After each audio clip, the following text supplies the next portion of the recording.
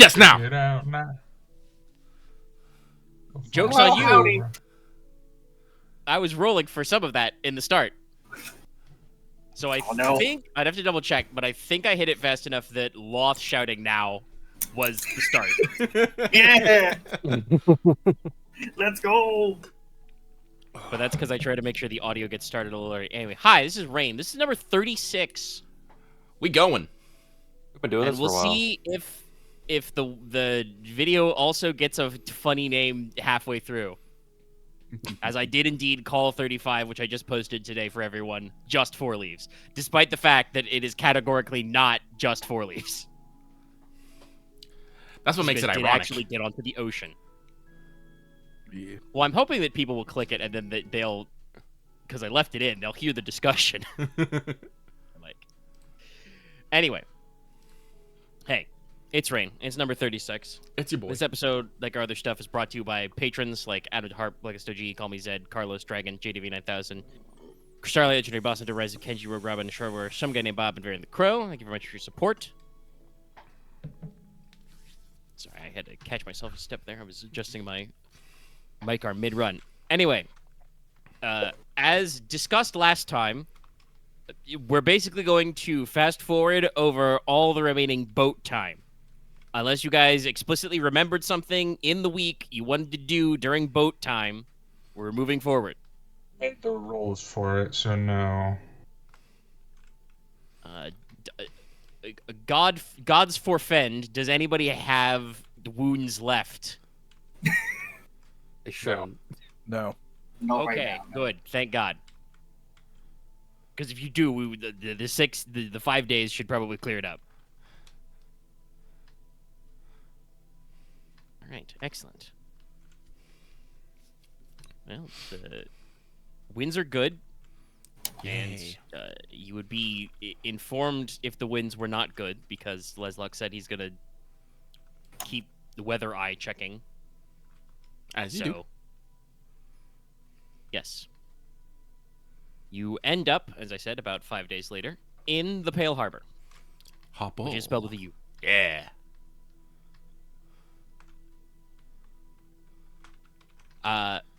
Just, funny background lore bit. The name of House Pale comes from a word,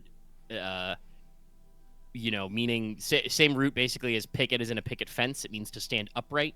Oh. But the harbor also could be considered that for its coloration. So, they have kind of a funny thing going on here. Compared to Saints Quay, Pale Harbor is, we'd say, probably more dour. There's some kind of, piled black rock beaches. The stone quays are much shorter. Not hosting as big long boats as you could. The buildings are kind of, dark stone, pale plaster. Everything's, kind of rimmed with salt and barnacles, crowned in seabirds. So, there's a lot of... Mine?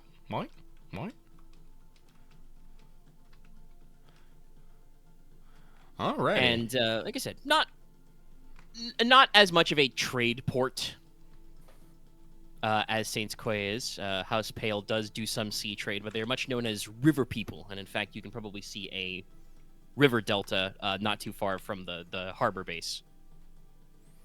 Okie dokie. So there's the Gridarvol river. Not a liver. You can have liver if you want, though. It is I'm okay. breakfast, though. I don't know if you liver for breakfast. It is good that we all have a liver. Yes, I believe everybody's organs are intact. What if I want your liver? Well, you can't have my liver. Yeah. Called shot 7. Lower Just torso. Kali Ma. I was about to make a Kali Ma joke. It's like it's Kali Ma, but lower. Thank you, Lucky. He called this one the Prometheus. Just go Kali Ma. You pitch it lower. We're in a mood today, boys. Oh boy. This is going to be Okay, an all right. interesting one. Anyway, this river is known as the Gridarvol River. It runs up through some marshland. both a river that you can riverboat up, but also there's a lot of wetlands surrounding it. It eventually goes to what is known as Lohengrin Lake, which is the capital of the Pale Lands. I mentioned this before when you guys were asking about the Cygnus Lake Convent. Yeah. That's all technically the same lake. Oh. It's just that the city is called Lohengrin Lake. The convent is, and the lake is Cygnus Lake, Cygnus meaning swan in this case. The city known as Lohengrin Lake is named after the founder of House Pale because it is related to the name of the founder of the house. Okay. Mm.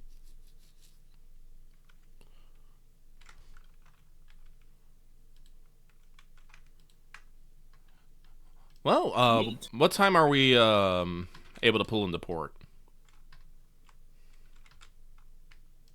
As usual, I believe you pull in when you're aiming for. Well, technically, it would be tides coming in. I think it would be easiest to set into port.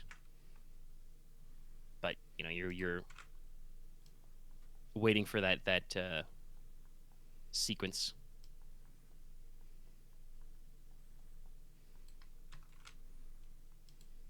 Well, I'm guessing we'll do the usual stuff. Greet the family that owns this place. Pay respects and all that. Should be. Let's see. Yeah, you're tide coming in, so probably morning, but not too early morning. Mm-hmm. Well, I guess the best thing is to put in, see if the harbor master's in, and send a runner to the. Well, actually, no, that's a better question. I forget. Do we fly standard saying like, hey, this is the boat with the fucking Marquess on it? I probably could have a banner specifically for that. The Seawolf, this was mentioned last week when you got in. The Seawolf is flagged of House Logi, so Okay. So it is flagged for House Logan, but we you have don't. pennants at least that identify what houses you are courting with. I don't. There probably is like a specific version of the sigil you can do to say that the Marquess is on the boat. Given previous conversations we've had, I don't know if you're gonna run that one up. Probably not. No, but I was just curious if that was a thing. Sorry.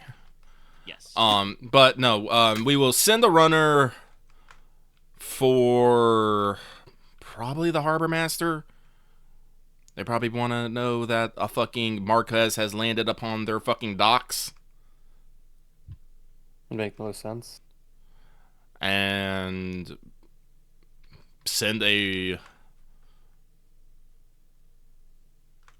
Wait, would the lore actually be at Pale Harbor? Wouldn't they be at the fucking they'd be at their capital, wouldn't they? Yes. Yeah, no. So no, we The would. head of house. Yeah, the head of the house would be at the capital. But yes, no, we will send for the harbor master just to pay our respects, let him know our business, and move on. I think. Yeah, I think with Saint Quay was also the head of the house. Yeah. Head location of the house. So That's because House Saltire was founded on sea trade. They're a cadet branch, so. Yeah, no, that's why I was a little confused for a second. I was like, wait a minute. Yes. All right, so you weigh anchor, set ashore, you send a runner.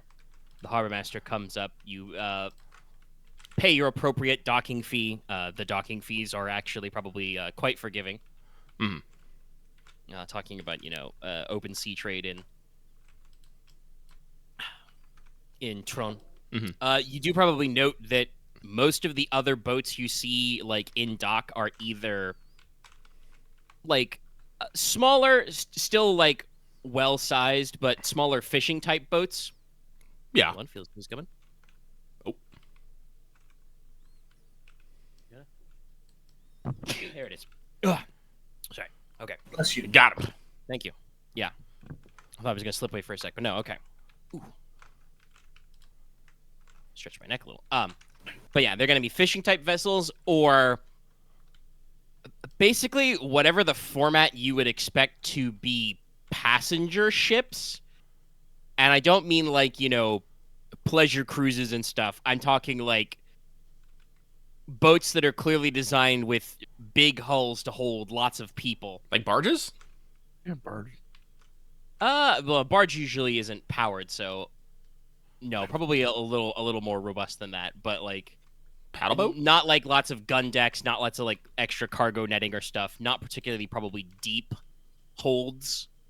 Galley? So No, not a galley. I don't know boats. I'm trying to think. It's like it's similar probably like sort of structure, I think, to like a barge, but like it's not. It's like a mid-sized ship, but I can't fucking think of it. I'm not an expert on all the hull types either, but yeah. And you can probably tell what these are for by witnessing who is, coming and going out of these ships is lots of pilgrims. People clad in simple traveling cloaks and robes or even religious garb. Mm-hmm. A lot of them, looking maybe not necessarily poor, though there's certainly a decent amount of, that. Hey, they live the simple lives. Equipped to travel. But the harbor master comes up and greets you. I did not, as you've seen, this is not, a major focus area, so not planning on stepping you here. The harbor master will take your coin. The interesting thing about docking is, in addition to being met by a harbor master, who, he's we'll say, reasonably respectful, clearly a little busy, obviously. Yeah, I know. Normally Normally I he's wouldn't coming bother and about going. barring him, but the Marquess is here. Yeah. So, like I said, he takes your coin and gets your affairs in order. I'm trying to think. The people of Trone.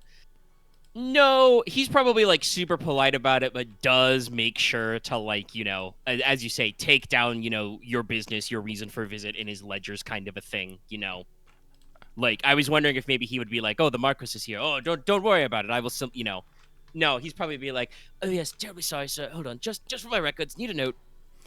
I mean, that sort fair. of thing. I'm not gonna These hate are- on the these man are- for it. Virtuous and upstanding people. But as I said, the interesting thing at the dock is that with a flourish of his hat and a flick of a cloak, Conti the Bard is waiting for you at the dock. What? Huh. Oh. Well, that's How? What? Hello, your lordship. It's all like. Is this the part where we run away? No need for that, friends. No need for that. it's good It to is see I, you. your humble court tutor. Yes. It's good to see you, but Allow why are me. you here? First, allow me to be. I will take it to be the first among the small council to congratulate you, your lordship. Bow, sweep of his hat. But I was informed by my good old friend, Two Swords Moira, that you were coming. Trone. Oh, so that's what that was. Yeah, Moira just kind of, nods slowly. And I figured that my expertise could be used. After all, I am from here originally. It was on this very island that I met the previous Marquess. Though a little farther from here. But you're planning on traveling, so. Yes, there's a few places actually. Hold up. I'm sorry. I'm just trying to get the knife.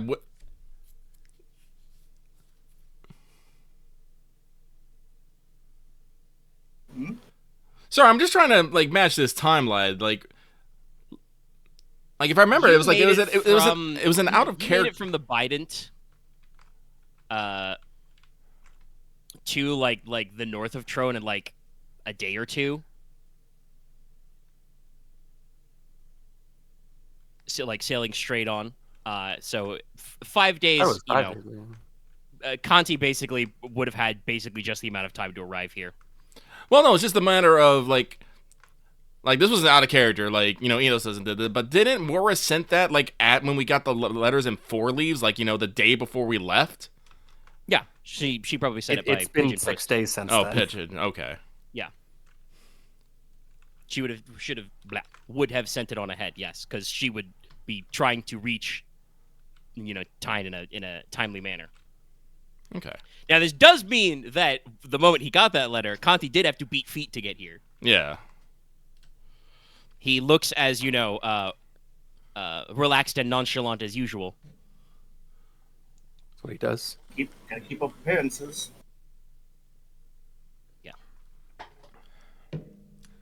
like I said, Okay. his head and says, "Welcome, my friends, to Trone. As you know, you are in Pale Harbor. It's the lands of House Pale.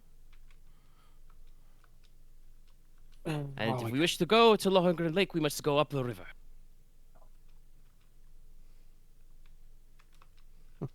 I will tell you, we will be traveling by what they call the Pilgrim's Path, so it may be busy.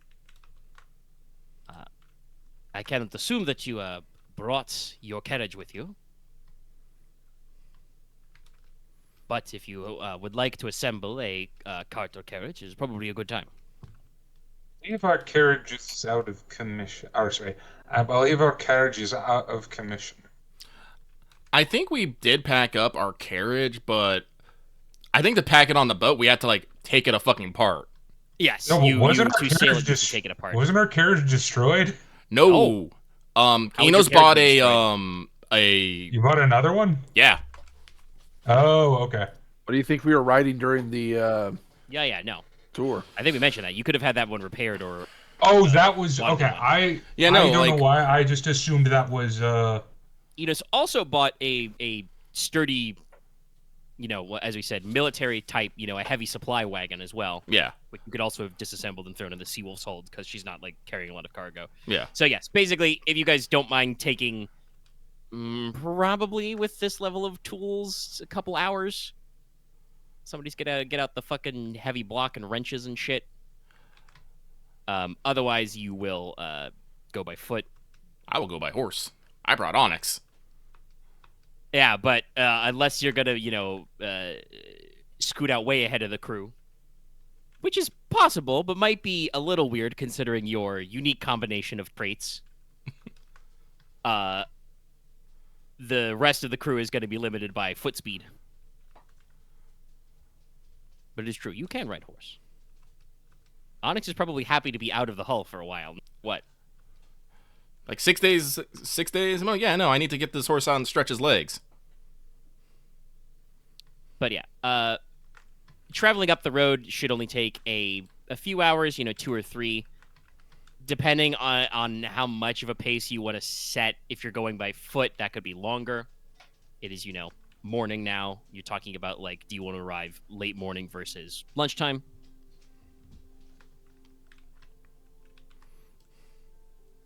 I suppose the question is, are we going to be using the wagon or the carriage for the rest of the travel as well around the island, or is it just for our travel up the river?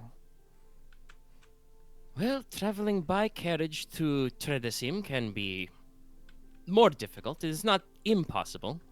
There are many donkey or mule driven wagons to take into the mountain foothills. But certainly it is not easy. However, if you make the extra effort, traveling downhill to other locations will not be as difficult.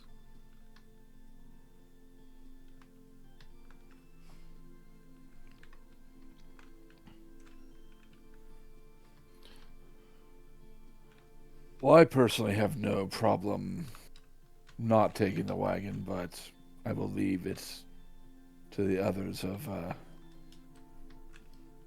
We lesser could also constitution. arrange travel by riverboat upstream, but this will require a small fee to a ferryman. Inos is gonna look at Leslok. I'm thinking on it. I mean, you're still what? Well, 4, 5? 5. The price doesn't matter. It's more just yeah. it's what, 4. We're What? fine. I didn't understand what you said.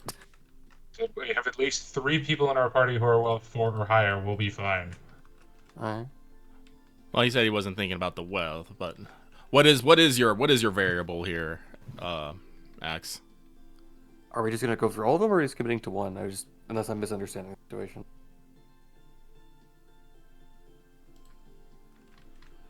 Well, so the way I understand it is, the probably most common way is to just either probably to go on foot, which may take a while, Yep. or to take a riverboat, which will cost money, and afterwards we'll still pretty much be on foot. A slightly more difficult way to do things is that we take our carriage, which will take a couple hours of work, which will be okay for the trip to the lake, but if we try to go to Tridestin with it, will be a little bit harder. After that, though, on the downhill, it'll be a little bit easier, and we'll have the carriage still. So Another factor about the Pilgrim's Path is, again, as you can literally see the pilgrims around you. If you're going on foot, you will be perhaps not literally, but figuratively rubbing shoulders with a lot of people. Honestly, the only time I wanted to be like dedicatedly on foot is when I'm going up the mountain. Are you talking about like to the thrones? Because Yes. that's specifically in. That's in Tridestin, yeah. Yeah. That's different. Cities at the base. Also, hey, good, because you're not getting up that mountain any other way. Yeah, I know. And the supporter carries you. It is. I was it about is to actually, do that by foot, so It's actually not allowed or supported. yeah, of course. But yes, so then yeah, like I said, I'm you can, thinking between the boat or the carriage. I'm curious what you guys feel on the matter. Well, I personally, like I said, originally I wanted to do something that would let me take Onyx, but again, since because I wanted to let my horse stretch his legs, but I might be able to find something in the meantime for him. Maybe I can ask one of the sailors to take him out. I don't know. One of these sailors has to know how to ride. Probably not. They're sailors. you could also, if you're not averse to spending money, just rent an assembled carriage and just skip the delay time. But that's the thing of like, well, you did also purchase and bring a carriage with you. Yeah. So if we were to rent a carriage, that might be best. Honestly, this is what I think we should do. We should rent a carriage, and we should rent a carriage, take the carriage up, and just, sorry, brain not working. The coffee hasn't kicked in yet. Let's rent a carriage. Okay then. Any other opinions?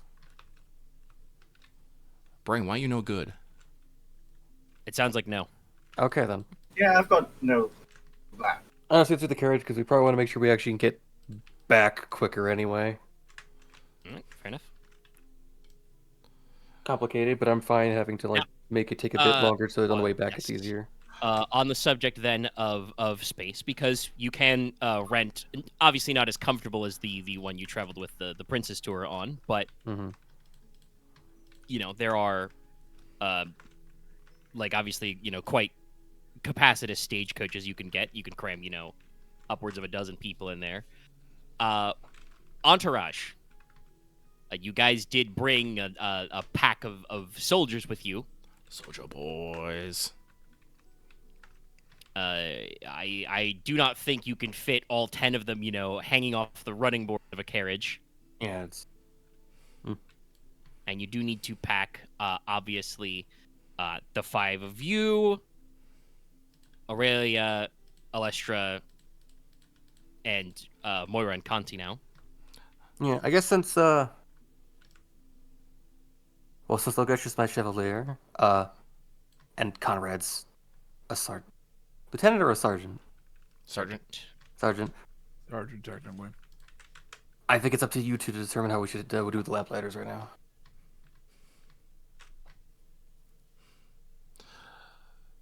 Well, with that, Inos will turn to Conti. Actually, how do we address Conti? Actually, I feel like we just don't call him old Sensei! I mean, he is Sorry. just your tutor, so probably teacher if you want to be respectful, and just Conti if not. He's not actually knighted or anything. Okay. Inos will turn to Conti and be like, "Teacher, what has public safety been about on the roads recently?" Well, I've only made the coastal journey myself, across the north, but roads in Trone are usually quite safe. There are no, how should I say, no large bestial monstrum on the island itself. There are occasional coastal outbreaks and other odd instances, as there are with all things, but there is no need to worry about endemic beasts, and anything larger than a fox has long since been hunted off the island. If they were even here to begin with. So, there's no matter about animal attacks. I cannot say that Brigandry is completely dead, but if you're traveling along the Pilgrim's Path, most people do not have anything to steal, except the clothes off their back. So there's not a lot of business in it, and both the Knights Hospitaller of Under House Verity and the Throne Knights under the Church make sure that the roads are well guarded and patrolled. So there should be no concern for interference by people, though desperate souls seeking redemption can often do odd things. If we are concerned about nature, that should not be a problem until we actually start the mountain road up to Tredesim. The foothills are low compared to the dragon spikes, but you will still occasionally see falling rocks, landslides, thick mud. As I said, when we get to Lohengrin Lake, if you wish, it will be possible to hire a few pack mules and perhaps some porters to make sure that our movement is unimpeded. With that information, Inos looks at Konrad and Logesh. I'm confident that I can protect the lodge. Do it here as if such well. a thing were to happen.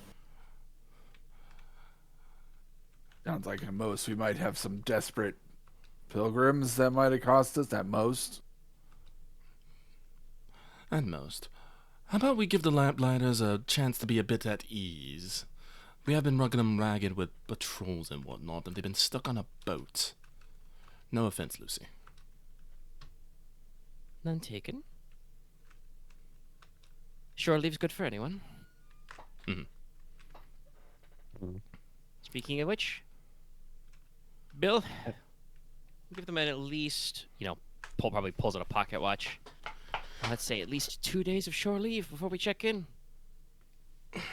If you like your lordship, she turns to the Marquess. We could, after a few days, sail up the coast to Saints Quay, if that would be a better position for you to depart from.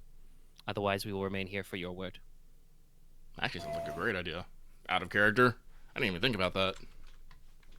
Actually, yeah, would it be closer for that actually be better for us in the case? Yeah, no, Saints Quay is Yeah, because your plan is basically pop up to Tredesim. You're gonna have to do a little bit of a southy jog if you want to get to House Alphen, the forested side. But your other plans were to pop by House Ghouls and Martlet, who are all on the western side of the island anyway. So if you just keep going a little west and north, you end up back in Saints Quay. I will say, you guys don't have to come to House Alphen, because that's just Enos being worried about Senna Alphen, who's been, taking care of people from ships foundering on the coast. Is she the doctor person? Yeah, she was the healer among. Yeah, I think she said friends. she wanted to speak with me, so... Did she? Or am I remembering that wrong? I do not remember. This was like 80 years ago. Yeah, that's out. Yeah, I think there was some discussion when you guys were here last, or when House Verity. Like, about doctor things, I assume. But Just like one of those things of like at the very least, she's sad she missed an opportunity to chat. So I probably will call on her, because I do remember with you, just because I do remember that. But that's it. Because I do get names confused, but I do have a note here saying meet with Senna Alphen. Yep. So Yeah, no, that's...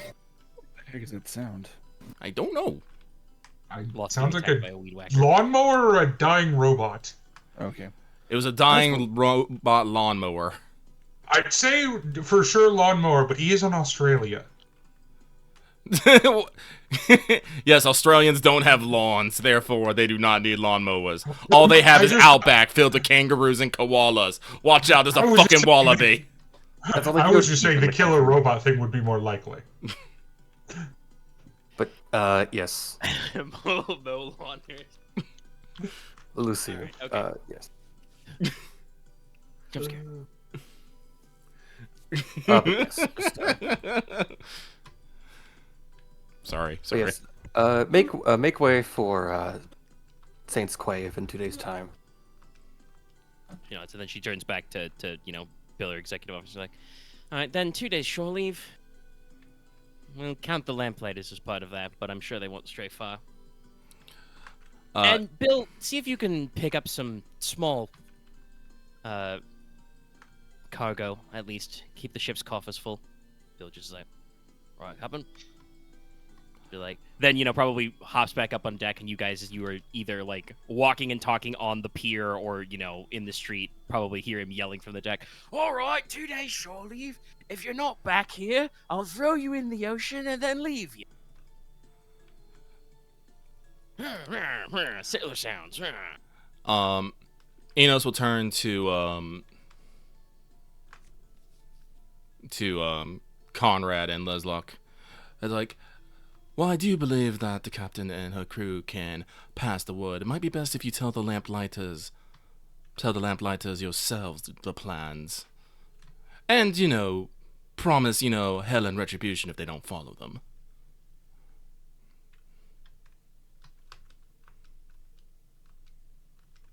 Well, I mean, I Captain. don't need. Well, hold on. Sorry, I forgot. What is Aren's technical status in? Sergeant? Sorry, what is Conrad's sergeant? Well, Sergeant, I believe that is your duty. I guess they're not technically my squad, but I'll go talk with. I believe it's Corporal, yes. the corporal. Barnwall. So yes, you do outrank. You don't rank it, and you are still part of the ruling family. I know. You are actual military as opposed to one of the nerds of the family. I think most of the lamplighters would listen to most of you out of respect. Yeah. But yes, no. Actually, I think I'll the family. go- I think I'll the head- family nerd to not nerd is actually fairly even. There's 3 nerds and 2 not nerds. I'll have you know, Inos is actually the third Axis. He's a theater kid. How dare you? Yeah, about to say. Okay, my counterpoint: theater kids are just nerds with English degrees, sorry, language arts social degrees. If we're gonna get pedantic about it, then fucking jocks are just nerds for physical education. I mean, some I'd jocks like are to remind nerds. the I don't. Yeah, listening get audience degrees. that the I'm opinions not of getting Alice involved in Rose this. are not reflective of any of My main Please point. yell at him in the comments yourself. My Not main me. point is that I was part of the gamers club at my school, and the entire gamer D&D club was theater kids. I'm just saying. I mean, truly anybody can play D&D, though.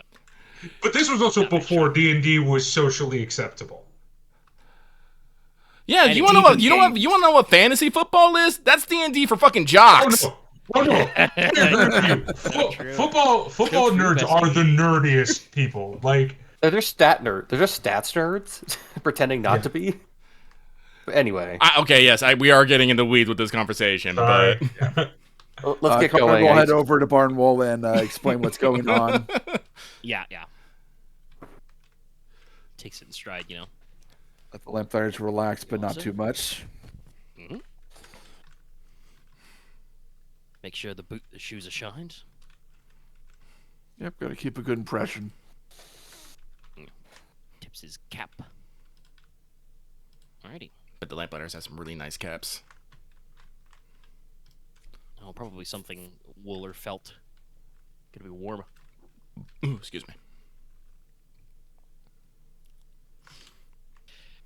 Probably kind of an off gray color with some shiny brass or silver trimmings. All right, but Anyway, verily. yes, verily. If you did want to look around, Excuse which you'll have to, yes, bless you, you'll have to look around a little bit to find a carriage to rent. Pale Harbor's not like a booming trade town, but there's a decent amount of space here. It seems mostly set up as a way to receive a large volume of pilgrims. Some people make the journey regularly every so many years. Others do it as kind of a once-in-a-lifetime thing.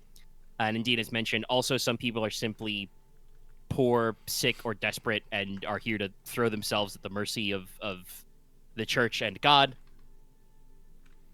So there are, loose processions of them in the streets.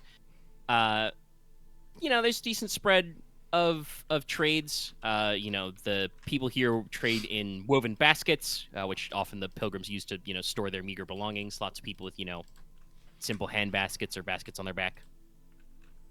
You all know about the reed basket grind. Gotta find those cattails. But they're also, rough spun, linens. You can get, shellfish and shell jewelry.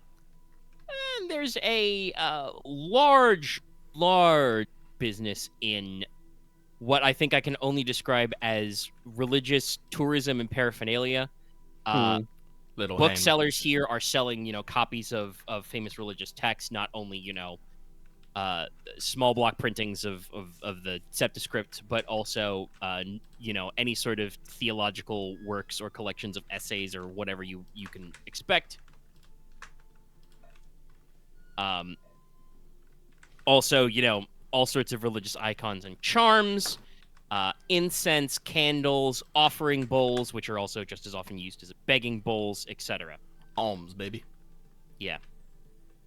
Also, probably the one weird thing that sticks out to some of you is lots of, for lack of a better term, occult paraphernalia. Occult? Yes. Like esoteric, fringe folk magic type stuff. There's knuckle bones, which are not necessarily like pipped as like playing dice. They do sell playing card decks of the Verret, but also like pickup sticks, rune stones, that sort of stuff. Honestly, from what I understand about how Verret here and to play with kids rely on divination and fortune telling to decide their fucking path, this does not seem too weird to me. Yes, but this is I'd say it's one thing to like know the rumors. It's another to be like, yeah, okay, we've passed 3 stalls worth of fortune tellers and 2 stalls of guys trying to sell me fistfuls of knuckle bones. Mm-hmm. I think only half of them actually know what they're doing. Inos will turn to Kefis and be all like, so, what is it? Nah, fuck it, he's just Kefis. Kefis, I understood. I understood that your lands liked the divination, but I didn't understand how much. He has a little bit of a wry smile and, adjusts his reading spectacles and says, "Oh yes, it's quite popular here. Many of the pilgrims who come to throw themselves at the foot of the gods also see safety in other powers beyond their understanding. Fate works in mysterious ways. Not all of these techniques produce results all the time, but, well, let's just say if we ever have time to stop in at the observatoire, you can see from records, signs, symbols, simple divinations. They can work some of the time." He kind of, lowers his voice a little so that, he's probably not audible to the people running these occult street stalls and stuff, and says, "Usually one needs to be predisposed towards prophecy to make any meaningful interpretations of the signs." Inos will just say, not necessarily mean, like in a mean-spirited way, and say, "Well, the broken clock is right twice a day." And as I said, mostly it's I don't want to call it an excuse, but it's a reason to invest yourself in a higher power, leave things up to chance. Some of these people," he kind of, gestures around to throngs of pilgrims, "have come because they truly have nothing left and nowhere else to go." Inos, it's quiet and, just kind of people watches as we, as everyone walks. Yep. Taking in the sight. Yeah, last time we were here, we really didn't get a chance to see, we saw pilgrims, but I don't know if they were, this level. No, because Saints Quay pilgrims would mostly be handfuls of people coming from Norlon, which while you do have pilgrims who want to come to Trone, it's one closer, and two, the like sites of pilgrimage, if you're in Norlon and Teine especially, are probably different usually. Mm-hmm. You know, if you are religious, every man should see the thrones once in their life, kind of a thing. But there are also many other important spiritual locations. You know, you guys have Fjall of the Mountain of Life, that kind of thing. Yeah. Honestly, for some people, actually, like climbing the stone paths and seeing the dragon's eye is probably a big deal because it is like a big extinct volcanic caldera. But yeah, so like I said, if none of you actually has your piqued by any of the stuff going on in town, you can get your carriage pretty easy. Like I said, it's because it's normally wealth 2 for a gentleman's coach, to purchase. So renting for a limited time, for a fee with a driver and horses is not a big deal. Good to know. Konrad will notably leave a lot of his stuff back on the Seawolf. That's fair. Travel on lighter. Yeah, Enos no, Enos can't go without his fucking tools, but I'm pretty sure I figured out a way to wrap up. Well, no, I can't take my... You can bundle most of your stuff in a tool bag. Yeah, but I think you can't. But yeah, I can't. I probably can't take like my box of jewels and stuff right now. That probably has to stay on the boat. No. I think the majority of my lab I sent ahead to Norlon. Yeah, I think you had that packed up anyway. So yeah. I have like some bigger things I'd leave in the ship, but most of my things I have on me. Let me check my... Would Logesh have anything? I mean, you own... I know for a fact you own some weapons and some pieces of armor, but I think, honestly, most of you probably do travel pretty light. It's mostly just clothes. How pimped out are you right now? The only weapon Second Konrad's bringing with him is his orichalcum rapier. Nice. All right, okay. Well, my chains are my fashion accessory. Since we're going by carriage, I will probably bring onyx. Might get a little weird later, but it is what it is. Also save space in the carriage. There's a lot of fucking people here. Even without the lamplighters. You can ride alongside the carriage, it's fine. Yeah. But, yeah, so I'll bring the arquebus. The calamitous blade does not leave my side. Of course I would. Yeah. But, yeah. I didn't bring any gifts for anybody, I just realized. Oh, well. It's fine! I'm the gift! There you go. The gift that keeps on giving.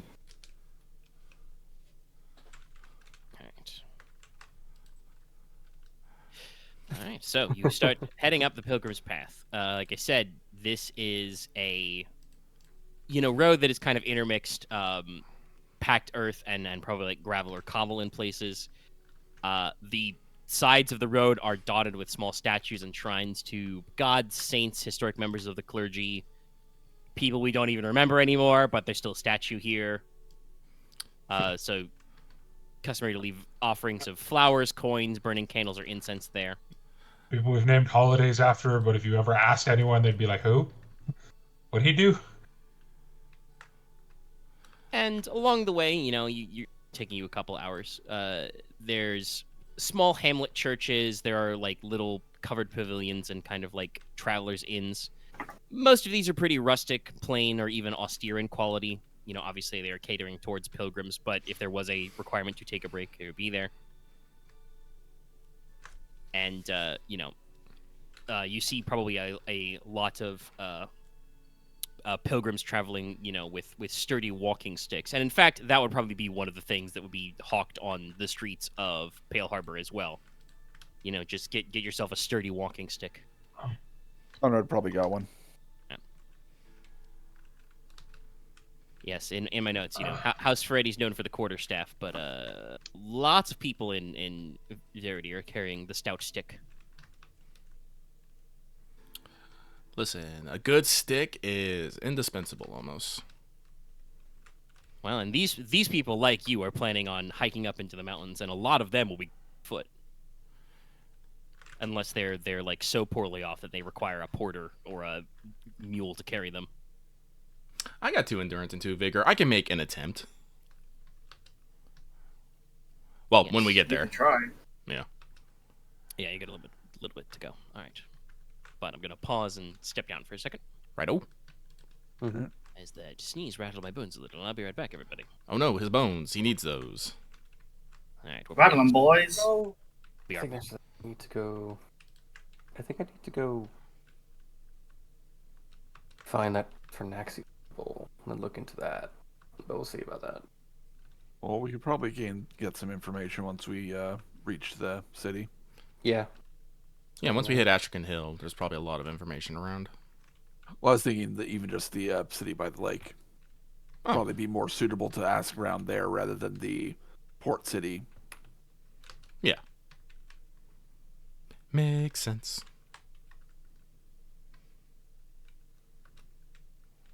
That was where I was going to probably send out a message or two from there rather than from the port.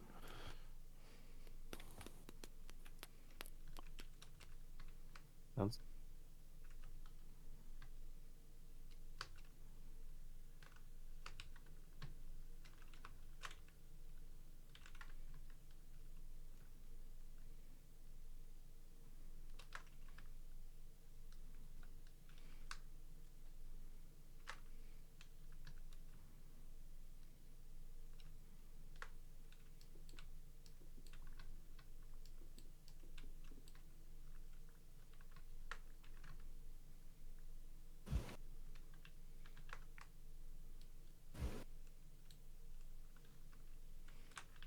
Doop doop doop doop doop doop doop doop doop.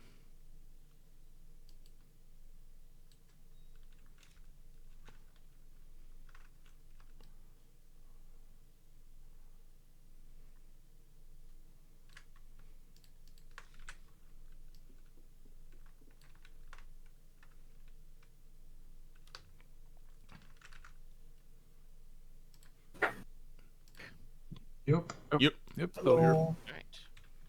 Okay. Axe, you back? I didn't leave.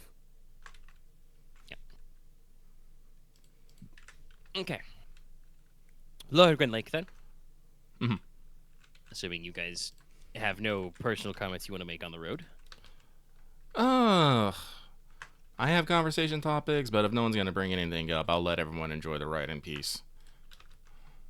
Mostly I was just going to ask if how Kefis feels about being back. He feels good to be back. Alright then. Yeah, he's still got a ways to go before, home, so. Mhm. Yeah. All right. And yes, to Lohengrin Lake, named after Lohengrin the Pale, who's the founder of House Pale. You can roll lore to remember history, facts, TM. TM. The TM is important. But I'd like in to- general, the city is, it's a banner house capital, so decently sized. The lake is pretty big. The city's construction is, pretty simple. Mainly, wood levels. The city boundaries have a simple ancient earthenwork and wooden barricades. But there's a pretty big lake port. There's a nice sized, market square. There's a sizable church. And there is the manor in which the family Pale dwells. Yeah, 10s, okay. Yes, Lohengrin the Pale, founder of the house, he was said to be gifted in foresight. He was said to have a lover of a swan maiden, which is a local legend about shape-changing women. You guys Nice. probably know the style of story, pretty common. I bet we got one And about he a was seal. one of, yeah, probably in Norland words, that would be the one. And it was probably an actual seal. But the interesting note is that he was also said to be one of Veritas's legendary Chalice Knights, which you may recall from the Sword Book. There were 13 of those guys. Ah, okay. Forgive me, but Lucky does not remember. Inos remembers though. Well, Yeah. I didn't make the roll, but it was explained to him. Inos would remember. Yes. Who knows? It may come up. Leaving the lore zone, you guys have been at least introduced to the head of House Pale, Lady Svanhilder. Yeah. That's the name. You have seen her before, so she is the commander of the Hospitaller Knights. Which you said, it is slightly confusing, but there is actually a historical division. The Knights Hospitaller are a chivalric order, which were kind of indirectly founded by House Verity as a bunch of nobles to, look out for poor and destitute travelers on the road, kind of a thing. And the actual Hospitaller order under the church is a clerical order that is directly related to healing and giving alms. So same root word, but different functions. Yeah, I remember that confused me. Yeah, I did have to mention that I wrote the word order differently. But yes, ladies, Svanhilder is a tall woman, sharp aquiline features, pale skin, kind of platinum blonde hair, striking blue eyes. Nice. The ones you have not met, because you're going to at least stop by, do some courtesy. Yes. We sent your message on ahead. Is scrolling to make sure I'm grabbing stuff. Okay,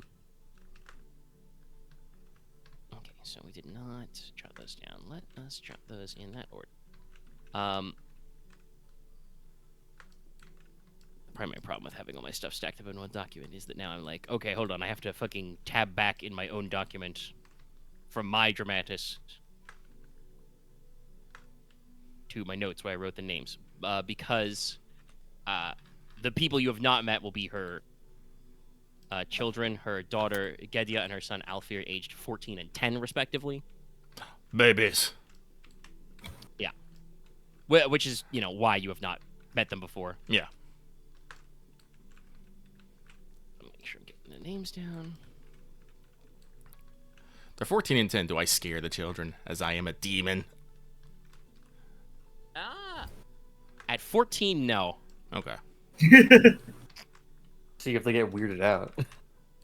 Yeah, I should probably crank up for a couple of these people and see. Well, if it's not important, it's not important. It's just one of those things I think about, like, 10-year-olds, the world's pretty fucking new, and a guy with, red skin, big horns, and probably somewhat creepy smile just strolled on into your house. How do you feel about that? Probably not the greatest. Got a tail and everything. Mm-hmm. I mean, this is literally... Honestly, House Pale are you are unwholesome, so they're like, normally there's a check to see if it tweaks their weirdness, but the local vibatology is a little different. Like I said, the children seem to take it in stride. It's the son who's the younger, the 10-year-old, so any amount of unnerved or creepified he immediately turns into, I'm not scared. I'm tough. Makes sense. I'm a lad. I can fight any and everyone. So make sure to I'm not stick gonna say them the in the Document. Most dramatic. See, most of the time, I pre-set up my end of the Dramatis so I can do rapid fire copying and pasting, but not always, because these guys are for now probably relatively minor, but you're introduced to them finally. Yeah. As a note, if I don't know if you guys are the type to inquire, but I suspect it will come out. The Lady Pale will mention that her lord husband drowned in the river tragically some 5 years ago. Oh no. Oh, damn. As is wont to happen. They live closely in harmony with the rivers and the lakes, but it also means that means you're on the water a lot. The water giveth, the water taketh. Honestly, you've probably summed up one of the things that that is kind of forefront in House Pale philosophy. Yeah, they are, as I mentioned, river folk primarily, so they have been living by boating up and down the lakes and rivers since before you were a nation. So Makes sense. They are kind of used to it all. And in general, Leslok rolled a lore check. Even though those of you who didn't, most of you are educated loosely in a lot of these topics. House Pale is the sigil of the Swan, and they are. Excuse me. If House Verity itself, who are already kind of like mystical and distant and spiritual, had a house that was further on the kind of like eerie and distant side, it would be House Pale. Oh. Fog, clings to the lakes kind of a thing. They have these legends about, shape changers. Leslok would probably know also with his successful lore check.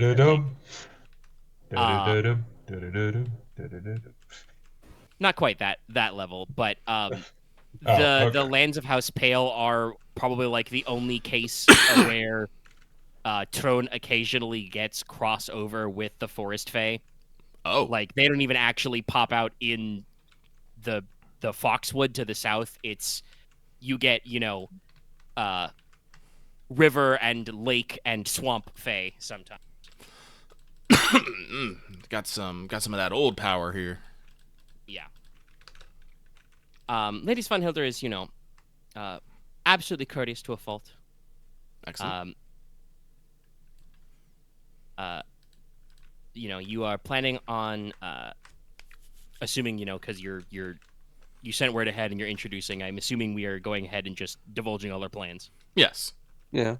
Okay. So. Oh, sorry. I should not say that. As an out of character group thing, I think it's fine if you guys are just like, yes, and that's what we're doing.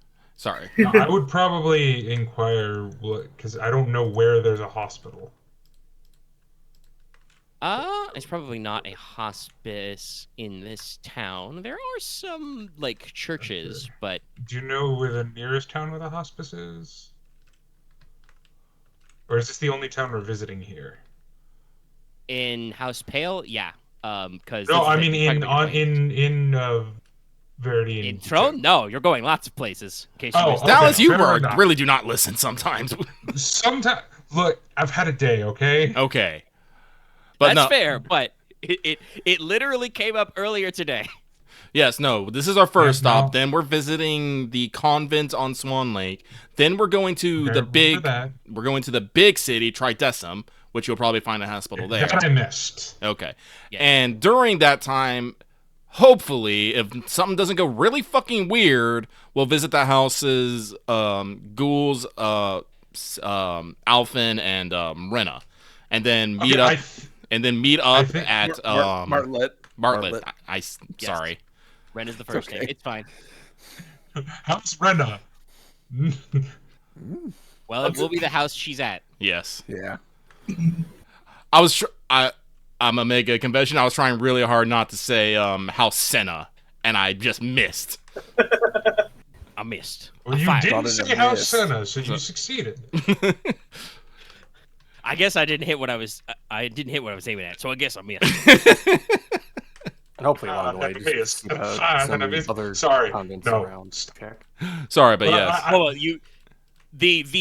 Well, obviously, yes, you are planning on hitting up a couple of houses, which is the back end I haven't gotten to the notes prepped for yet, though that shouldn't be too fast to just, write some city descriptions and jot some notes about what people in those houses are doing. But the front half of the trip is you are going to Tridecim, which is the seat of House Verity and also where the Astrakan Hill, the center of the Church of the Seven, is. You are going to inquire at Astrakan Hill about religious stuff and, check in with Duke Verity and whoever else you need to be able to take a trip up the 1,000 steps and see the stone thrones, sort of a thing. So you will presumably be in Tridecim for at least one full day, if not more, actually like doing all of your actual religious tourism, all of your tourism shit, wandering scholar stuff. Yeah. So yes. But Ness, upon learning that you were going to, you were inquiring about the convent, she kind of nods. She does does mention the convent is not cloistered, so it is a short boat ride to get there. But she says, she will send a messenger to ask the Sister Superior to accept them as guests. That is, outside of, her authority as the Lady of House Pale. But in the meantime, you are welcome to, stay at the manor, dine, be put up in the guest house if you do not wish to, immediately set out for Tredesim, which obviously, because you're going to go to the convent, you won't. No. We should probably take her up on our hospitality then. Yeah.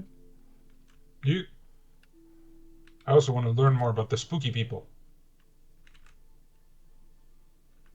Well, I mean, you could have rolled lore earlier about House Pale, if you want, to see what you know, or to look up some things. I do have, as always, a short blurb on all the various houses. I will try and roll lore.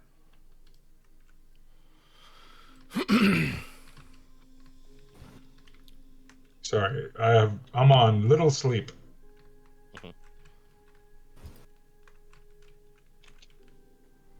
That was the wrong check. It doesn't matter. Well, so long as that's the same size or smaller. It's lower than what I should roll. Yeah, that's fine. Like I said, if it's the same size or smaller, that's fine. You got a match. We will work it out. I got 310, so apparently I know these people. Honestly, knowing what Nicola's like, no, probably not. But you've been introduced to the house before, and they are kind of an interesting, side grade to some of the areas you're interested to. House Pale, lives along several of the island of Trone's, natural lakes and rivers. They build small boats for fishing, and they can, work on ocean-going vessels. Their settlements are usually pretty simple. They, built a lot of old palisade forts I mentioned before. Svanhildr Lake or Longrungan Lake. Svanhildr is the current head of household. But, you can see, the ancient borders of the town are still a, wood and earthenwork barricade kind of structure. So they would, defend against wandering bandits, river pirates, sea raiders. They are, their men-at-arms are trained in the classics, spear, sword, bow. They are not known for being heavily armored knights, though, for obvious reasons. If you fall in a lake in heavy armor, you die. You do not come out. Yeah, unless you got real good at undoing the straps, which is troublesome.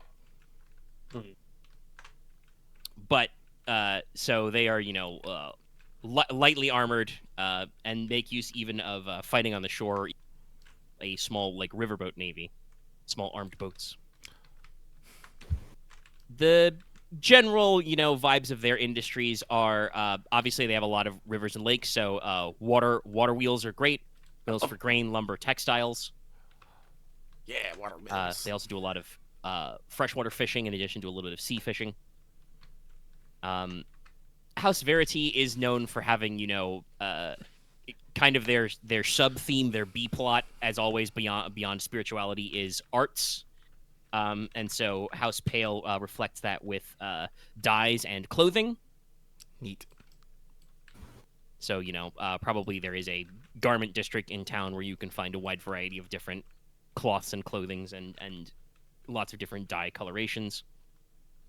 But, as mentioned to Leslok earlier, they are kind of known for even being not just spiritual, but mystical in some ways. Some of them have, strange gifts of insight or prophecy, in addition to just, as we've discussed, House Verity's general vibes of fortune-telling. And they are known for their relationship with groups such as the Forest Fae and even the Merfolk in some of their regards. Oh, shoot, not right. I need to get my language point. So, honestly, like I said, many of these people probably have never specifically seen an Iron Demon before, but most of the people you see on the actual locals, don't probably seem to bat many eyelashes at Inos. I got a book these, on. I got a book on ghosts here. yeah, these people are like this is the the weird, quirky, foggy side of the island. So Oh, great. So we're in fucking fantasy Portsmouth now. Okay. Or Innsmouth. Level yet? I can't remember the 'cause name of the town now all of a think sudden. they want to eat He us. hasn't what it mentioned is. anything about the Innsmouth look. As long as there's no fish people, that we're fine. There are fish people, though! No, They're not like that kind of fish people. they're not the eldritch kind. Hello, welcome. We're a bunch of fishmongers. No! Also, most of the fish people are in the ocean where the fish people should be. as mentioned, no, there are no sea devils in the lake. Again, Trone is very Maybe well lake known for the devils. fact that actually having monstrum inland is exceptionally rare, and almost all of those are of the weird, especially supernatural kind, not the hey, what if we stuck a box of nails to a dog, a nail dog. When he barks, nails fly out. It sounds like a fucking Jinji Edok thing. Poor It's dog. gonna sound like a Japanese horror manga. Poor dog, you said. That's, Poor you. that's not. That sounds like a that's not dog nearly Sayuchi would have, but you guys don't. That's not nearly disturbing enough to be a Junji Ito thing. No. It'd be the dog of Soyuchi, the nail kid. Unless he's coughing the nails through his. Never mind. Anyway, no, the streets here are not quite that spooky. But probably there is a point where talking about your plans. You guys settle in, eat some local food. The Lady Pale does mention that keeping in mind she says this with a you guys look up. It is a bright, probably partly cloudy day. In spring, perfect blue skies and fluffy clouds type shit. She, just kind of looks at the horizon and says something that it may rain this afternoon. And then, goes back to what she was talking about. Look, as long as she doesn't just start going, the great are good, I'm fine. No, though she certainly believes in a greater good because, as I said, she is a commander of Knights Hospitaller, but yeah. So she'll send a message and you guys can hang out here. She probably asks some polite questions about what your familiarity with the convent is. Inos will respond that an old friend of the family I guess residing, would be residing there, and we'll mention sister Mercedes. Yes, the Lady Pale kind of nods politely and says, "Yes, Sister Mercedes was a friend to many. The title Sister Superior may be low on paper, but she is a respected member of our community." So you're gonna keep doing that. Okay.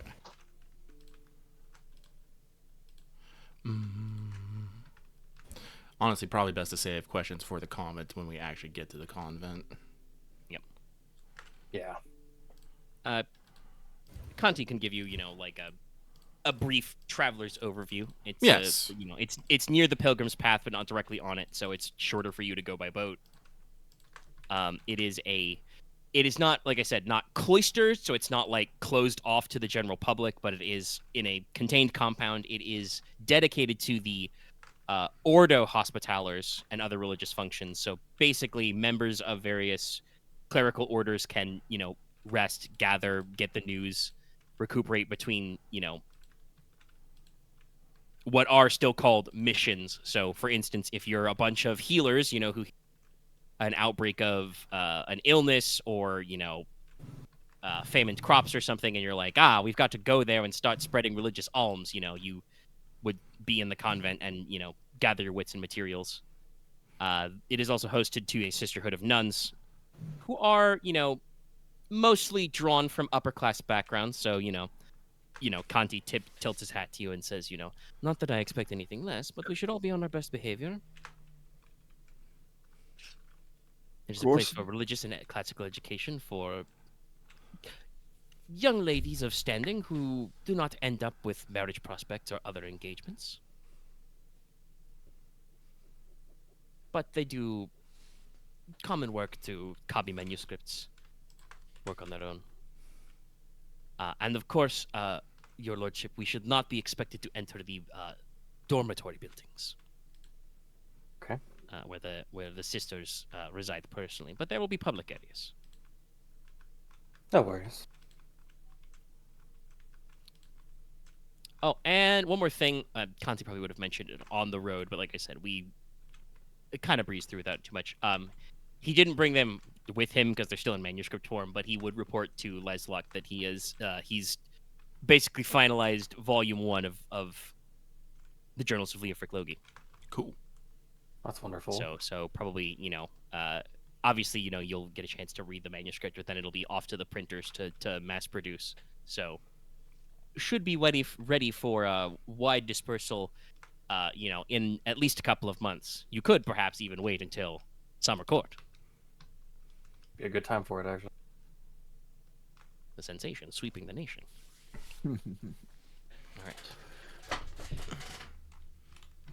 Again, we know where we are as planned, but we are schmoovifying. So Yes. anything anybody wants to be doing in Lohogran Lake, otherwise we'll just, get you guys on back.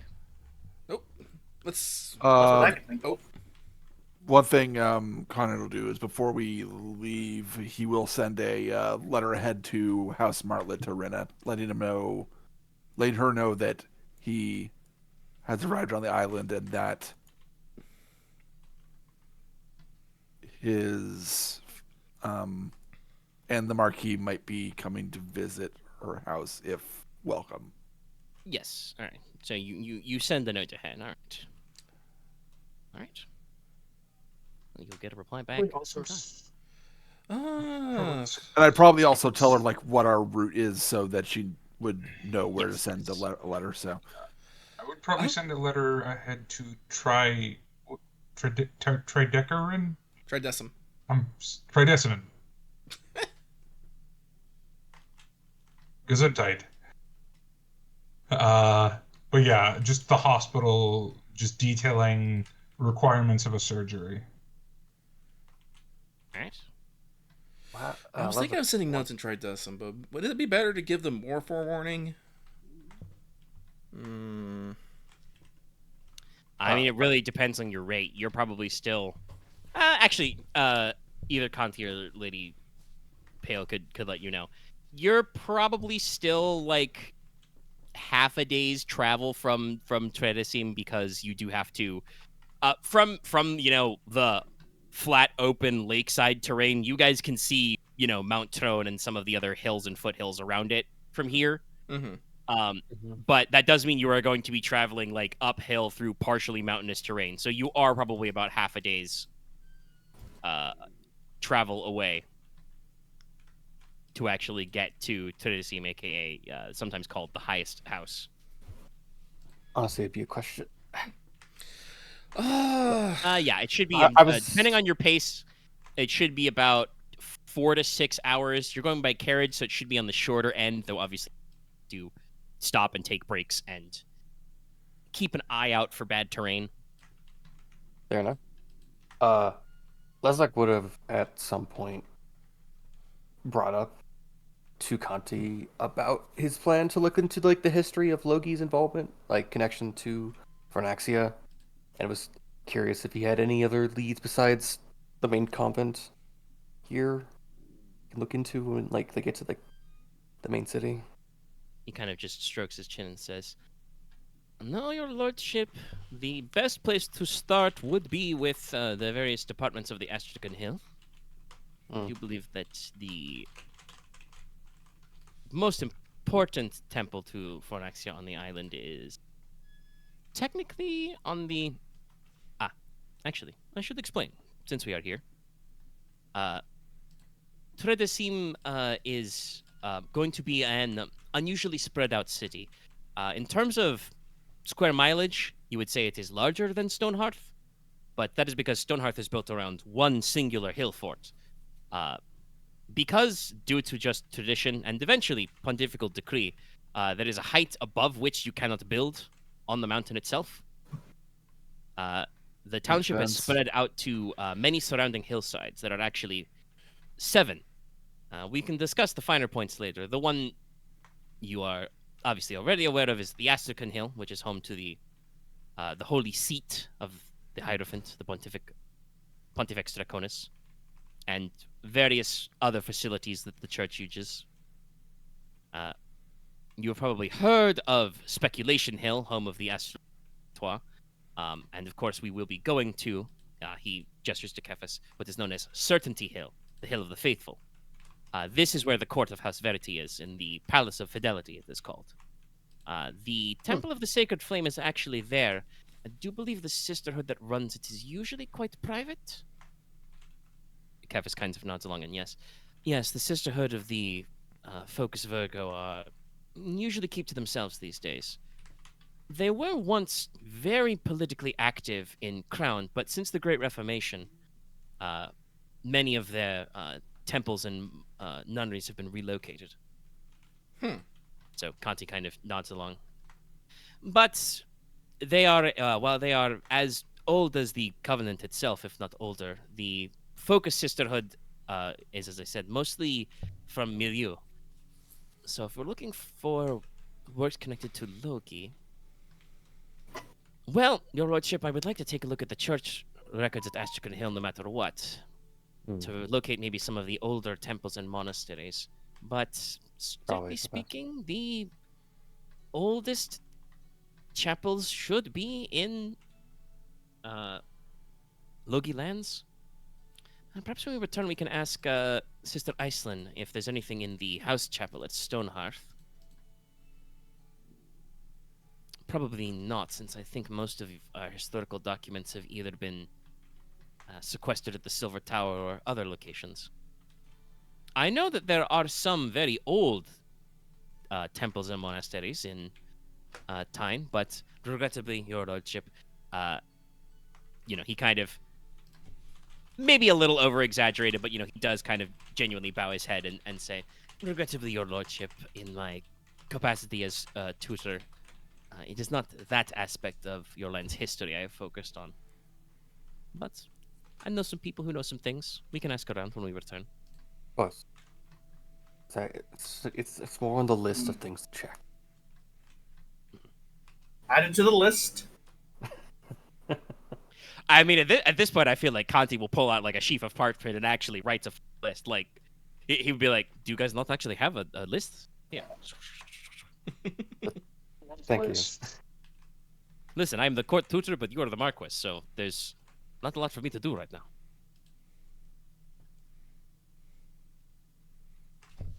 I'm here to field your questions, Your Lordship. Appreciate And perhaps play us a jaunty traveling song. it. Did I actually write down? Somewhere I think I wrote down what instrument Conti plays. I don't remember the exact name, but it's basically a long neck lute. It's the intermediate step between lute and guitar. Mandolin? No, it's a little different than the mandolin, but it's in that family. Technically, a banjo would also fit. Yeah, but I don't actually know what historical period the banjo rose to prominence. Okay, so I can nerd a little bit there. I can activate music nerd power. Technically, the banjo's over 700 years old. I kind of figured it would be around for a while, but specific bake that is commonly thought of now was developed in, I want to say, the 1600s.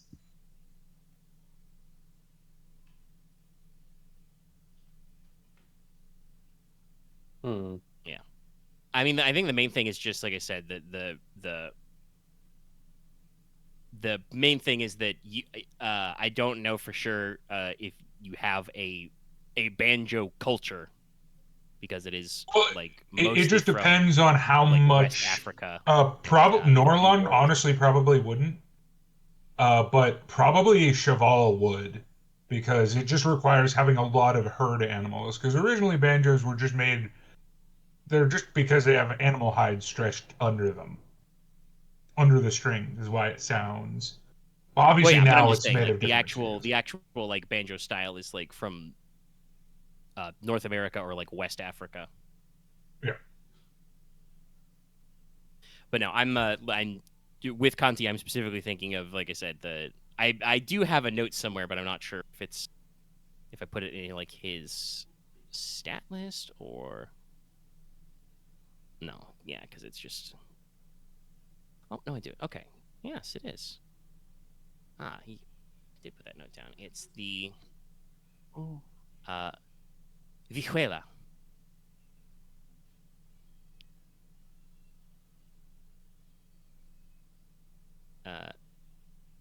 This spelling, and like I said, it's kind of a prototype of the Spanish guitar. Oh, that's from Spain. Yeah. Yes.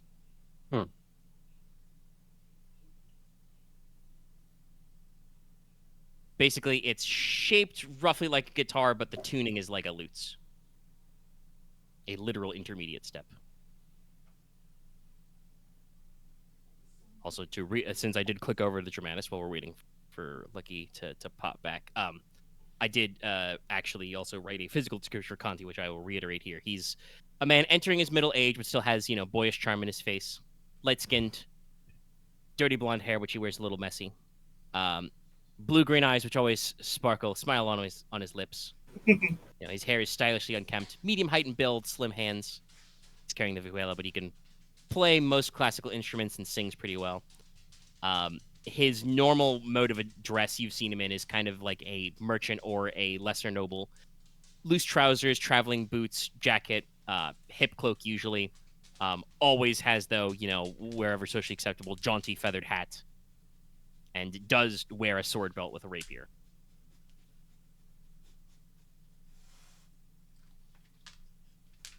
Alrighty. Picture that gives kind of a good idea of the size of it also. Yes.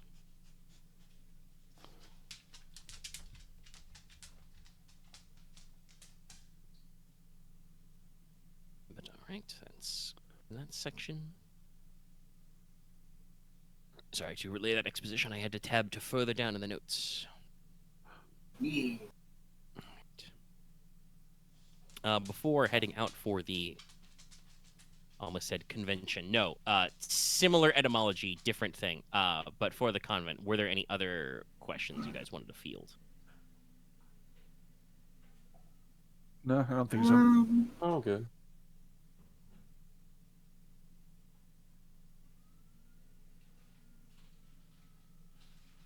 I'm not that I can think of at the moment. Right. Okay, sounds like then everybody's made their prep. And hold on, I'm going to take a sip of water.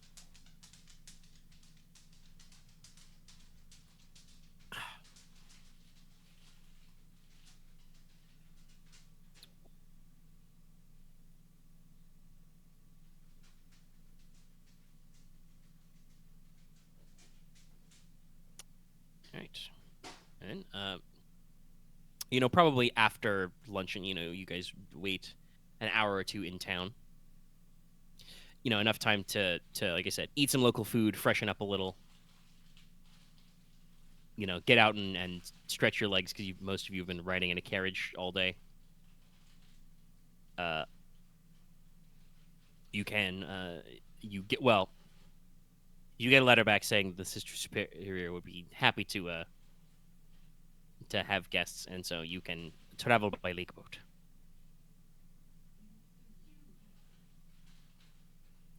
So you're gonna load up on a boat.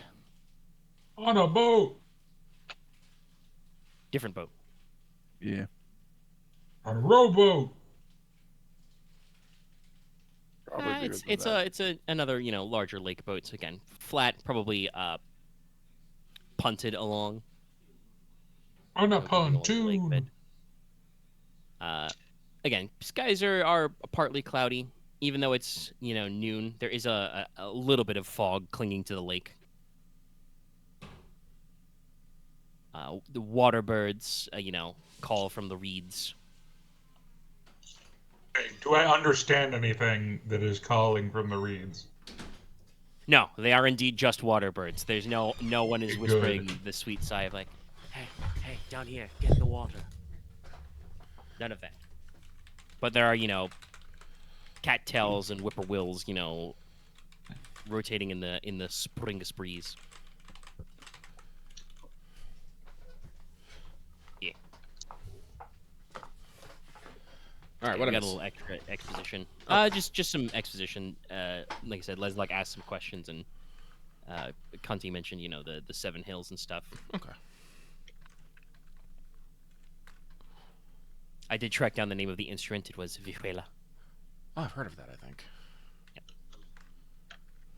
The modern version is a staple of mariachi music. Ah, yes. This would not quite be to that range yet, but yeah, it's like I said. The description I got, on the internet that I was like, that's what I'm looking for, was shape of a guitar tuned like a lute. But he can definitely do the Spanish guitar intro strum. Yes, no, absolutely. Yes. Da-da-da. But yeah, so now the guys didn't have anything else to do, so you were riding the lake boat Boat. to the convent. After a handful of minutes of being pontooned along and pushed along in the boat, you can see the outline of the convent from the lake structure. It is an enclosed compound. It's got, medium height walls, probably about 5 or 6 feet of cobblestone shored up with local clay. There is an outside area that's kind of fenced off for, grapevines and fruit trees, which are flowering. You guys would probably know, again, just through your general education, that, because we've had some discussion in the past couple of weeks about trade guilds. Monasteries, priories, convents, etc. can perform small trades without the interference of the trade guild, because they are not technically doing it to make a profit as such. It's part of how they sustain themselves. So the convent probably, in addition to, taking money from donations, probably does, produce wines and ciders in their cellars. Yeah. Which they use to both supply themselves and do, trade at the local market. You can see, over the halls as you guys approach the gates, as, you are deposited probably on a small lakeshore dock. There is the, main hall building, which includes the telltale spire of a chapel for regular prayers. Also probably where the refectory for communal meals and other stuff is attached. From the layout, you can see also there is, a separate building, as mentioned, which would be the nuns' dormitories, where they also handle domestic tasks. There is also what is called a ward, a hospice area, not a hospital, but a place where visitors can rest and recuperate in sterile conditions. And since there is a order hospitaller here, it is a place where you can store and mix medicine and the like. Not a full tilt surgical suite, but, if you were a humble road traveler and just, on your last legs of, fever or thirst or something and stumbled into a convent, they'd throw you in the hospice ward and, let you recover. Mm-hmm. There is also a separate detached residence for the Sister Superior. Okay. Speaking of which, as you guys all approach the gate, the gates are open, and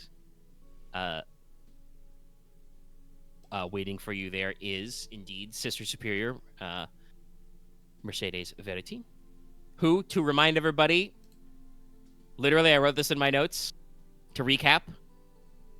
This is the elder sister of Duke Tellez, ruler of House Verity, therefore Kephas's aunt, known ally to Leofric Logi. Yes. Hmm. I wonder if you. It's funny how things line up. Nice. I think I will. Go ahead, take a bow. Yeah. Not a deep bow, but a respectful bow. Begin.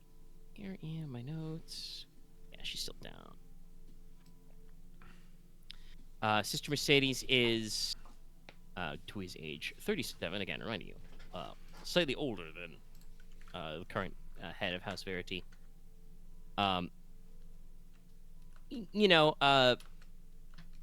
Mature woman in her late 30s. Pretty, kind of a mature beauty. Pale blonde hair in the classic side plait. Pale skin, pale blue eyes. Has, just even from a glance, kind of a gentle demeanor, like a favorite aunt. She is wearing a pretty simple, habit or frock coat of a nun in, probably relatively simple, like black and white colors. No additional embellishments. Though she is wearing a white stole, the kind of like scarf over your shoulders, which has the badge of the Hospitaller Order on it. Okay. And their colors are, red field, white pall. Gotcha. Cool. Which the just for the curious,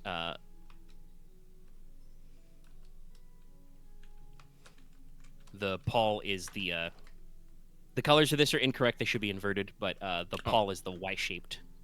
Ah. I decided rather than make your hospitalmen a red cross, their red field white Y. Okay. I get it.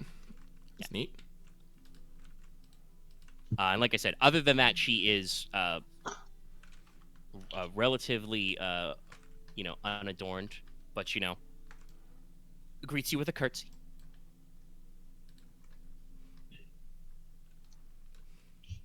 Light bow in return. Ah. Gesture. Your Yeah, lordship, that's good. members of House Logi, welcome.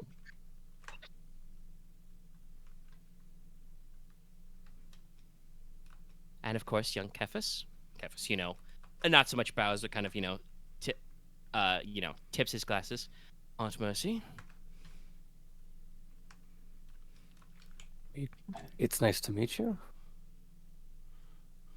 Likewise, your lordship.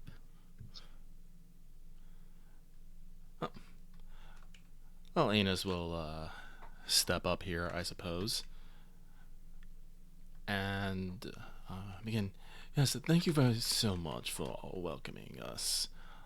I am Inos Water, House Logi. And he will do a round of introductions. Probably should not have introduced himself first, but I keep forgetting about the proper order. So I do actually think it is, when you're speaking, it's polite to introduce you. okay. Obviously, the Miss Mercedes, Sister Mercedes, knows who the Marquess is. Mm-hmm. So, but just a round, and he'll cheekily add, and I believe you already know, he'll enter when he speaks, Conti and Moira.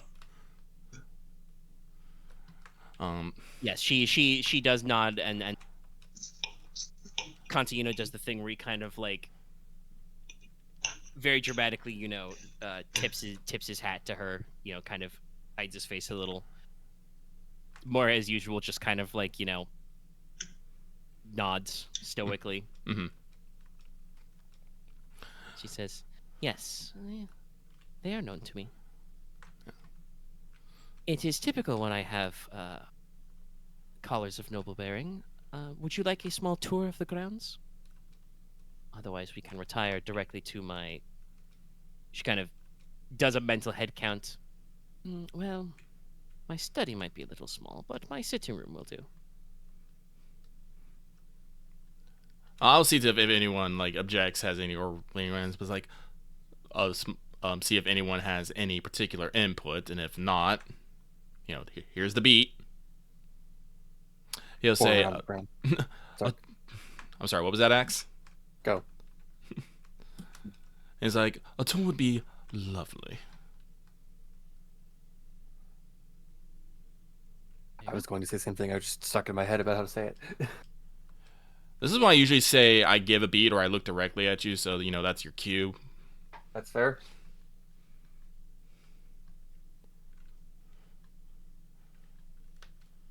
Let's go on a tour. All right. And then tour, pretty simple. She'll walk you around. Yes, her private residence is known as the rectory. So, as I said, kind of to recap what you got going on, there is the main hall building. They have a small chapel for prayers at the regular hours. They have the refectory for communal meals. They got a kitchen attached, a wine cellar underneath. There's, you don't spend detail there, but there are small private cloisters and alcoves for either private prayer or work. You'll probably see a couple of, nuns hard at work, copying text and that kind of stuff. There's common rooms for group work, a hymnal for choir practice. They do have school rooms where they educate not only aspirant sisters, but also just local children from surrounding countryside sort of thing. Nice. Because, again, that's just... hey, guess how public school started? Churches. As I said, you do not actually get to go inside, but you would point out the dormitories. And also point out the ward. Show you around these kinds of places. And then, as I said, take you to the rectory hall, which is a reasonably sized, a comfortable country house. More cobble and claystone walls, wooden frame, modern glass windows. Nice. So, there is a small sitting room for guests. She mentioned she has a private study, but obviously that's not going to fit all of you. Mm-hmm. She also mentions it has rooms where they store the convent's records and finances and the like. While there are no relics enshrined in the convent, they're decently well funded because many of their members are, as mentioned before, daughters of noble houses. It's one of those classical things. Are you from a large family?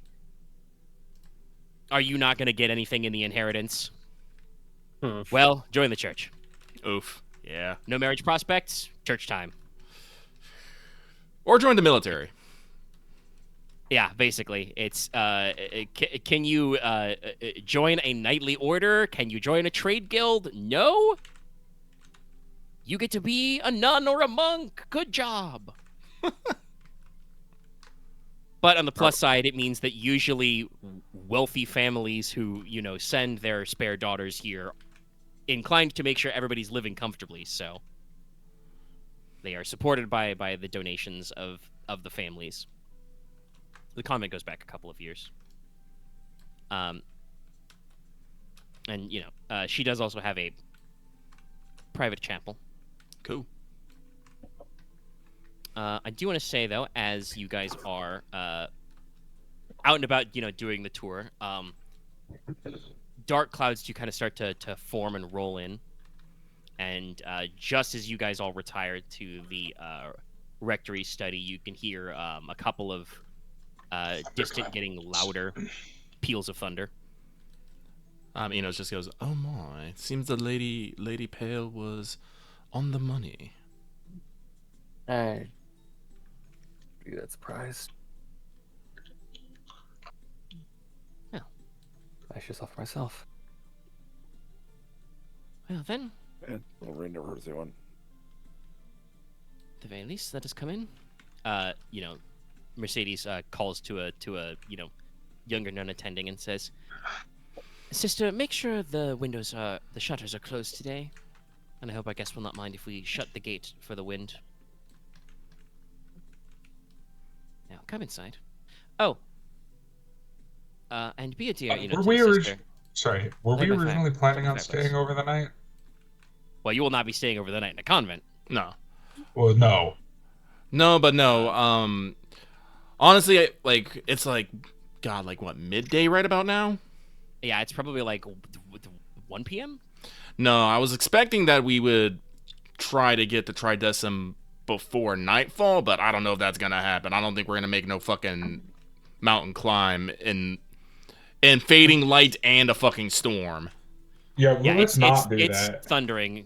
So yeah, probably So not. sounds like we gotta find a place to rest. We can go back to Pale Harbor, or not Pale Harbor, the Lohengrin Lake, yes. Lohengrin Lake. Lady Pale already offered you use of her guest house. So yeah. yes, storm rolls in. So as mentioned, a couple of junior sisters. One of them starts Sister Mercedes' fireplace. You can outside over the heavy rain that starts coming down. Here, shutters being done, calls being given, that kind of stuff. Mercedes offers you humble refreshments, some Wind Island tea, I will gladly accept. small little cream pastries filled with saffron, or some rye bread. Tasty. Tasty. No. You wish something heavier for the weather? We do have a cider or drink. Inos will be fine with tea. Yeah, tea works. You'd be nice. As I said, Wind Island tea, directly from Islas Viento. Ooh. I do have some small luxuries here. Now, come, sit. She, kind of takes all of you in with her gaze and says, I cannot imagine that, while I am pleased to see you all, I cannot imagine that you came all this way simply to, well, see what my sitting room looks like. Inos will, look, somewhat theatrically look about the sitting room and be like, but it's so cozy. Regardless of the quality, you have us in the right, man.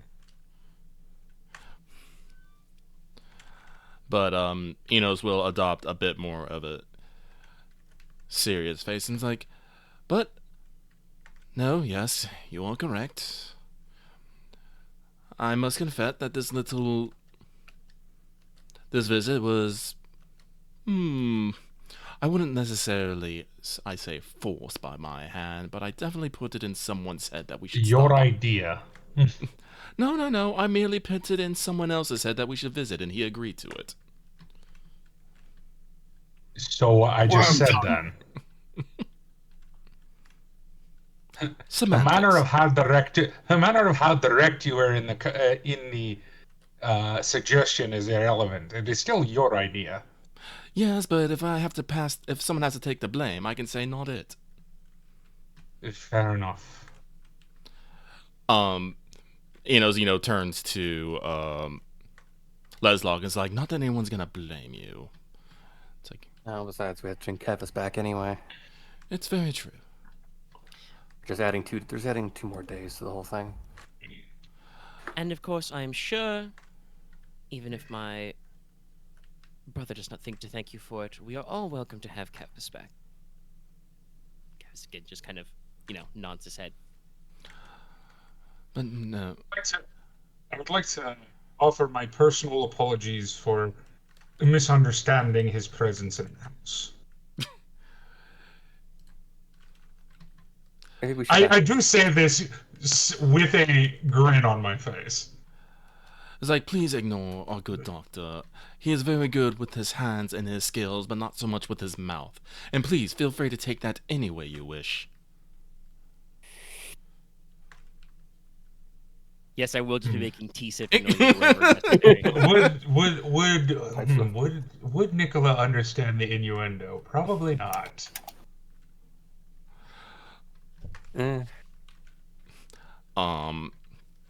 But no.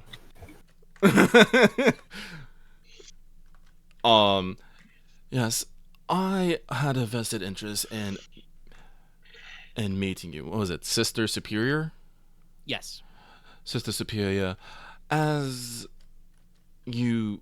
Oh, man. Sorry, Sorry, is anytime I'm about to say, as you may well know, I just get that instant wrench, you know? Just the expositional yes. Yes. I'm like, oh god, I'm like becoming a fucking 2008 When you do fantasy say, game. also when you do say though, Sister Superior, she says, just Sister Mercedes is fine. Inos, And if that's too formal for you, Cephas, as usual, Aunt Mercy will suffice.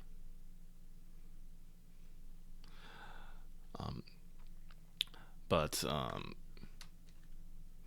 Inos goes on, Sister Mercedes, as you may well know, we tragically lost Leofred Logi some... Forgive me, this is lucky not remembering numbers. 3 years? 3 years ago, and... She kind of, bows her head, silently, and closes her eyes when you bring it. Yeah. Mm-hmm. And in going through some of his possessions, his journals, your name came up as one of his traveling companions. And while I do have some other things to ask, I do think it was important for us, well, to meet, to say the least. I would like to hear what you knew of Leofred Logi, what your times together was like. If you don't mind telling us. Oh, of course not. It would be a pleasure to spin tales to the family of an old friend. No, indeed. Traveling companion might be generous, but I have had spent some time with Leofric and his merry band. Shoots a glance at Conti. Oh. You met him. It is, well, honestly, quite simple.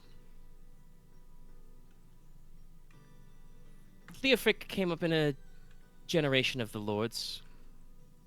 Separate from, well, some you would know. Obviously, even before his death, the late Marquess, was of a younger generation than the High King, the Queen, and several other of the Lords. Houses such as Cheval, Foretti, Espada. She does gesture towards Leslok. As I'm sure you've noticed through fortune and fate, heirs to the high houses tend to clump or string together in different groups, packs, some would even say. Mm-hmm. Clicks? Correct. But, yes. Leofric was of an age with my elder sister, Clemence. I'm sure you have met the Royal Chaplain. We met the Royal Chaplain? We have met the Royal Yes. Chaplain. Okay. She was always seemed to know from the start that she would end up in the church, and obviously has risen to one of the highest ranks there is. My own time was a little less certain, but mine own brother Tellers is not that much younger than me. And so it was strongly suspected he would have the signs of a favorable and fortunate birth.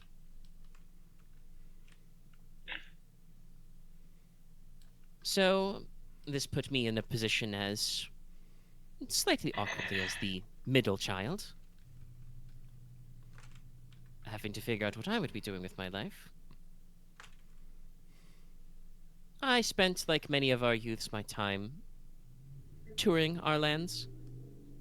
Though, of course, in my case, it was more focused on the subject of monasteries, nunneries, chapels. Quite fond of historical architecture and texts. And I did my fair amount of chasing of myths and legends. Leofric was always what should I say? A bold sort. He was inquisitive, proactive, rebellious even. He was very concerned with the way the world was and the way the world should be. But he also had a keen eye for the past. I met him in quite some unusual and ancient places at times. Places most secret and ancient. Sorry. So it just starts to come over Nicola. No. But my first meeting, which I'm sure would be recounted in some of those journals, was a slightly odd instance where I am only slightly embarrassed to admit I was briefly held hostage for ransom on a mission trip.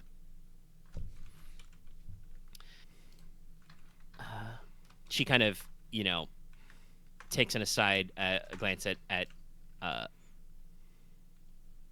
Kefis? Conti, and Oh, he just Contis. kind of, nods his head a little and says, I am not sure they are familiar with the exact story, my lady, but you should tell it from your perspective. She nods and says, you may then have heard of one Isbrand Frost. Inos paper- actually leans in a little bit closer at this. Okay, Oh, Yes, no, this is a name that has been mentioned before, I think. yes. Yes. Is it the dragon? No. No. No. He is a man. He is a man. That's the Rhyme Raiders. On paper, he is a mercenary, a privateer. In reality, I can safely say he is little more than a brigand and a smuggler. He escaped punishment for so long because it is known that he is the illegitimate son of the previous Count Eich, Lord Warren. And as I'm sure your lordship you do not know, as your predecessors have done a beautiful job of smoothing over that contention, Lord Warren and your grandfather, Leidulf Logi, the Black Wolf. You had a lot of run of wolves. We had to switch to lions. I guess I gotta stay that instead of Did going not birds. get along. They were often butting heads over the old rivalries. It was the hard work of Lady Mjol and Leofric that brought that feud to an end, obviously. As his illegitimate son, Gisbrand gets certain cachet with the people of Crag. But it just so happened I was visiting the lands of Crag on a mission trip, touring old convents and, spreading the good word, seeing how things are, offering alms. And so I was unfortunately held for ransom for a short time. It just so happened, having been captured on my trip in, that Leofric and his group stumbled upon and helped free me from that circumstance without the need to pay the ransom. I know that over the years, Gisbrand and Leofric clashed several times, but he always had a way of making his escape. But since then, I stayed in contact with Lord Leofric and his friends since then. And as I said, Leofric would occasionally send me letters, packages, that sort of thing. Sketches, rubbings, engravings. Occasionally, I would be journeying to some far-flung corner of the world, as I said, on a trip. And she, again, tilts her head towards Conti and Moira. This lot would just sort of pop up out of the ground, doing something else. Adventurous, roguish, godforsaken. Fighting monsters, chasing bandits. Tripping over ancient ruins, I believe, once. Moira just kind of nods. Yeah, that one was literal. Nearly broke my shin. All right. Thick-headed. My dear Mother Superior, would you say the relationship between Lord Logi and Lord... Oh god, I already forgot a name. Whitebrand? Yeastbrand. Eastbrand. It's in the chat. Got one of the words right. Yeah, Yeastbrand. How... Obviously they were adversaries, but was it a more friendly adversarial relationship, or was there genuine animosity? I'm pretty sure there was genuine animosity, my fucking dude. I'm saying that out of character. Yeah, I know. The man's the leader of a brigand group. No, there were times when I think his lordship would attract, as you say, friendly rivals, but no, Isbrand is, as I said, a brigand, a smuggler through and through. He is not the kind of man that the Ifrik would associate with. Quite unlike that odd fellow. What was the name of that street here? Ladon? Yeah, more nice. Ladron? Yeah, Ladron. I am fairly certain that he was, at times, a burglar and a cut purse, but never seemed very, well, nefarious, for lack of a better word. Still waiting for that one day for him just to pop out of the fucking fireplace. I'm waiting for it. I'm waiting for a good time. You guys are gonna be minding your own business, and I'm gonna be like, by the way, there's a trap door in this room, and you're gonna be like, oh, a trap door, cool. And I'm just gonna pop out and be like, boy, what do you want? Nicola has a new side quest. I mean, it's in his name. It's whenever we ever travel to Aquinar. It's true. Yeah. He's from Aquinar. Nicola has a new side quest now. You just arrive on Aquinar, and he comes off of the boat behind you. It's like, oh, good, you arrived just in time. It's like, what? When did you get here? No, I've been here this whole time. Yeah. No, I think I think we gotta ask this guy some questions.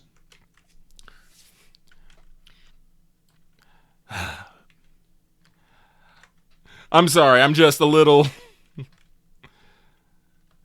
Where's the slowpoke meme? Yeah.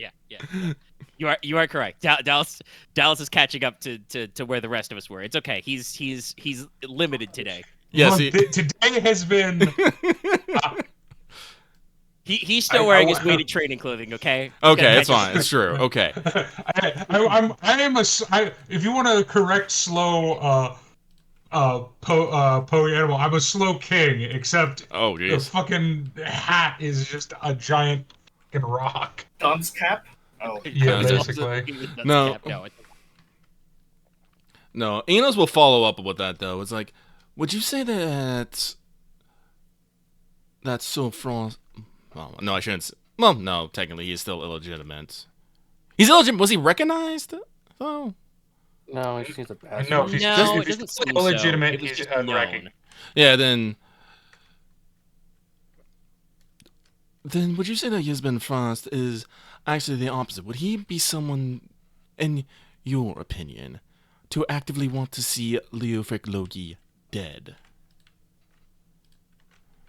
Oh, of course.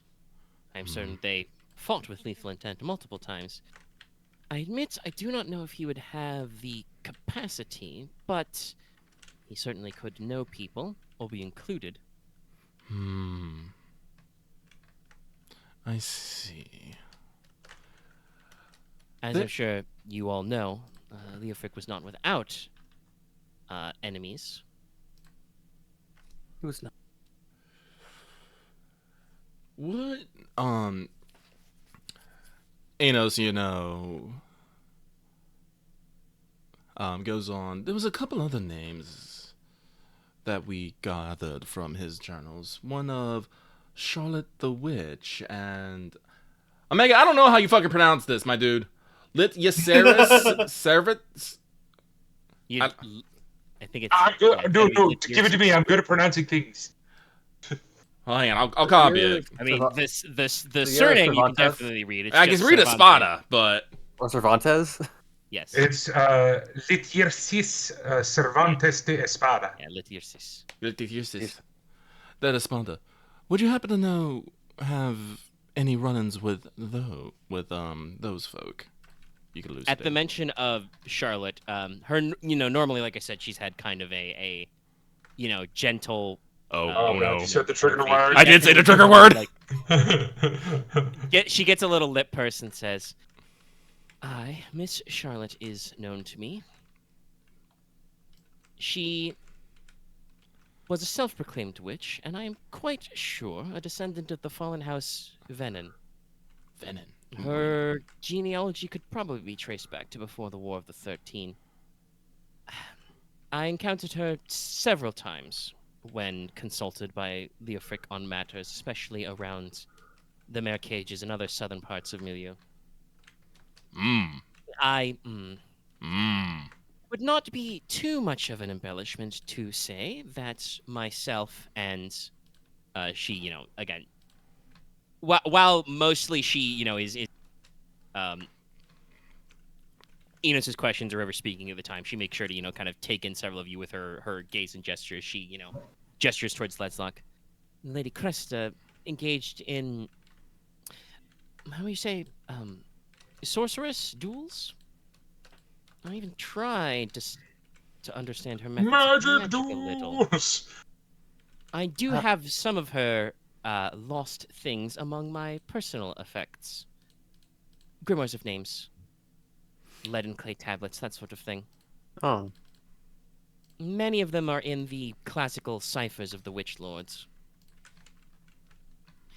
If you would like me to pose a theory, I should say, and this may be relevant to you, your lordship, among the members of each of the fallen houses, I would say there are 3 types.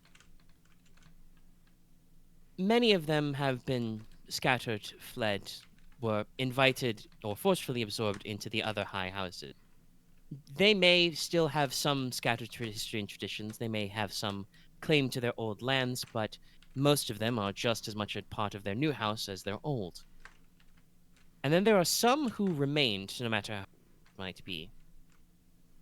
The land is tied to their blood, the history is linked to their kin, so it is still their home, regardless of what the law or fate may say. Even as places inhospitable as the Fog Vale will still have its men there. Charlotte, I think I would say, is of the 3rd kind I have observed. Those that we would call the enemies of our country. They have not forgotten, nor have they forgiven.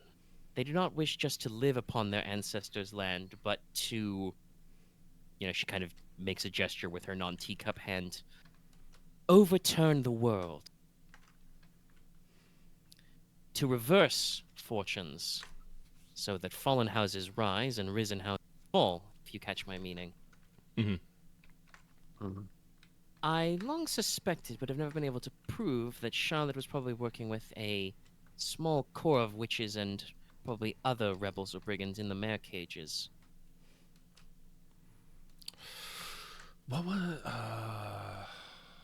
The back page would be the House Venin. Formerly House Venin, yes. Yeah. But are we trying to think of the name of the syndicate? Yeah. Or Well, Sister Mercedes probably does not know Mariposa Mars, but the fact that, we had a summoner. I mean, yeah, you had a run in with a rogue summoner. Arguably I don't feel. I'll ask everyone to think I shouldn't do it, but I feel like I should illuminate her on, I guess, the surrounding details involving Leofric's death. No, you should not. Okay. No, she's. This is going to sound worse than it is, but despite her closeness with Leofric, unlike a lot of his other hairy companions here, she has a lot of other loyalties in the world. I don't think it's necessarily that, but I kind of had the assumption that she was a traveling companion, but it turns out she was not. She was just, a guest NPC every once in a while. She's a direct ally. Yeah, she's an Yeah, ally. She was a recurring character. Yeah. Like, I and that honestly is think kind you of should how Conti's consider. I honestly think you should consider maybe illuminating Conti and Moira to this later. I'm at a pretty sure later Moira already time. fucking knows because she was. Moira already there. knows. Yeah, Well, yeah, And- Moira was there for some I just don't particular. think More Conti. I was going to probably tell. I probably need to tell Conti Yes. in a private, a later time. Yeah, I was gonna say Yeah. honestly, if you tried to bring that up to Conti would probably be like, I know better than anyone. Everywhere has places have ears. Yeah, so Wait- not here. Wait until they're friendly. yeah, Just wait till the boat. yeah, but The no, boat's it's probably like a good place. Yeah. yes, but if you haven't figured it out, Inos is probing for potential people who like might have actually had reason to do Leofic wrong, and maybe see if you can find some Well, ties. yeah. So I mean, honestly, I don't like, think any of these people are directly responsible, but they could have been involved in like the planning and shit. I honestly think Yeezbrand would have, if he was gonna kill Leoth, he'd do it himself. Probably. Try to do it. yeah, but, But they but also this is the reason why I'm going around asking. Like, I was gonna ask Conti when we got back, But also, Yeah, but he's not how he's here, so I was like, oh, No, but like, Think it of makes you it, think think of there's it like something- this, Axe. Think of it like this. What happens if whoever did end up axing Leofric, what happens if they approached Eastbrand first and he's like, nah, you're not paying me enough? Because he is a quote-unquote mercenary. Yes, but I also don't think he'd travel to Crown and risk everything in that process. That's what I'm saying. But they could have been like, hey, do you want to do it? And he's like, nah, not enough money. well, So again, he we couldn't know who's there. we need to investigate all threads, but some are gonna be leads, some are not, but we won't know until we actually do it. Yes. True. So no, I think it's fine. But this is one of the reasons why I wanted to come here, because I wanted to talk No, to you're right. I'm But But just now I'm slow. seeing there might be something. I'm now starting to see of like something involving, I guess, a Hydra's cult that might also be connected to like the remnants of House Venom. Well, Actually, you know what? I'd be a Galarian slow bro. Because, well, no, because honestly, it's a very simple reason. Because poison is my favorite type of Pokemon. very well done. Anyway, we'll talk about this. Probably when we go back to Teine. But I don't know if they want to know about Pokemon. I couldn't resist that. I Whatever. couldn't resist. No, that was pretty good. But alright. okay, so she has a book of names, and she seems not to be the kind of fun kind of witch. She seems to be kind of the I hate everyone who did bad things to me, and I'm going to get back at them eventually. I mean, yeah. Mercedes is basically describing, she's come up with basically a threefold political theory about the fallen houses, and Less Zatanna, much more Cersei. Mm. Much more. Yeah, Oh, you wronged me? Alright, I'll blow up your family and your planet. the general vibe is that like she suspects that Charlotte is part of basically a holdout of Venom rebels who are waiting for their chance for revenge.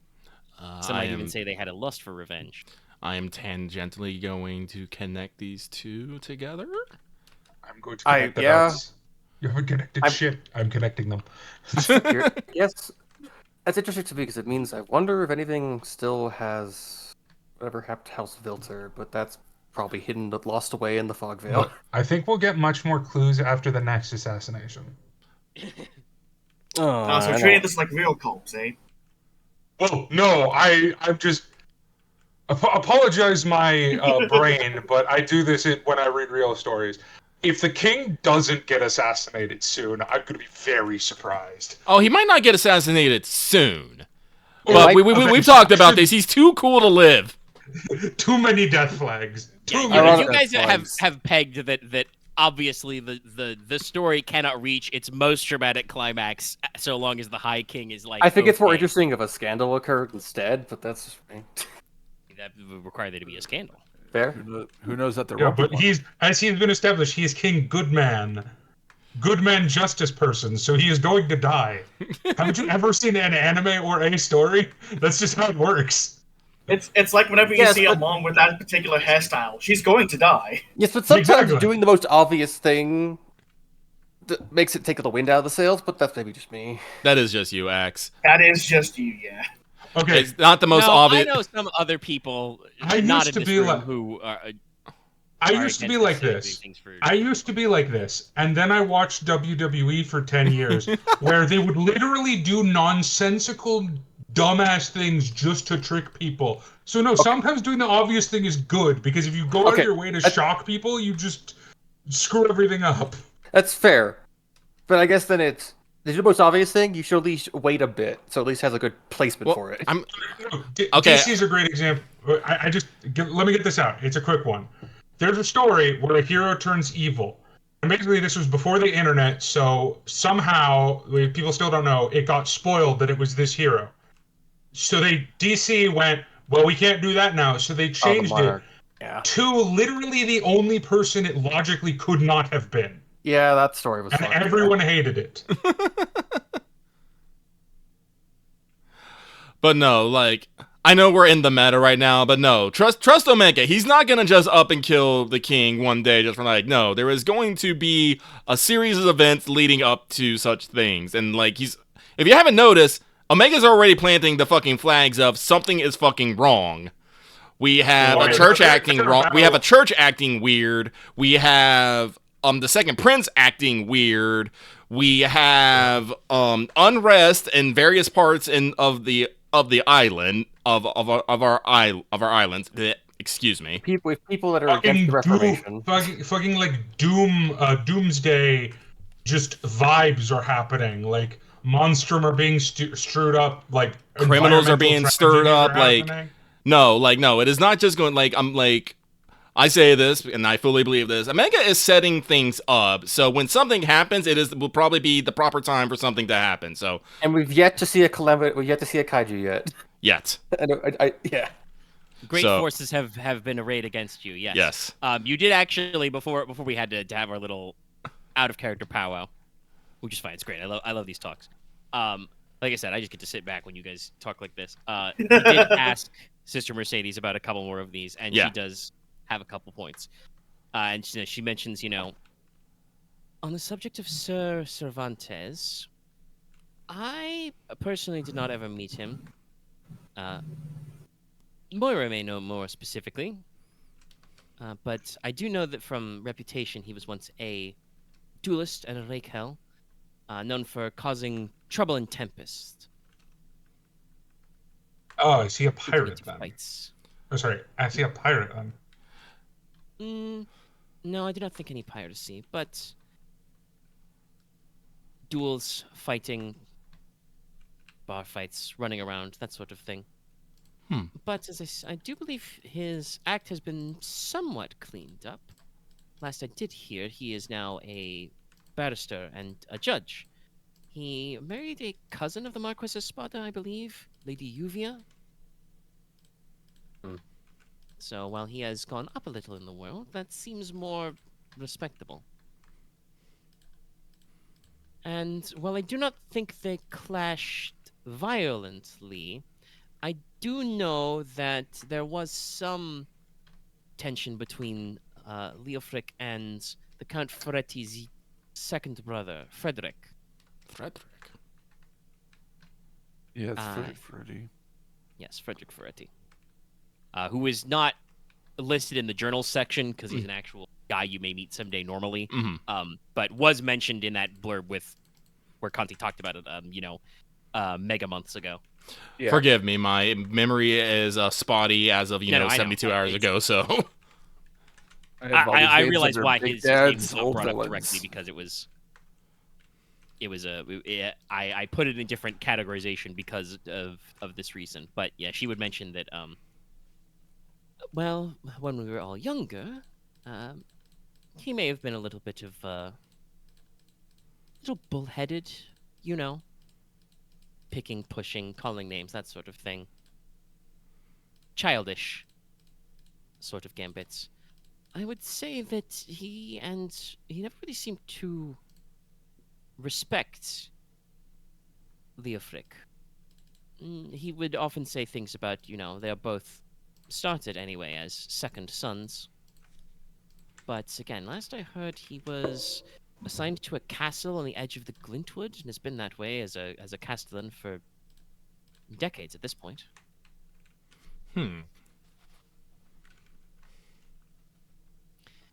That, speaking of, friendly rivalries, again, not exactly the sort of rival one batters oneself to face, but much more conventional, petty sort of disagreements.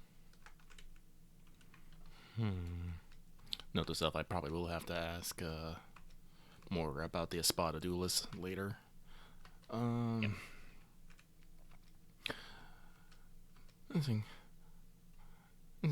Enos, bow and says like, I see. Thank you very, very much for your insights.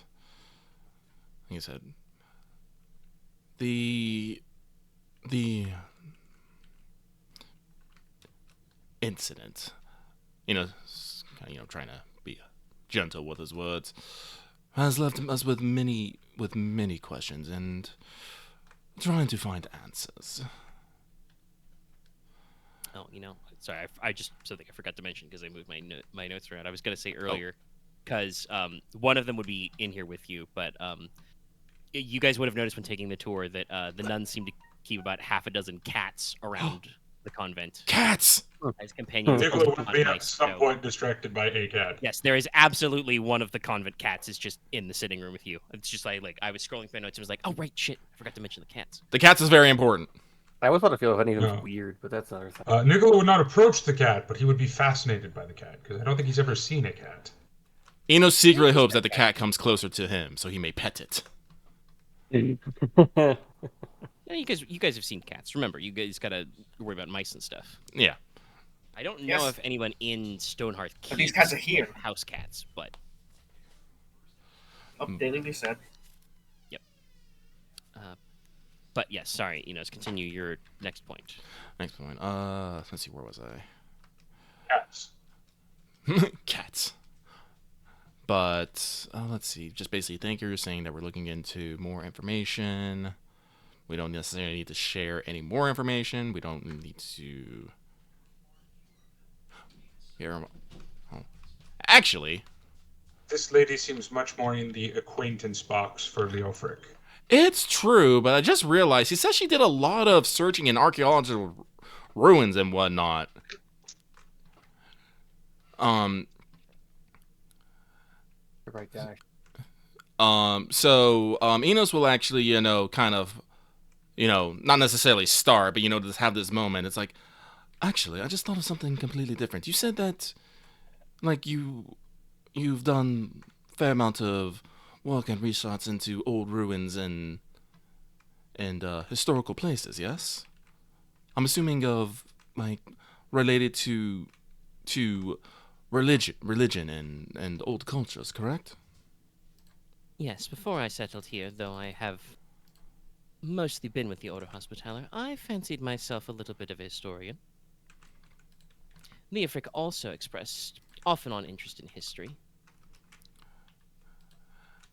Sorry, like, this is not in my fucking notes, so I do not have anything like genuinely prepared. So I actually have to think of this on the flies. It's like, in your studies or travels, have you heard of anything referred to as places of power? Like, not like something that's so grand as, what is the mountain called again? The Mountain of Life. You can just say that part. Yeah. Or do you like, want the Mount Trone? Mount Trone, like Mount Trone. Well, I can use both. Mount Trone. Oh, no, Mountain Life, but smaller, maybe lesser known ones. For various reasons, we are looking into such things, and we've not necessarily had the time. Because a magic ghost told us to. He was a magic ghost, wasn't he? A pre-recorded yes. message. It was more of enchanted Yeah, object. as Loth said, it was a ghost answering. Ghost hologram. Like, would you have happened to sorry, I'm mixing up my fucking words here. Would you have That's happened? okay. Yeah. I do have notes for this because I don't remember if it was you or Axe, but somebody asked prepped to ask her about this. It wasn't me. So I didn't. when It wasn't me. I just had the realization now. So when you first Er. say like places of power, she kind of tilts her head and taps her chin. But as you start to explain, you're looking for like important, spiritual or religious places, right? Mhm. She kind of slowly stands up and starts to like scan her rows of books. She kind of offhandedly mentions, yes, let's see. The phrase places of power doesn't seem like one I've heard commonly before, but it sounds vaguely what you're describing is. She, finds the book she's looking for, pulls it off the shelf, starts flicking through a little. Ah, yes. It sounds like what you're looking for is something along the lines of ley line theory. I'm sure most of you are classically educated enough to understand the basic relationships of the fundamental elements and how they exert forces on our world. Yes. The ambient form of energy that allows this to happen is aether. We know that aether is transferred between two great wellsprings of power. She gestures up and says, the astral, and then gestures down and says, and the umbral. The astral referring to the vaults of heaven, the sun and moon, the fixed stars, etc. House Verity understands that field of astrology very well. And I am sure that you, Master Inos, understand the concept of the umbral very well as well. The energy at the heart of the world, the underworld, the fiery heart, and so on. Things to decay into the earth, and then the umbral energy being released as volcanoes and earthquakes. So, the leyline theory, and she kind of, pulls a tome and kind of like sets it on her coffee table, flips it around so you can see, and you see some very, like, esoteric looking diagrams of like the different islands of Troikoron. Kind of like, like a map of river currents, but even without having to roll any like direction or, student of navigation, that these are not physical rivers for the most part. Yeah. Would any of these overlap with like the places we researched beforehand? X, can you let him finish? This map is probably not that detailed. Fair enough. This feels like a more conceptual study. So Mercedes continues. The ley line theory is one from the observatoire that basically pure aether flows through land and sky in channels between these two well springs. These channels or spots are known as ley lines. In some archaic dialects, they are called dragon veins. Normally, the ley lines are supposed to exchange energy between astral and umbral at points of significance. Mount Trone is supposed to be one, but there are other mountains, valleys, rivers, or lakes. You could even say special hills, caverns, sacred trees. These spots could also be smaller exchange points. Before the Covenant, it is assumed that most of our ancestors understood something along these lines. There are points where energy is just significant, stronger. And so they would build shrines, temples, standing stones, even fortifications over them. But the theory of the ley lines does mention that if the exchange of energy stagnates, these regions can become supernaturally active because they're building up too much astral or umbral energy. They could cause weaknesses in the veil to cause outbreaks of fae, ghosts, or other things to slip over, or people to fall through. I'm sure many of you have read a children's story of someone stumbling across the veil and becoming lost for days, years, all sorts of things. These also could be related to positions that are breeding grounds or sources for other kinds of monstrum, and some scholars have tried to use this to explain famined, broken, or otherwise disquieted or unbalanced land. Places of power, though. It's a good term. Where did you hear it by chance? At this, Anos looks to Leslok. I either need his okay, or he's gonna have to explain himself. Axe, if you just want me to talk about it, just give me a nod. Otherwise, you go for it. No, go ahead, because it's like I'm not sure how to go through all of it. I honestly expected Axe to just say nod. Nah, it's just like I No. need some water to drink with my bag. I'll be right back. No, that's fine, my dude. I just wanted to put the ball in your court just in case. Yeah. This I is mean, they could journal. have been like, no. We don't have to mention the ghost part. Well, but Inos will turn back to Sister Mercedes and be like, during how should I basically put this? Oh, okay. During the Marquess needed an icon to showcase his power. In the process of doing so, we discovered something interesting, to say the word at least.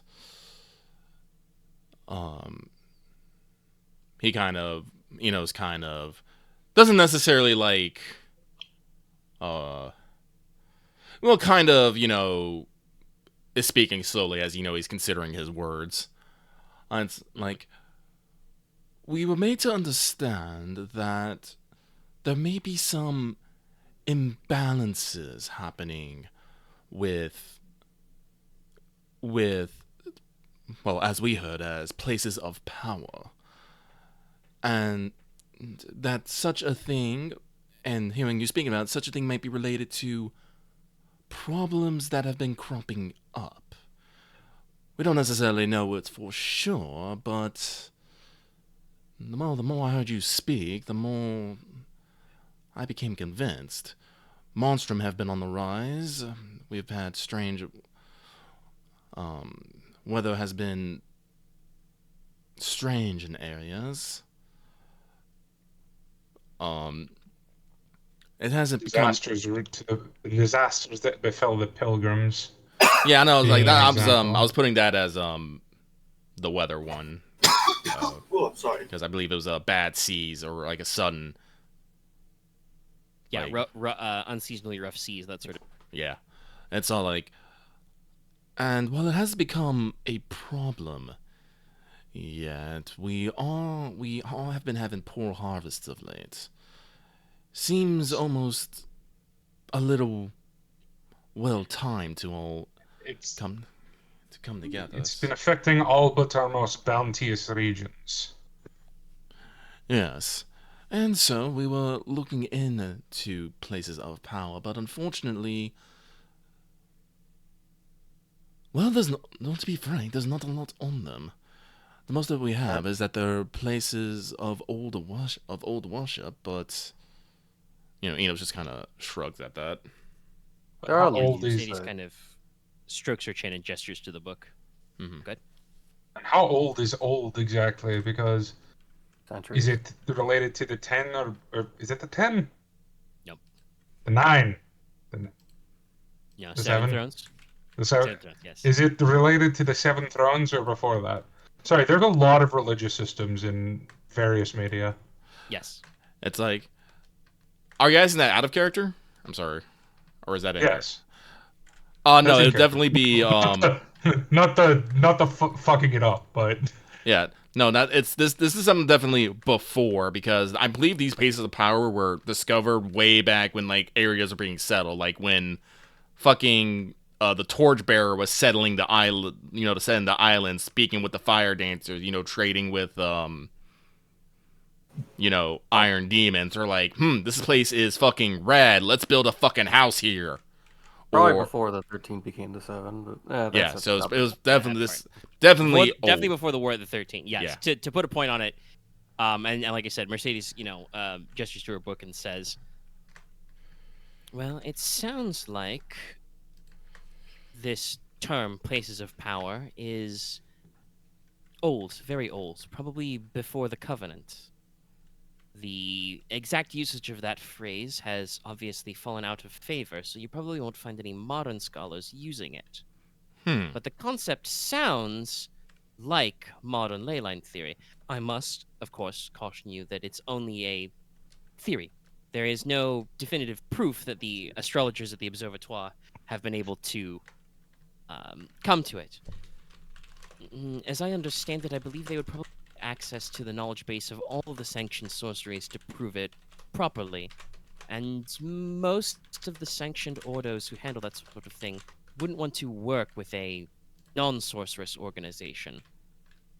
But this is a solid... Oh, what was the word they used in school? A solid... Hunch? Conundrum. Structure.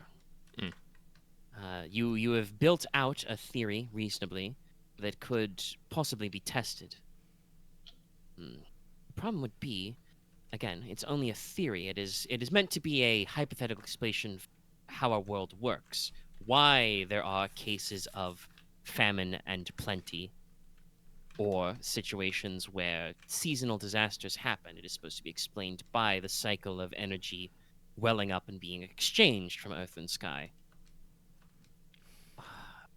While stagnant nodes in the ley lines could explain why these things happen, I'm not really sure what you would do about it. Ritual cleansing, prayer for intercession, removing Monstrum would probably be a good idea. She kind of tilts her head towards Kefis. I would say when you do go to Tredesim next, as I believe you plan on it, you may wish to inquire at the Observatoire briefly.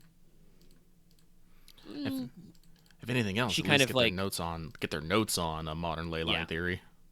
She Yeah. kind of tilts her head and says, "You probably should not express an interest in ley line theory as related to this place of power business. As I said, the astrologers would be all too eager to find some inkling of proving their theory.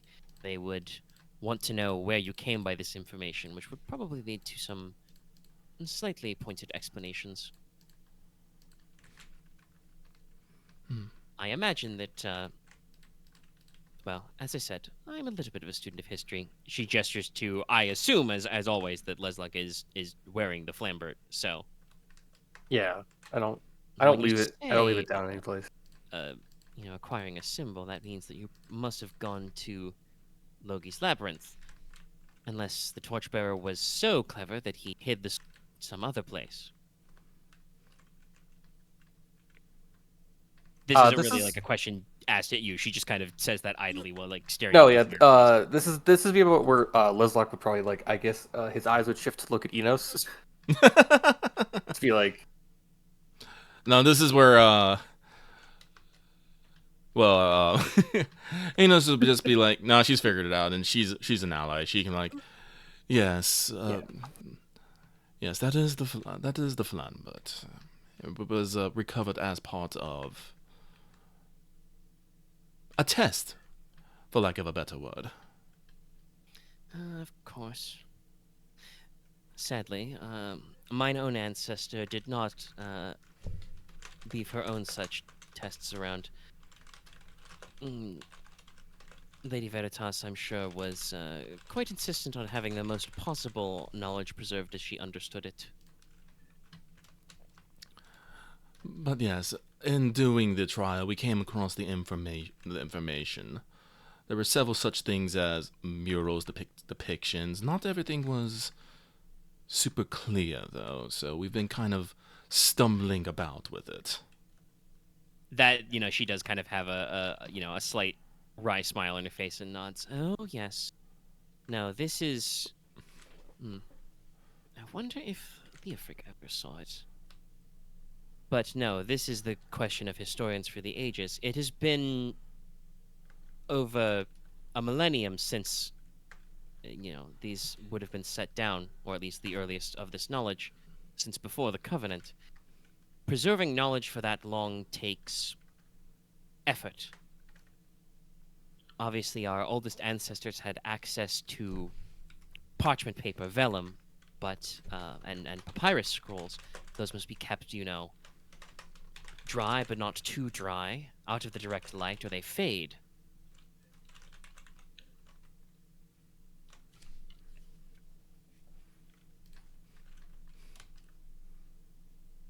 So, what's the best way to keep knowledge? Carve it in stone, but there's no guarantee that the stone, if it's weathered, people will be able to read it. So I'm sure the torchbearer, or whoever made the murals, was probably aiming for something that could be broadly interpreted no matter how much time had passed. I'm sorry, it's just, I don't want to say it's deafening silence, but it's kind of that. Nicola will actually look at Kefis. I'm like, I completely see how you two are related. Oh, I'm afraid we're all like this. No, that's fair. I met his dear sister as well. She's adorable. Youngless Saren, yes. But no, there are obviously things we could look into. I do know there were a few places, as I mentioned, where I either visited myself with the group or, she points out, Conti sent me sketches of rubbings to study. Let's see. The ones I remember most, there were very interesting necropolis temples on the eastern edge of the Golden Desert. Well, I think we've heard of those, I think. Yes. There was the Giant's Aqueduct in the Medius Mountains. I've not heard of that one. No, that is new. Possibly a literal Giant's Aqueduct. They didn't use the runic script, but the stonework was very similar. There were a few abandoned monasteries in the Ivory Islands. You have not heard of that as coming up as a question before, but you would know where the Ivory Islands are. That's the rocky islands off the northeastern coast of the Fog Vale. Okay. Offshore holdings of House Vielter. Okay. Okay.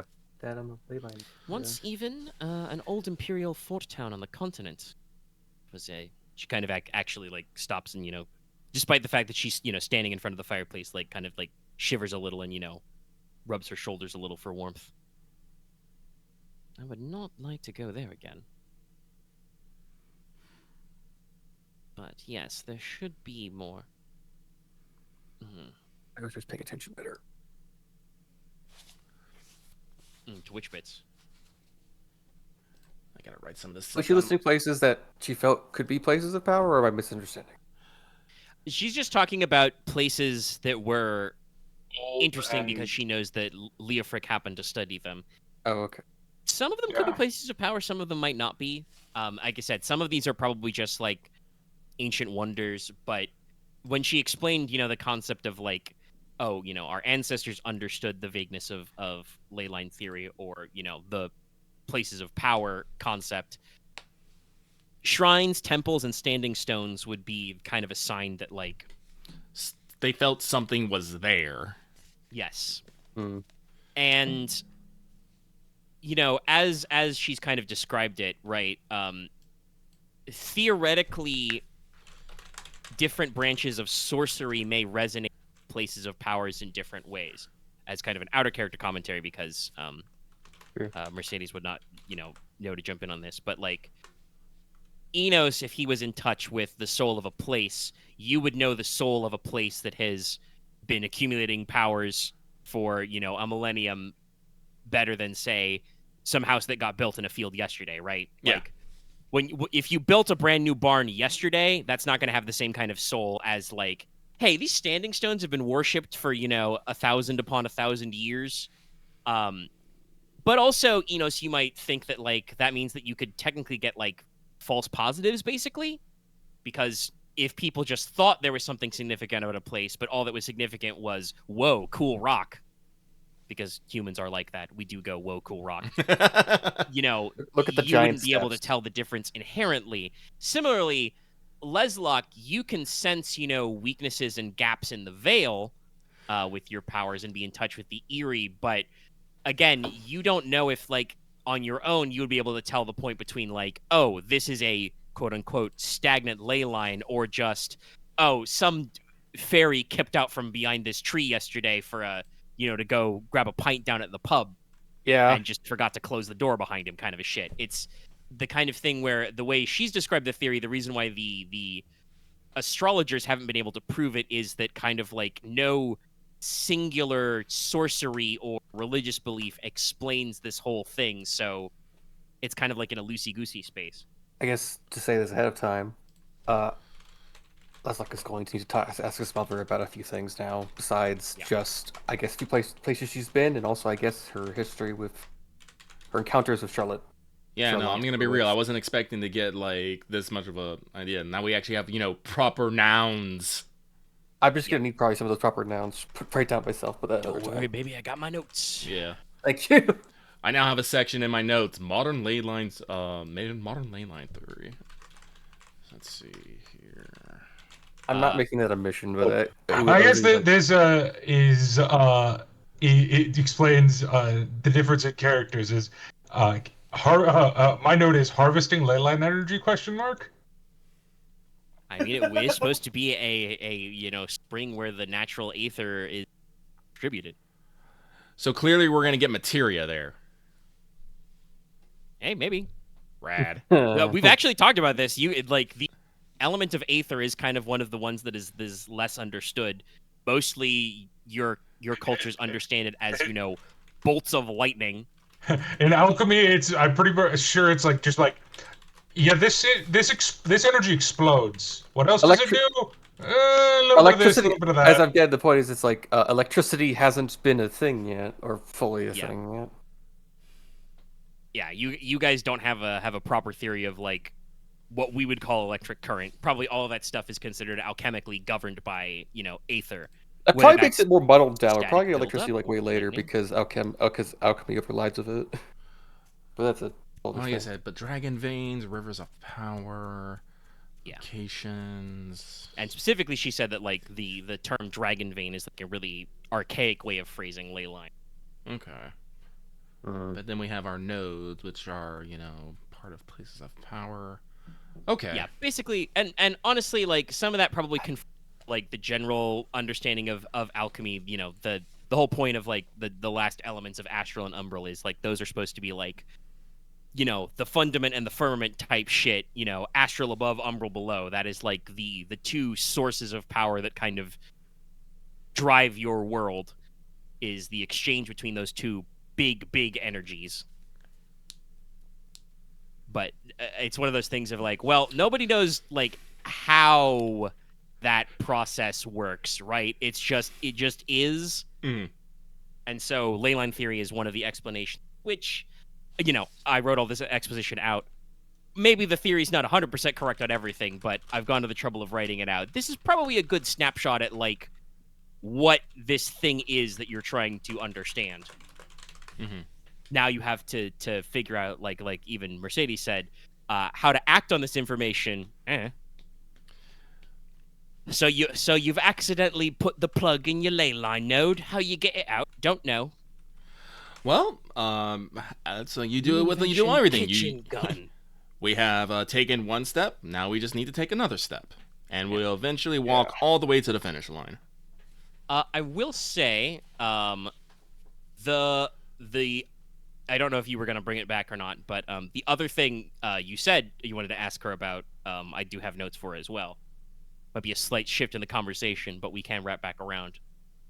What did I want to ask? Remember, I wanted to Lucky, ask about... you wanted to ask her about the feud with House Marin. Yes, I did. Actually, I feel like that's probably a way to probably end the conversation. And it's like, I see. Yeah. Well, if we're gonna visit those places, we're gonna have to do a lot of more traveling. We don't have enough time for that right now. Actually, speaking of traveling, do you mind if I ask something a bit more, well, scandalous, I guess is the best way to say it. Not towards you, but to people you may know. She kind of, gestures to her, like turns around from the fireplace, gestures to herself, and then kind of through and says, "Oh, you have no need to worry about scandal here, Master Inos. I am the humble Sister Superior." And I must caution you, while I would ask you not to pry, many of the young ladies in my care are known to a scandal or two themselves. I see. Well, in that case, would you happen to know the reasons for I'm sorry, what was Lady Marin's name? Coraline Marin. Coraline. Would you happen to know the reasons that there was bad blood between Leofric Logi and Coraline Marin. This actually kind of, like, you guys were having, like, it's funny, you know, I wrote my notes in a different order. Technically, this is the part I wrote down first. Because this is what you wrote first in your list of questions to ask. So, like we had that moment of, like, you know, deep suspenseful, you know, thought. We would play, like, the murder mystery solving music, and then kind of, like, the you know, spooky exposition music of, like, the mysteries of the universe. Now, like, the mood kind of shifts a little, despite the fact that it is still raining quite heavily outside. Mercedes actually breaks out into a small chime of laughter, and it's like, maybe not quite so scandalous, but certainly a straightforward question. I do not mind being frank, as a friend of both. Indeed, to this day, she gestures to where her tea set is lying. I'm still in communication with the Baroness Marin.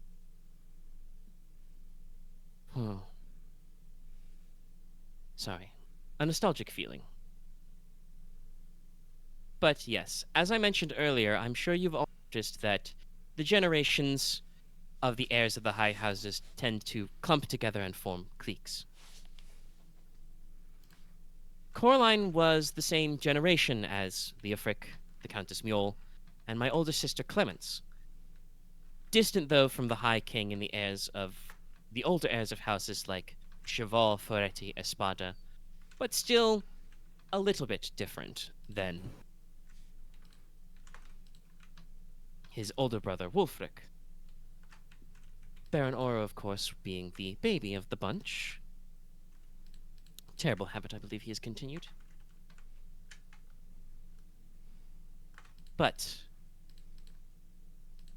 Lady Coraline was unfortunate enough to be the only heir of her house, and her late lady mother was also quite an accomplished wind witch, which I believe you will know that the current Baroness is not, though she is an admirable sailor and commander, I'm sure. I mentioned before that when we were young, Leofric was, as I said, inquisitive, proactive, sometimes rebellious. He was not the kind to take doing things simply because that is how they were done. I do believe this often was stressful towards his father and older brother. But the young lady Coraline was, I would say, similar in demeanor. Concerned with the way of the world, inquisitive, rebellious. But around the time Leofric started his touring of the world, his adventurous days, that is when the young Miss Coraline ended up joining the King's Navy.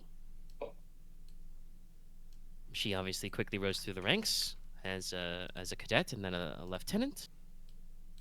She began to mature a little into the more responsible one. Again, I am quite sure, if you have met her, that you will think that is an odd statement, but it was true. This only means that she used to be worse. That's not much. Yeah. I don't say that out loud, but it's like that's the thought. She's perfectly reasonable. Now. Oh my god, she was fixed.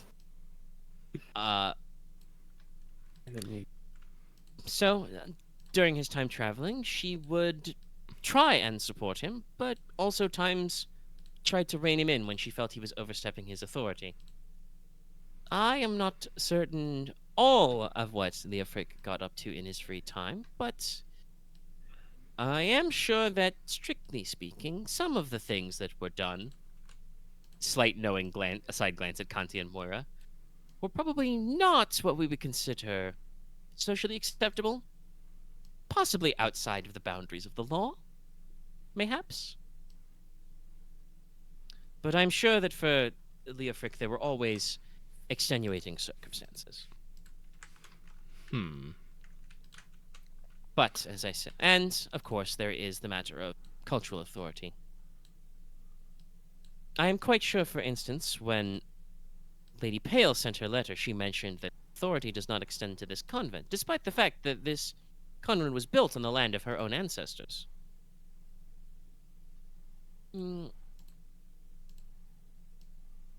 I say this with respect to the deceased, but at least when he was young, Leofric Logi was not the sort of man who would stand on those sorts of boundaries either. He would not act simply because of the authority. He was the son of House Logi, but would act with the imperatives you would expect from a gentleman who was learned, well-rounded, and so on.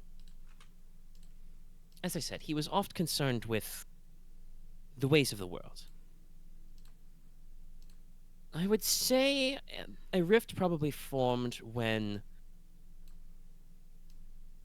Coraline's career was cut short from the normal methods when her mother fell ill and died suddenly.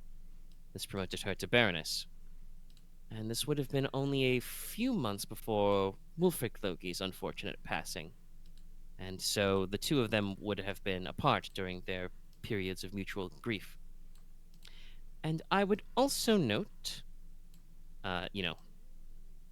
turns to Leslok, that one should account that the Marin twins, who, of course, speaking of no scandal or judgment, have no acknowledged father, though obviously they are Lady Marin's own blood, are only about 3 months older than yourself, your lordship.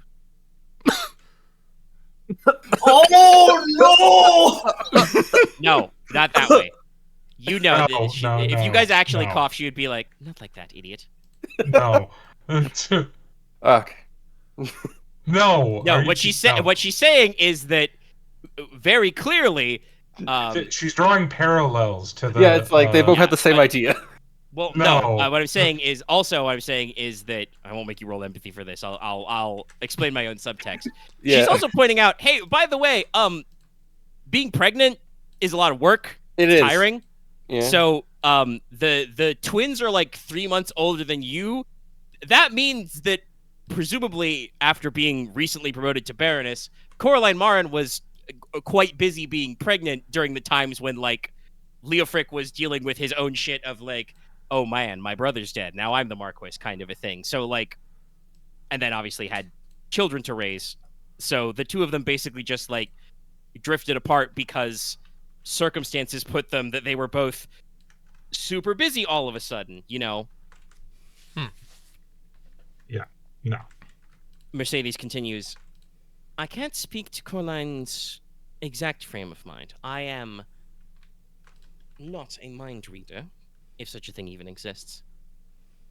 But as two heads of household, I think that their bitterness stayed unresolved, and they were simply too busy to reconcile their differences before, sadly, it was too late.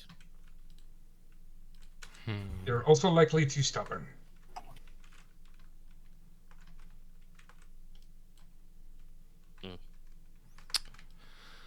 That was an insight thought, wasn't it?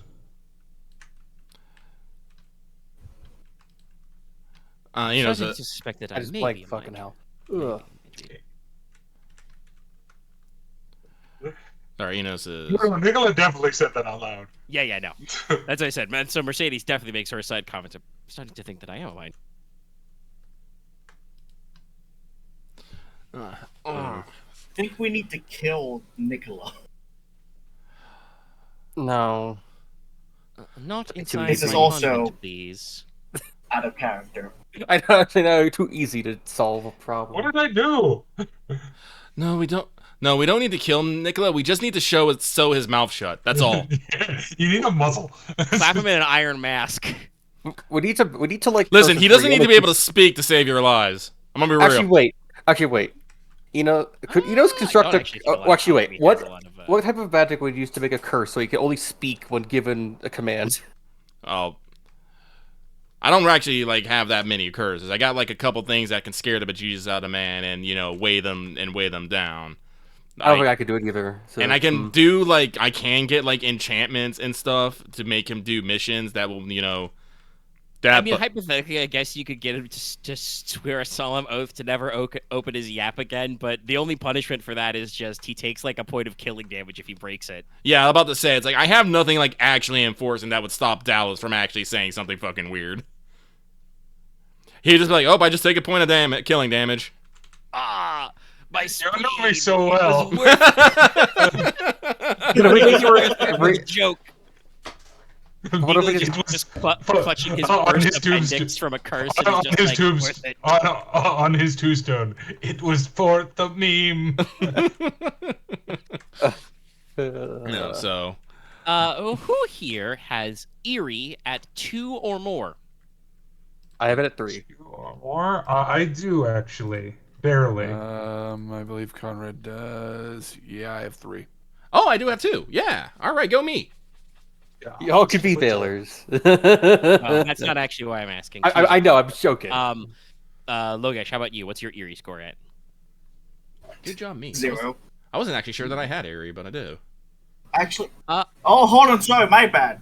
I do have Eerie. all right, how much? 4. Wow. 4. Okay, wow.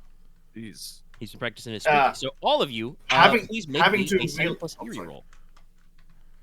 After the incident with the being unable to help with the fights with the Fey folk, Lucas It was was like, the okay, third thing.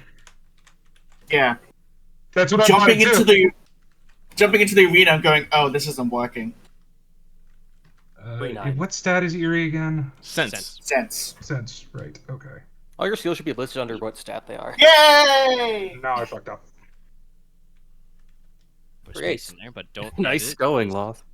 I know. Yeah, 8's nice. I remember. Nope. Nope. That's a straight. Straight. Literal straight. Great poker hand. Well, I'm glad that half of us made it. I got 5 7s and 1s. I also have inner listening. Unlike sometimes the people that should make it made it, and the people that shouldn't didn't. I know, it's weird. It's funny how that should work. Yes. You do also have inner listening. Nope. Let me Nope. double check how that's phrased. Go fuck what tier are yourself. you at for that? Oh god damn it. It's just the inner listening is the first one. Okay, yeah. Right, inner senses is the esoteric, so Yeah. I think that's just difference between soft and loud effects. Yeah. So, the 3 lads Logi, you guys are, kind of in the middle of this conversation, Logesh, you're kind of thinking about your own things, like you said. You kind of have that moment whenever your deceased father is mentioned. Leslok, has kind of been engaged off and on at different parts of this conversation. Konrad's kind of just stoically, Konrad is thinking how to kill all the witches. yeah. That's Konrad's gonna be years stoically, from now. staring out his Well, window. Preferably I've not shot all like of them, because some of them are 5. definitely on our side. I'm gonna be real. I'm gonna have to see how hot they are first. Honestly, my sense is we take their secrets and then I'll let everyone else judicially decide if they should die or not. Wait, Konrad, I you will have my totally full make. I will permission- totally make a fucking squad of prison witches. I You have thought my you were about to full say you would permission- totally make out with them. You have my full permission to burn the heretic witches, by far. We probably shouldn't start burning wind witches. It's true. Different kind of witch. I wonder if I can get Stain the Soul like on a permanent basis. Maybe we could workshop some stuff. Like I said, there's Maybe you can. there's Maybe there room could be for like.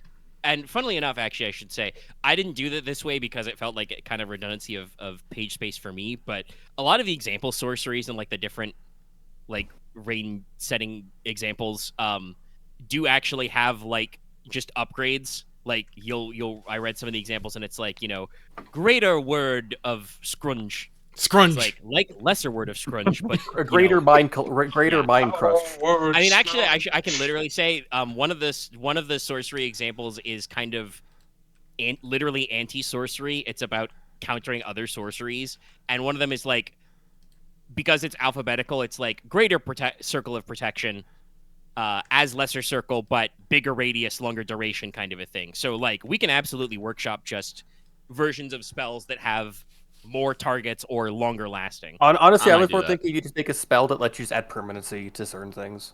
Well, no, it's just one of those things of like staying this, because I am probably gonna get into twisting people's souls to my purposes. I don't know Honestly, I don't know how evil I'll be, but Stain the Soul, which is the actual bad spell. You don't actually want people to do this on the regular. Only has like a duration of, God, what was it? Probably days. Yeah. I can check. Yeah, because it's a craving. Because funnily enough, getting a craving I think is like a +5 normally. So you'd probably be eating a few. Let's see. I mean, I think it goes up. Honestly, like, what is it? I'd have to double check the book. I think it goes months, years, permanent. So that would be like +3 extra points to jump all the way to permanent. Probably. But we can, like I said, we can work some stuff. Anyway. Sorry, You guys I got distracted by hot witches. I'm sorry. I guess my question is, it's like if you ever upgrade a spell, would you just buy the upgrade cost? Well, no, because it's a separate spell. Is the way okay. it works. Okay. Anyway, like I said, the 3 actual members of the blood of Logi, the direct line, Nicola being a different branch. Actually, a really technically, well, obviously yes, a relative, a fairly distant relative, because Gridarvol the Wise was one of Logi Torchbearer's kids, so like that family tree has been forked for a long time. Yeah. Still, you would think of him as close, but you guys all suddenly get the vibe. You feel immediately there is some sort of, in this, sudden afternoon thunder and rainstorm, which is like immediately made it, not dark as night, but like quite dark and poor visibility outside, except for the flashes of thunder. There is a unnatural, unclean presence heading for the convent. What? For the rest of you guys, you probably are alerted in addition to any change of body language from them. The cat who was slowly meandering his or her way over to add some extra fluff to the Inos's pants legs, like rotates suddenly to the window and does that full cat like Wake the Dead type sound of just ears back and just. I will kill this creature for entering my potential cat time. Would this be a soft or hard effect? You would interpret this as a hard effect, I think. This is a concrete physical thing. This is not a spell. This is a presence that is approaching. Something's coming. Inos goes like, and I grab the hilt of my sword, but don't draw it. Inos, kind of, blinks a couple times. And it's like, from where? The storm. It's approaching the I think. convent. Mother Superior, how can we assist you in protecting the people in this convent? Well, first off, we need to find out what we're facing with before it decides to do something. And with that, actions are better than words. And so Inos will get to his feet, and he will stride boldly forth from the room and head. Well, actually, he will ask, "Which way?" The sense that you guys are getting is probably just generally from outside the convent's walls. You'd probably guess towards the gate. Yeah, well, Gates is as good a place to start as any. Konrad goes with Inos. Yep.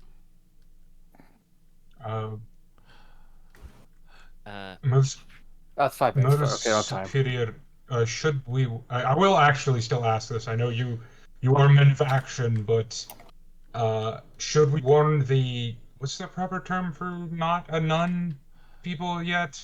I mean, it would be nuns, the sisters. Yeah, The sisters. Yes, if you would be so kind, Nicola, would you, or actually anybody, advise people to stay inside. With the storm going on, I'm pretty sure that is not too hard, but you don't know who may be out. Yes, I'm going to start raising the alarm. Yes, Mercedes turns. She had a junior sister who's probably come in now that when you guys make a big ruckus. And she says, "Sister, fetch me a lantern, and then, no, 2 lanterns for the storm, and then go to the dormitory and make sure everyone is in. They're not to come out of their rooms until I call for them. Oh, and make sure that my trunk is unlocked." The sister kind of is just quizzical at that last one, but lets it slide. And then Mercedes is gonna like grab a lantern and probably like get not an overcoat, but like a rain cloak, and like throw it around her shoulders and said, "Come, I will at least go as far as the main dormitory." I'm happy I still have that stone skin. Yeah. So, you guys head out, and like I said, it is raining hard. Like, Go back up. thunder and dark clouds. You heard, but like you go out in there, it's rough. Like it's probably your sight and scrutinize rolls are probably taking some difficulty right now, type shit. Would you say hearing as well? Yeah, probably a little bit Okay. of hearing, yeah, because like I said, loud pouring rain and peals of thunder. Yeah.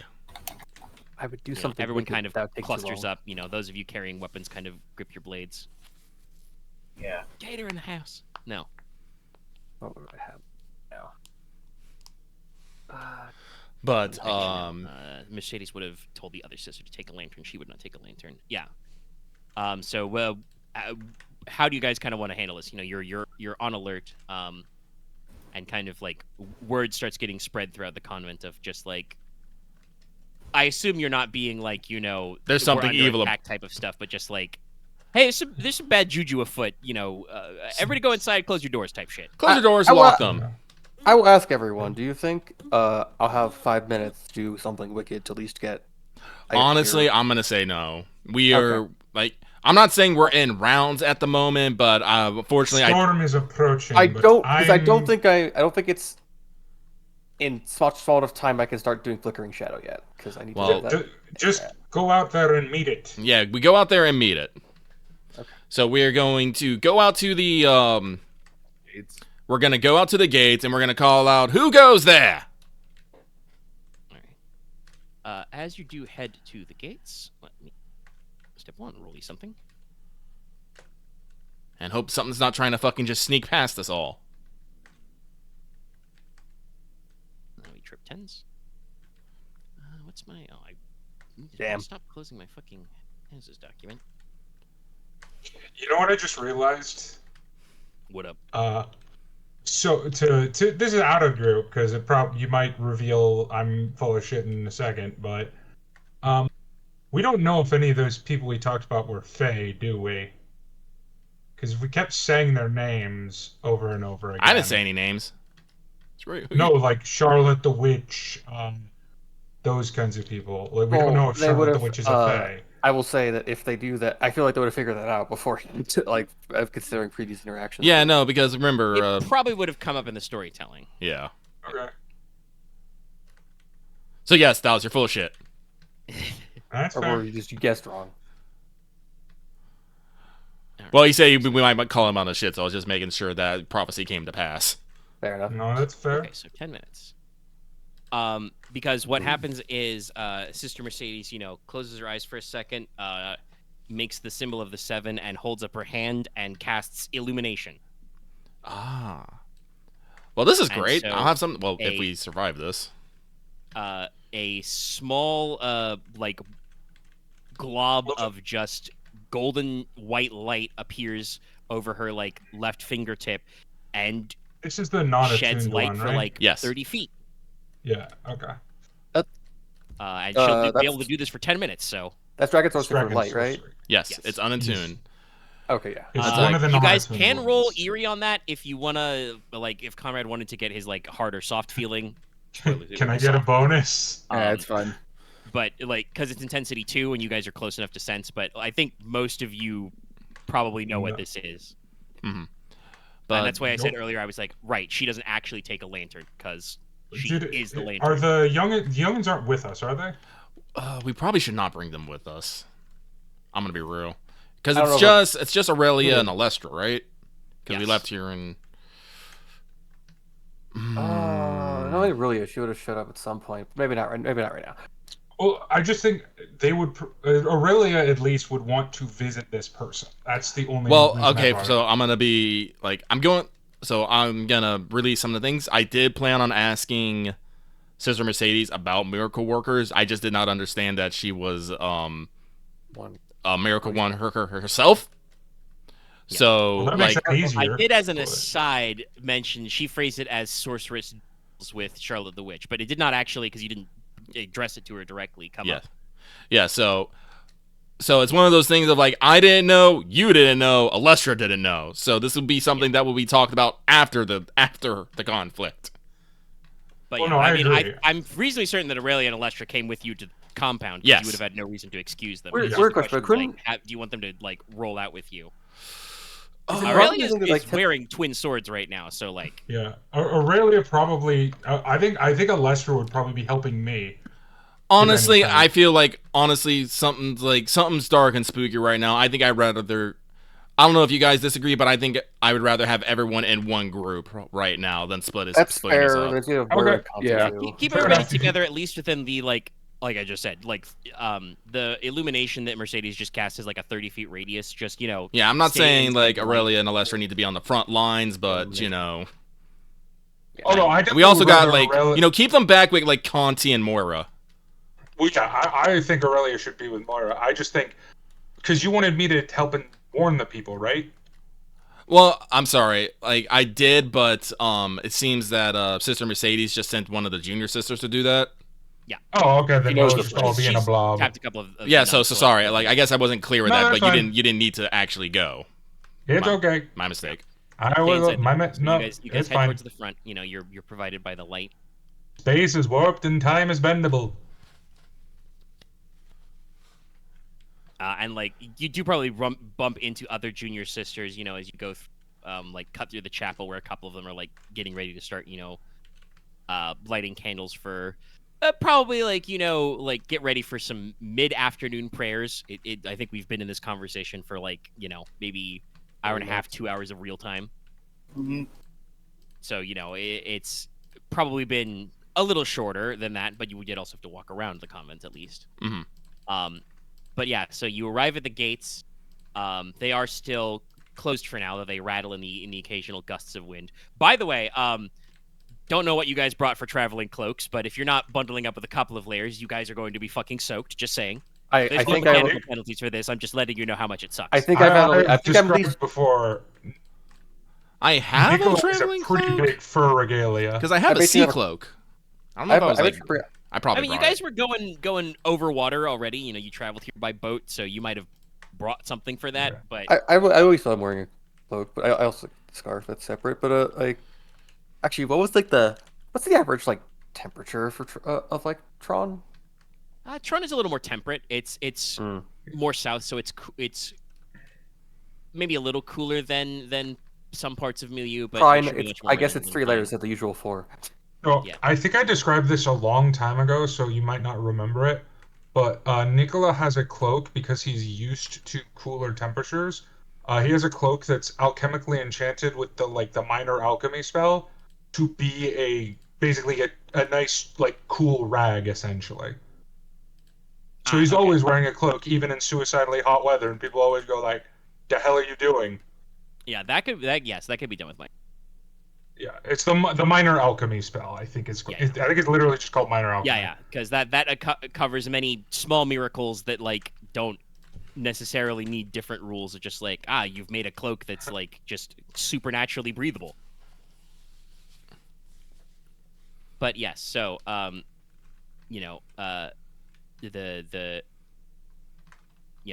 probably you guys throw open the gates. Mercedes gestures for you to open them. Yeah. And you guys stare out into the the dark of the storm, rain pouring down from the sacred hills. Do go ahead and roll me a sight, I think, or hearing to listen. I will. Sense with sight or hearing. Here comes the difficulty. Your difficulty for hearing should probably still be 3. I'm going to remove the difficulty for sight because you guys are being backlit by supernatural good boy light. Good boy lights. Right. But obviously, if you're shit at sight, it doesn't matter if you've got a difficulty or not. So. Come on. I already got 10s. I'm not doing good. What's the roll for this right now? Sorry. You got 4s? Did I get 4s? Oh, I did get. Yeah, Okay. you got 4s. Okay, I make roll- it barely. Or a Oh, little we're more than rolling barely, but okay. Was that X? What are we rolling right now? Sorry. Sight or hearing? Okay, thanks. To perceive. I hear nothing. Any penalties? The difficulty if you're doing hearing is 3. Okay. Because it's still loud. 4s. Yeah, 4s, okay. Was that sight or hearing? That was sight. Okay. Nicola, do you want to sense, or are you just going to Sorry. play it by ear? Is it sight or hearing? Yes, either or. Sorry. Oh, fuck. I got alt-tabbed out of Discord. Oh, no. No, it's fine. I'm back. I'll do hearing. Oh, yeah. No, definitely do hearing. What am I... Yeah. That's another It question. will be a difficulty of 3, but you've probably got more dice in it. Yeah. Yes. Wow. 3 Okay. 10s. Okay. Jesus. You're rolling like fire today. Stop it. It's them elf Elf ears. ears, baby! You should go make. You should go make. That's some okay. shit. This is about to be a fight, so we'll get to see some Dallas bungling.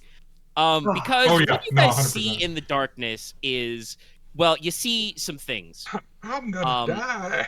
First of all, 2 of them are just, you're looking out there and you see moving in the shadows, just barely moving, or if you do hear, you just hear kind of like a strange... I don't even know how to describe... I mean, I can describe it to you guys in real life. I don't know how I would describe it to your characters. For the players, just imagine, that sweet sound that comes from when you're squishing a stress ball.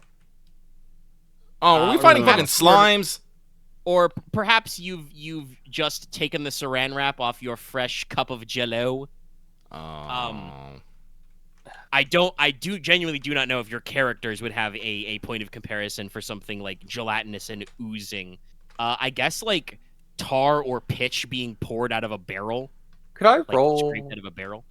Do it, monster. Try to wait till I actually see it.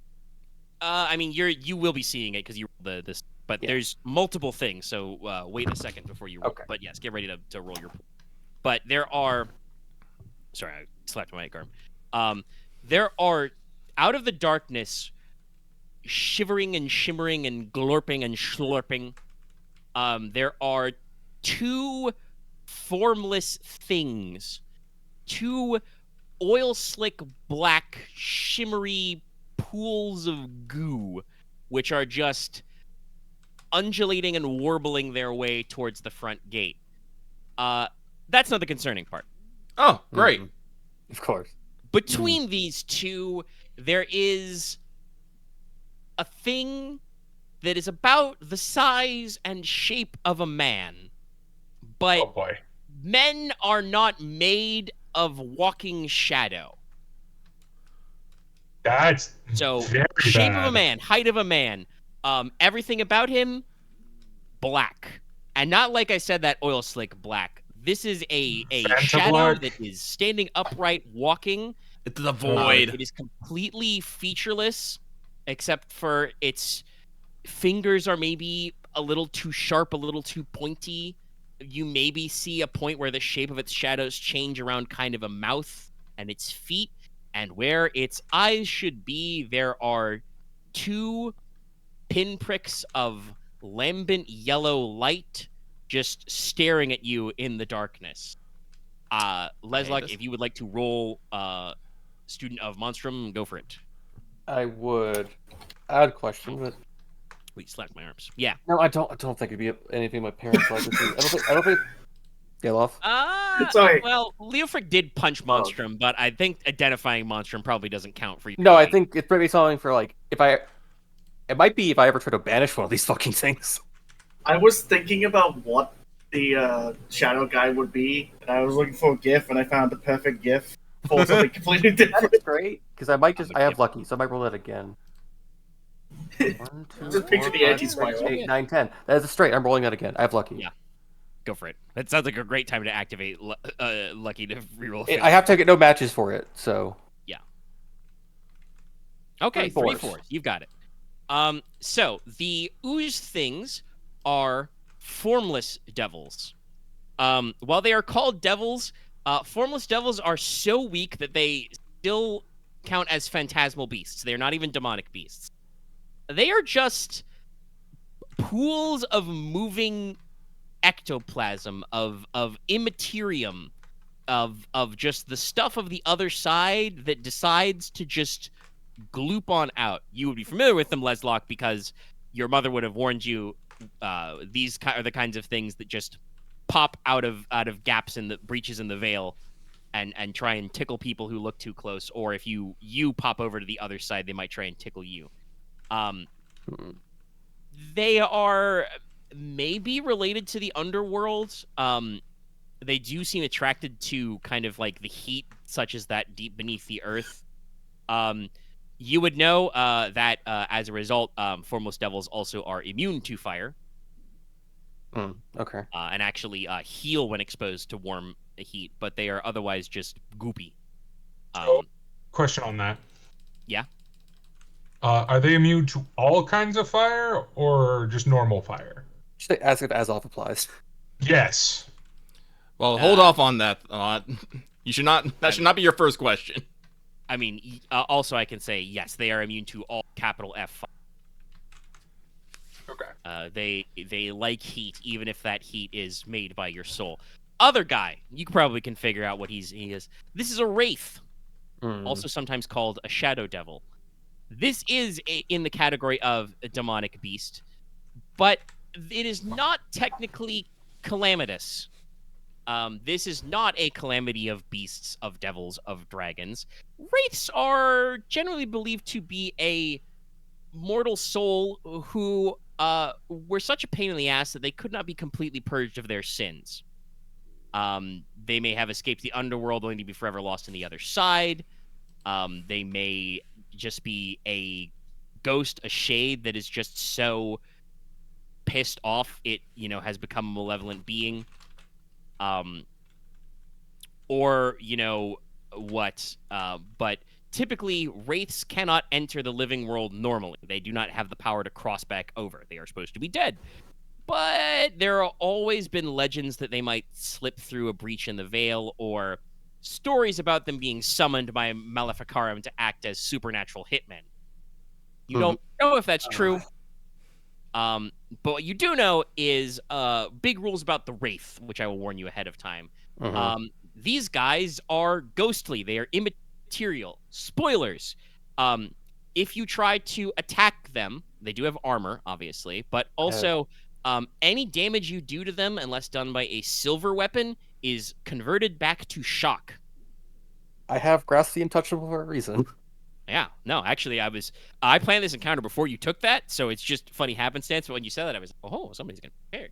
You I do someone else. The other thing about the wraiths is, besides that they are weak to silver, is they do not like sunlight, which is presumably why he's attacking you during a rainstorm. Bright lights and other illumination caused by sorcery may repel or distract them, and in true sunlight, exposure to daylight causes them to wither and die. Feel free to yell any of this out you like.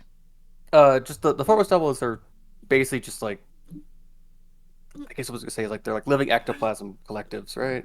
In a sense. Yeah. Just goop. So is it more to say that they came with the Wraith or the Wraith brought them? Unknown. Okay. Both feel possible. But yeah, that means it's gonna be sense order. Yes. What up? I made this roll without asking because you were talking about, but that was basically my stone of religion to basically know what the Wraith is, since Inos is, an iron demon and deals with a lot of the underworld. Yes, you would be familiar with the Wraiths. Okay. Calling them shadow devils is, again, probably a misnomer because it is not, strictly speaking, a devil, but is categorized as a demonic beast. But yeah, no. Leslok will, I guess, will try to quickly say it. formless ones and a wraith. Inos fucking screams into the fucking into the storm. You foul escaped convict! How dare you walk upon the land of the living without your sins cleansed? I will send you back! The wraith just kind of like, I mean, I want to say it lifts one. It does lift a finger. It doesn't lift that finger. It just kind of like slowly lifts a shadowy, pointy hand and points at Inos and just kind of like, you can barely hear it over the wind and the rain and the thunder. Just kind of like.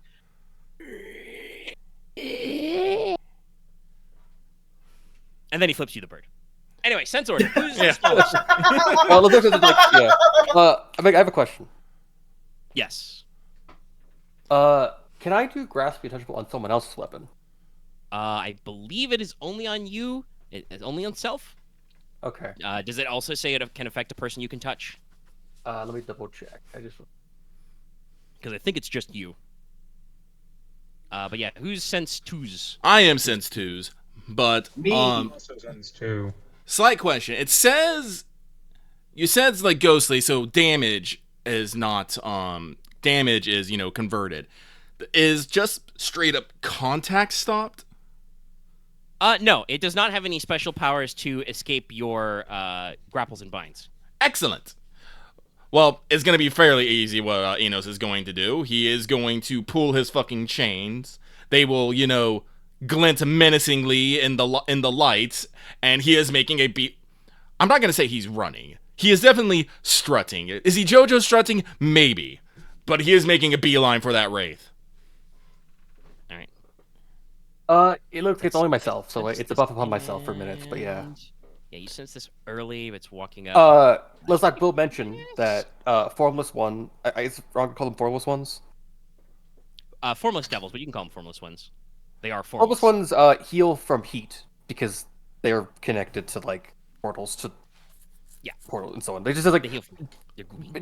don't hit it with any fire and heat. It will recover from it. Also, by the way, fun fact. Also, just because you're gonna find out very soon, formless devils are truly formless. They have one hit location. Oh, so they just So have they a big keep all box. their wound boxes. So yeah, no matter where you hit him in one. But It's a cloud of sorts. I assume you have to just like break apart. Well, no, I'm pretty means they just have one giant hitbox. That means you have Yeah, to they go have through just a one big- lot of. I wonder if you freeze it. I wonder what happens if you freeze it.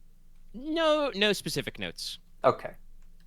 They probably would not enjoy freezing it. Anyway, sense 2. So Inos is going to stride forward. I was just trying to tabulate how far you are. Yeah, that's my these guys are question. Pretty. Let me check how fast is the. Okay, so. Look, would you mind if I ever try to like? The Wraith is like 20-ish though. He's a fast boy. But you did spot them early, so they are probably still like. I think what's a decent jog range? Well, let's say 20 feet away from the gate. If this was next session, I would have banishment. Alas, it is not next session. You got to plan Yeah. for next time. So yeah, you're about Yeah. 20 feet away. That should put you in chain range because you have 15 feet of movement default. And you have reach, obviously. But I have to draw my weapon. What does drawing your weapon do again? Reduces your width for speed, I believe, by 1. But doesn't actually remove dice or anything. It just No, Okay. it is not actually a penalty, I believe. It Okay. just says if you would like to draw and do something else, you take a width penalty. Yeah, no, then Inos, probably not acting in his most right mind. This is intentional. Is going to stride forth, pull his chain, whip it over his head, and send it flying at the Wraith and attempt to ranged grapple it.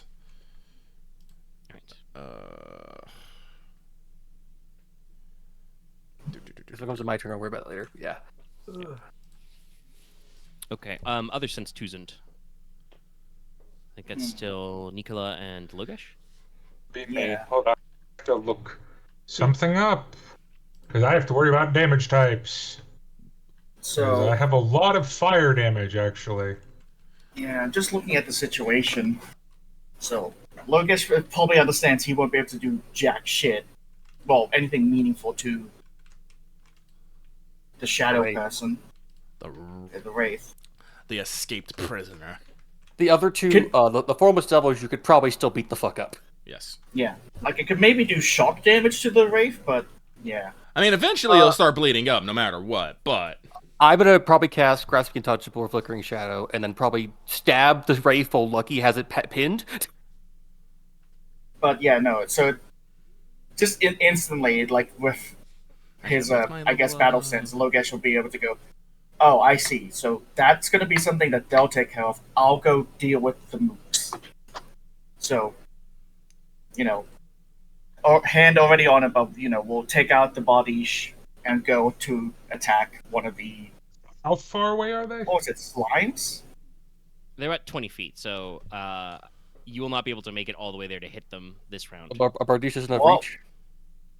No, it doesn't have that much No, reach. what? Okay, no, 5 feet difference.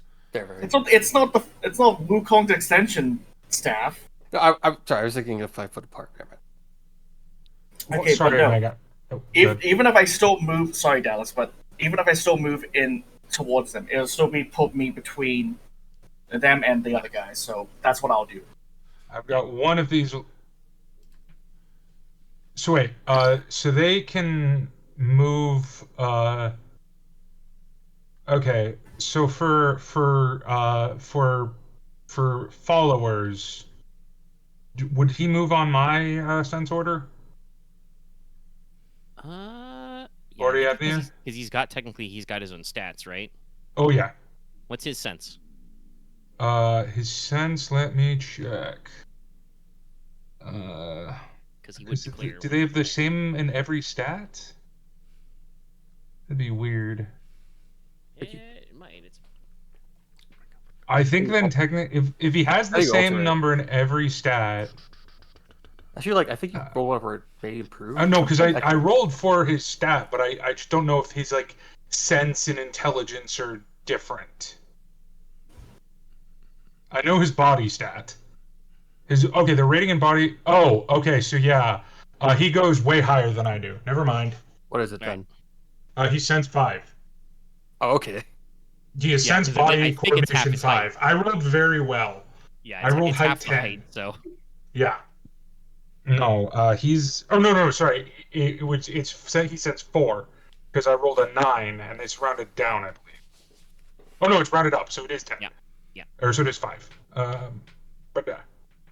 But anyway, that'll be later. But for me, I'm not getting near anything, and since no one is currently in melee distance with them, Fulminating Jar. I'm gonna have one left in my inventory. I'll cross it off. Yeet the fulminating jar, because shock damage won't make me hurt, right? Will I get feedback from the shock damage? no, shouldn't. Okay, then yeah, I'm gonna yeet a fulminating jar at the wraith. Okay. Um, He will probably not like that. no, he probably won't. But I'm not getting near anyone, so screw that. makes sense to me. Shocked. I use the most sacred alchemist technique passed down through generations. Yeet! It is true. And maybe if it's bright enough, it'll fuck out of it. It is bright flashing light and thunderous noise. Yeah. I mean, it's only for a second. It's not sustained, but no, that's what I said. it's not The Raid's not going to like that shit.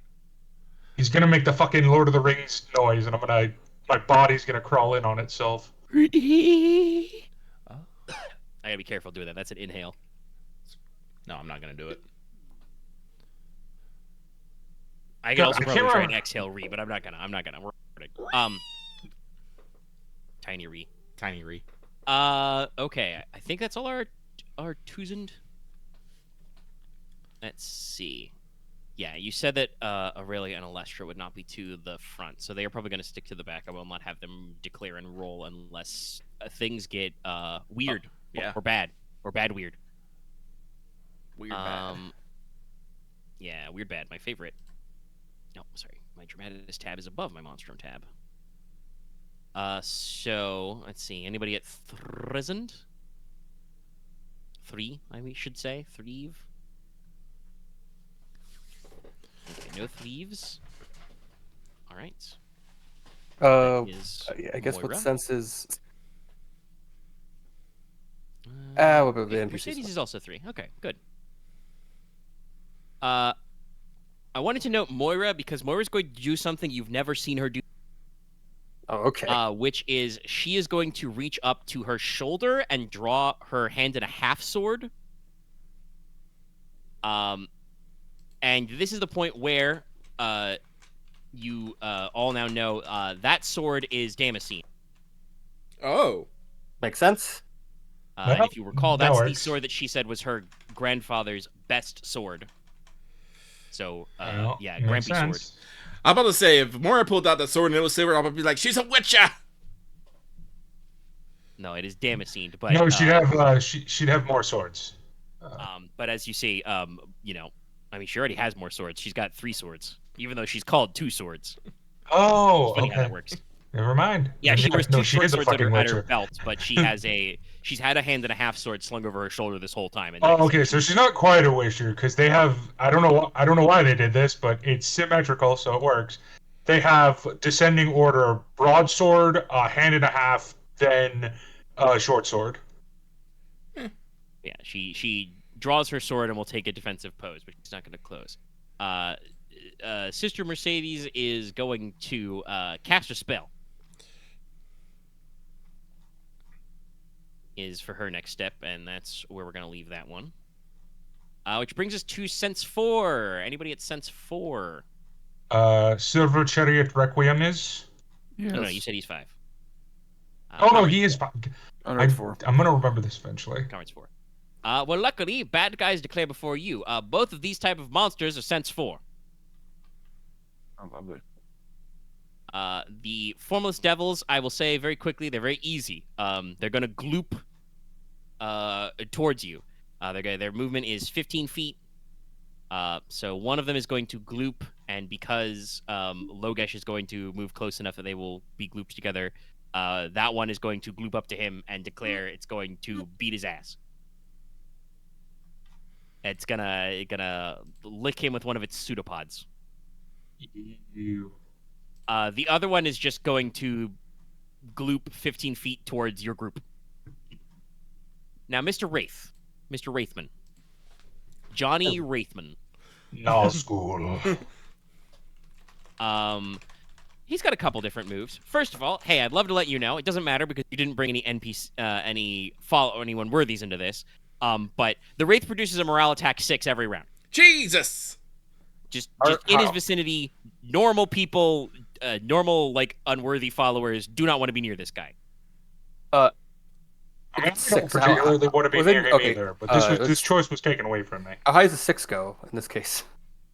I mean, that's it's a height of 6.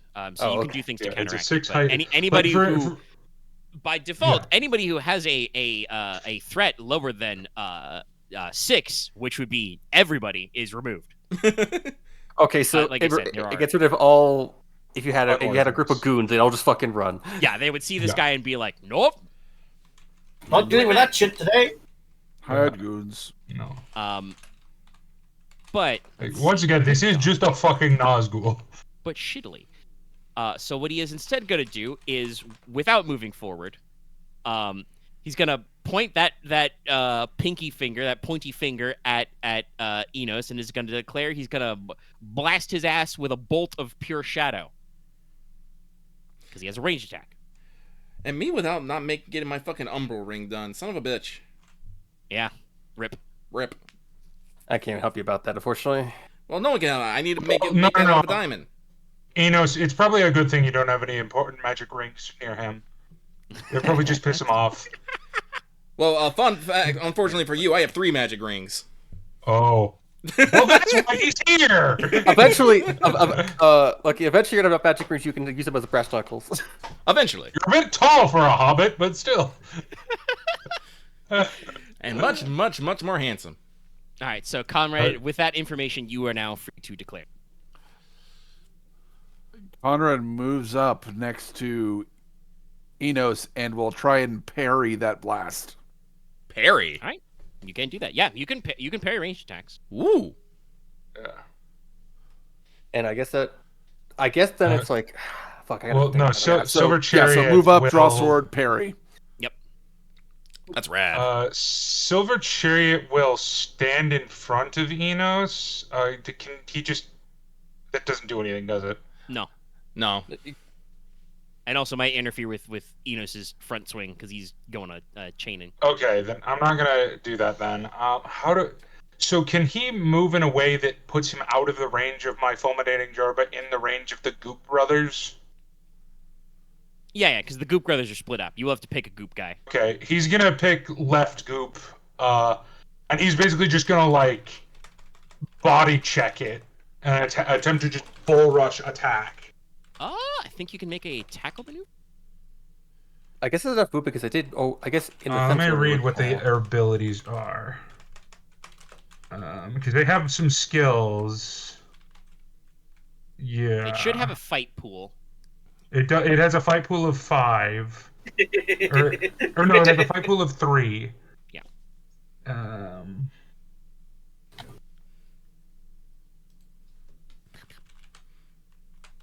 Oh no, like I said, these guys are just. Oh no, what am I talking about? He'll use his rapier because he actually has a rapier. Right, yeah, he's I armed. forgot. That's what the Oriadnir get. They get weapon. So he gonna stab the Goop. Right. I just made him a rapier, or bought him a rapier. There's enough movement to get to it. I guess it would if it's moving forward as well. Yeah, they both said they're moving up 15. So you. Yeah. We can be a little loosey-goosey about your free movement, but basically when you're declaring, if you don't know that guy is moving into range of you, you can't, preemptively attack. Right. Logesh couldn't say, and if he gets closer to me, I hit him because you don't know what that guy's going to do. He could say, well, I'm going to use my 15 feet of movement to run the other way. Fair. But you know that it's because it's after their declaration. They are declaring they're moving up 15, so you're going to declare, well, I also move up 15. Haha. Technically, you have to move 5. But yes, okay. All right, and he's going to stab. And then, Leslok, are you also 5? Yes. All right. What is your declaration? I think I'm going to do Grasp the Untouchable, because I don't think I have time for Flickering Shadow in this circumstance. That's fair. That's fair. I get the different. Let's get some different background. Fucking sound pounds in my head now. God fucking damn it. All right, everybody ready to roll? I'm ready to roll. Yeah. All right, roll them bones. Bone rolling. Wow, 3 9s me. God dang it! I got No, that's fucking. cool. I'm done. All right, so I'll do mine first. My roll first. No, I'm dumb. She doesn't have a master die on this. Oh, so that'd only be with speed of 2 though, but that's still okay. Pretty good. Sorry, I gotta recalculate my fucking pool because I did that wrong. That worked. All right, Hear then that let's fucking roll. gif. Okay. Wow. So 2 10s for me. Right in the and face. then Silver Chariot. Fuck, do I have any? No, it's only 2 with. Fuck, She also okay. still passes. Good. Okay. 2 9s, okay. Also 2 10s. Roll, Mr. Damn it, Wolf. Dallas. And I don't roll. I'm on fire tonight, and I don't know how.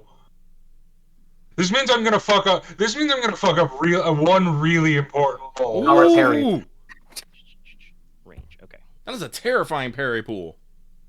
Jesus He's a Christ. scary parry. That's a multiple parries. Holy shit. All right. Well, he only declared 1, but that means he's probably gonna beat this guy. So let's see. He's got 4 in range Can we attack double and then 2 in check my coordination. own It's just thing? 60-10. Yeah, he whiffs.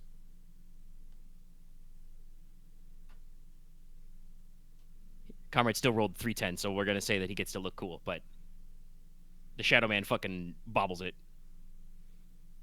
He sucks the big one in the sky. Formless Devils. Okay.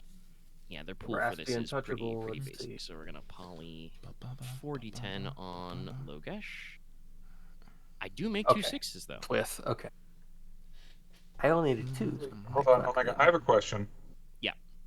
Without special things, can you parry and attack in the same? I mean, you can declare multiple actions, yes. Okay, I probably should have done that But you for take a him penalty. because That's he okay. would. He's not being. He would have. You know, he's not being attacked because he declares after these guys. Right. and they didn't know that he would be with Sense order is awesome. Yeah, sense order, it takes a little to get used to, but it's really interesting because basically the way it works is if your sense is later, you know what everybody's going to do. Be like, oh, that guy's going to attack me? No, he's not. Get the fuck out of here. Okay, who got the widest? I'm at 2 because of drawing. Yeah, you're to reduce 2. We've got some 3s. I'm I also think at technically 2. Conrad's parry is the highest so far at 3 10s. Anybody get better than 3 10s? Nope. Does drawing the sword does that just reduce attacks, or is it I parries do not also? believe that interferes with your parry, but I can double Okay. check the draw.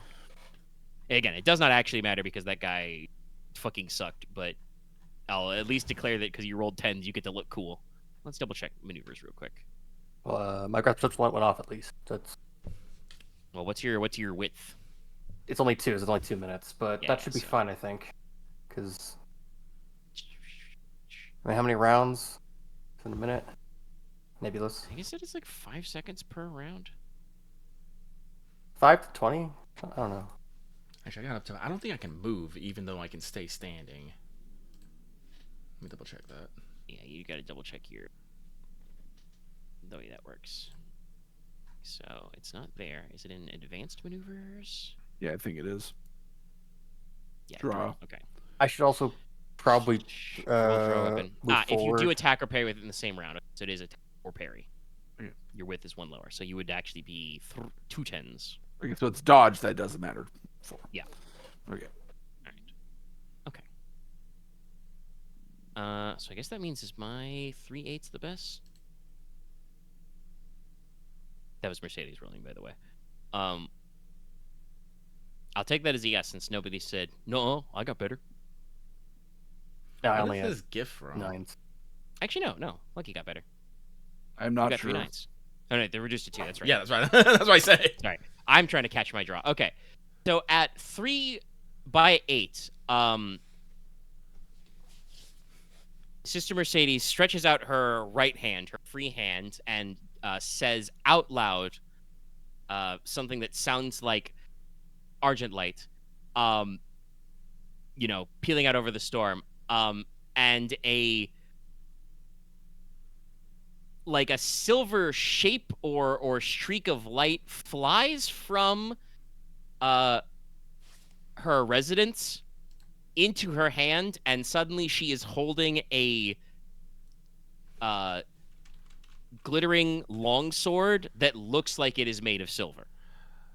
Did she learn fucking summoning from those fucking books? Yeah, hey, that's why she's much shittier at that dice pool. Yes, she actually knows a couple of summon craft spells. I mean, there are some that are just good to come to me by So weapon. yes, to answer, yeah, she just cast Bound Blade. Yeah. No, no. I'm She's sorry. done When with you the sword. said leave her trunk unlocked, it's like she's got something in there that she's gonna call later. Fuck. Oh Yeah, my god, so I she could just- learn. No, No I should learn. dark fire will not avail, you flame of Udun. Why have I not actually learned to summon craft? That's not a bad idea down the line. Actually, never. Anyway, let's not worry Well, about because that. remember, learning multiple, you can only attune to one, and learning multiple sorceries is an investment.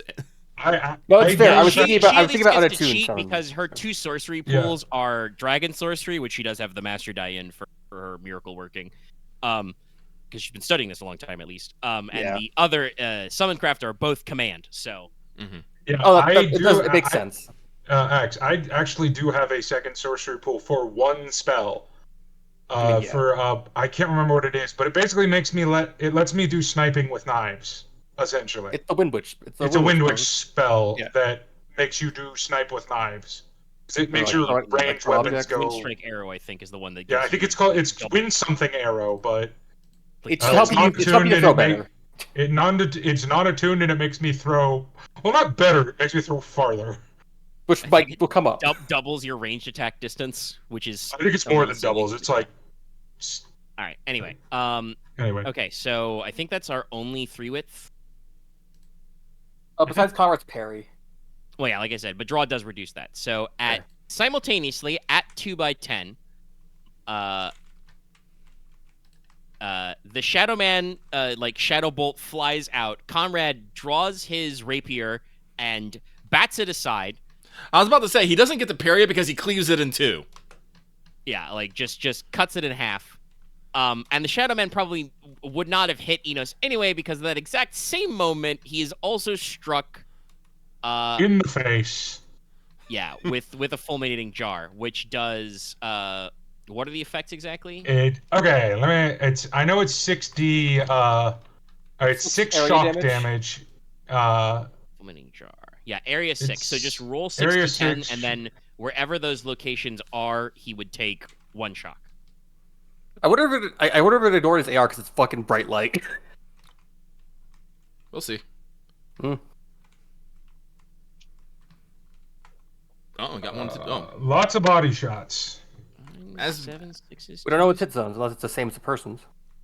It is the same shape as a person, so you would assume the same silhouettes. And unfortunate news, Axe is not correct. It does not actually. Bright light does not ignore its AR. So he's got at least it still takes two two armor body. at every location. Oh, one body then. Well, but the AR is per hit location. It's per number. I know, but I did So. 3 to the body, so wouldn't it still do 1? No, because it reduces Oh, it that at reduces. each location. The 7s are reduced by 2, the 9s are reduced by 2, etc. Does That Fulminator said, ignore you did anything? successfully hit him, so the penalty from Fulminating Jar, though, does stick around. that still He takes a hurts. -1 on sight and hearing rolls permanently. Also, Yeah. hey, guess what? He has a separate factor. He doesn't lose 1 die. He actually loses 3 dice from those rolls because he is light sensitive. Oh. So while you did not damage him, this guy's not having a good time. I did make him do the Peter Jackson shriek. Yeah, no, he does the. Fun fact, I think that's his wife, if I remember correctly. So he's not But, like, harmed modulated because it to is hell. immaterial. But it really did not like that. I mean, it's funny. We've been playing Monster Hunter all day. Basically, he has the little dazed sparkles over his head now. He Like, did just this get guy's- flash bombed. Yeah, this guy's not having a great day. Like, it's not. I mean, it's hard to tell because he's literally made of shadow, but it doesn't look physically worse for the wear. But it is absolutely. I have essentially, like, through no fault of my own and through no purpose, I have made Nicola just a ninja. I throw flashbangs, I throw knives, I have martial arts, I have you take stealth. smoke I powder? am just a Can you smoke ninja. bomb? What? Yeah, I have smoke bomb and I have fire sand. And you're gonna have a cool robot hand soon. Yeah, Is I'm it just a non-tech, bro? ninja at this point. Dallas, to me, you're a Pathfinder 2 alchemist. That's just what they do. Okay, so that was 10s. That means 2 by 9s. Mm-hmm. Enos. No, there's another 2x10. I'm also 2x9. Oh right, your Yeah, already had near. Your guy is 2 by 10. Okay, that is Yeah.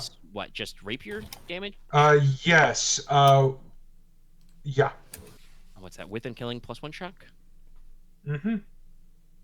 All right. Hey, guess what? Mr. Formless Devil doesn't have any armor. He just takes the fucking 2 killing 1 shock. To the goop. Yeah, to the goop. So scratches some wound boxes. Actually, make sure I'm jotting that down. It's important.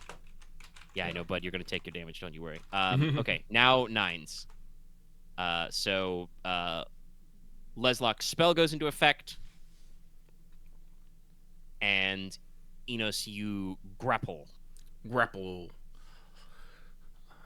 So what actual maneuver was that? Pin? Let me double check. Because I know you have a couple of different grapples you can do. Yeah, no. First, I have to go to grapple, then pin. Oh wait. Nope. Wait. Nope. I'm being dumb again. Grappling is the thing. So hang on. Yes. Pin. Remain standing.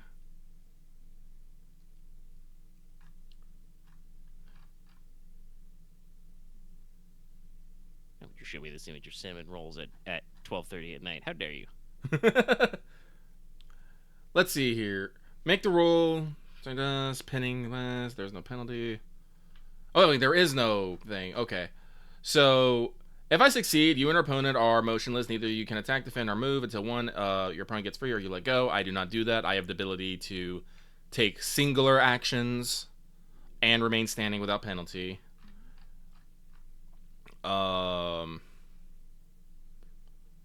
Like the trap fighter can roll body plus fight or coordination plus grapple to get free, but because it's me, it can be. They must use coordination plus grapple to get out of the chain to break. Okay. That is technically his better pool, but you do know for a fact this guy does only have 2 coordination. Yeah, out of the chain, but and Yeah, so let me he double can't- check and the. I think So yeah. other the than only- escaping, his maneuvers, his actions are basically fucked. yeah, no, until he can escape. Yes. Okay, he's not gonna have a great time. He's not gonna have a great time.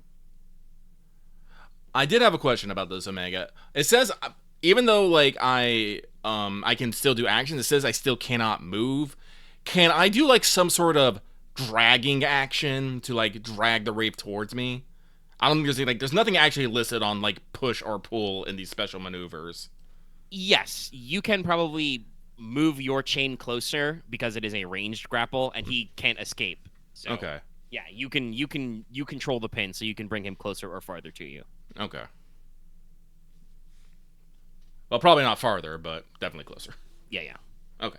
Sorry. Okay, and then I think our last one is then we move on to last roll, which is Foremost Devil number 1.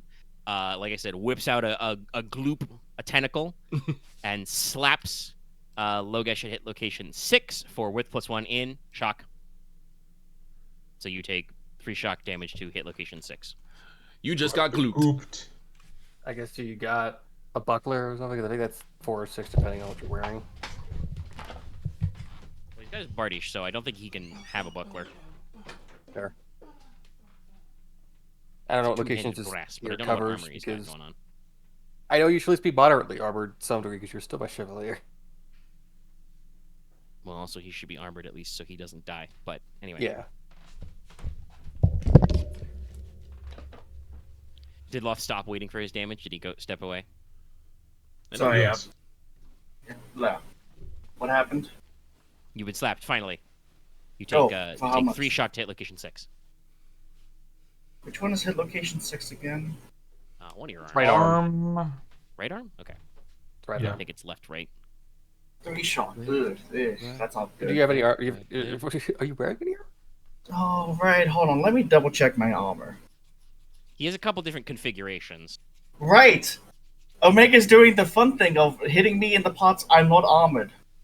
Right. Your biceps are vulnerable, stupid. Because it's because the gloves and like the chest plate don't cover it.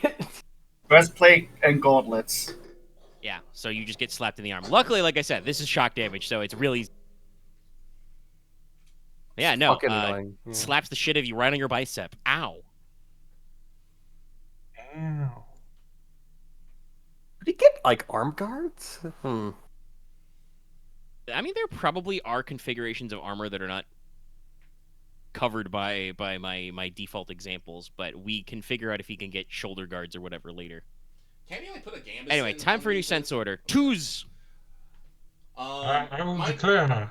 Mine's real Oh, simple. you go I'm first. going to be dragging the devil toward me because I'm going to fucking destroy its soul.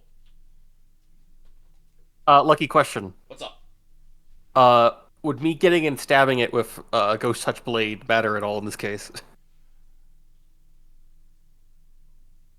You can probably get in there and stab it if you want. It might. Inos personally doesn't care what's about to happen to this fucker, so if Konrad and I want to get on the stabbing, go for it. But when Inos drags it to him, he's gonna give it the bad touch and destroy its fucking soul. Okay. So do what you want. Uh, This foul creature has escaped from its due punishments and will not be given any more leniency. I guess if I hit it, maybe it'll get busy trying to fend me off. It's a few. It We'll can't see. do anything until it breaks the grapple, my dude. That's fair. I suppose it's probably going to declare it's going to attempt to break the grapple. It will not succeed because it has bad penalties for being dazed, but he's not happy. If I hit it, it might I thought it was just have even I more thought it was penalties. just sight and hearing penalties. Oh no! Its penalties are for the bright light exposure to everything. Oh no. nah. So yeah, he's been flashbang pretty bad. He's about to have a bad day. Oh, okay. All right. Okay. misunderstood. So yeah, Inos is just gonna pull him up. Yeah. Do you want to declare multiple actions also to do that, Omega, or just Omega, spend your full maneuver? Omega, pulling? can I ask a question? Yeah. Does something that says its damage is not reduced by armor penetrate AR? Oh yeah, actually, if it. So yeah, it no, took wait. all that damage then. No. 'Cause Sorry. It actually no, it didn't because it is not. The game is a little weird. Okay. It is not armored. It has an armor rating. Okay. If they were wearing armor, that would work. But the AR it has is intrinsic because it's a fucking ghost man. Mystical. Ghost Yeah. man. That's fair. It is a good question, but no. Good to double check me, but no. It's if it said it ignored like AR even generated by like sorcery, it would. But armor is as in worn armor. And to answer your earlier question, no, I can. One of the things about this thing, while I can do actions, I cannot take multiple actions. So no, I can only drag. Okay, yeah. So that will be your declared action to. You don't have to roll anything, but Yeah. you have to take your declared action to pull him in. So Yes. I'm going to declare 2 actions technically. Yep. Let me. I'm gonna go make those cinnamon rolls now. right. Go for it. Because I have to be very specific on the wording with this. Because first action is going to be casting crystal daggers or stone dagger. Yep. That's easy, and then the second action. Let me get up to my esoterica stuff or my martial stuff. Okay. I will be casting Flight of Doves. So technically, I'm declaring 3 actions, but it's only going to count as 2 actions. Fair enough. Because I'm creating 2 knives and then immediately throwing both of them at the slime that my Oriadnir is not fighting. All right, Which is, I think, the one that just currently- yeeted Loth. Yeah, it's currently the one beating. Yeah. Logesh. Yeah. No, I'm gonna throw double daggers at that. But because of my thing, I don't get any penalties to declaring multiple actions with throwing daggers, but that's only for the throwing daggers. So I still get the 1 penalty. Yeah. But I ignore the other one. So I'm going to be rolling 8 dice because I have a 9 in both Alchemia and throwing. Yep. So I can do exactly this. Yes. I do actually have a question. Yeah. If I have an expert dice in one of those, do I apply my expert dice to the roll? No, your special dice are removed first. Okay. So I would still roll 9 then, I just would not roll my expert dice at all. Yes, you would not declare your expert die. Okay, so I just rolled 9. Okay, that is actually important, because I do have an expert dice in Alchemia. I have 2 expert dice now. Alchemia and Healing. But yeah, I'm done. Means Logesh, you are the other sense too. What do you want to do? Well, I've been hit in the arm. Your favorite? That arm? hurts. Yeah, my favorite arm. So, I think I'm going to go ahead and try to bash up the little slime dog thing that hit it. Alright. Blip. Yep, just the... I can only do the 1 attack, right? Yeah. No, you can declare multiple actions. You do take penalties, but you could, declare you want to dodge an attack or dodge and parry, or attack and parry. I like to attack and hopefully... let me check my dodge pool. What would that be? Because we're also important to remember about multiple actions, you use whatever is the smaller of your 2 skills. Oh, so if I went to attack, but then also try to parry, I'd just use my parry die? If your parry pool is smaller than your attacking pool, yes. Yes. And you take a -1d on that point. I'll just go with the attack and hope. Hope you hit first, that's fair. Hope I hit first and that the other thing doesn't hit me in my arms again. Well, you do know that I because that was my last roll. It's only rolling 4 dice for this, so these guys are just so happy to be here. No. All right, okay. Then sense 3, like I said, Moira probably doesn't need to intervene. Because honestly, this guy's grapplified, so he's probably pretty locked in. I'm so never leaving the house without a fulminating jar. Hey, Honestly, jars are good. I'm happy you had a flashbang. Look, I don't do a lot of damage, but I do a lot of damage to a lot. I do a little damage to a lot of people. How Nicola's built. Using old D&D terms, he is a controller. He is not a striker.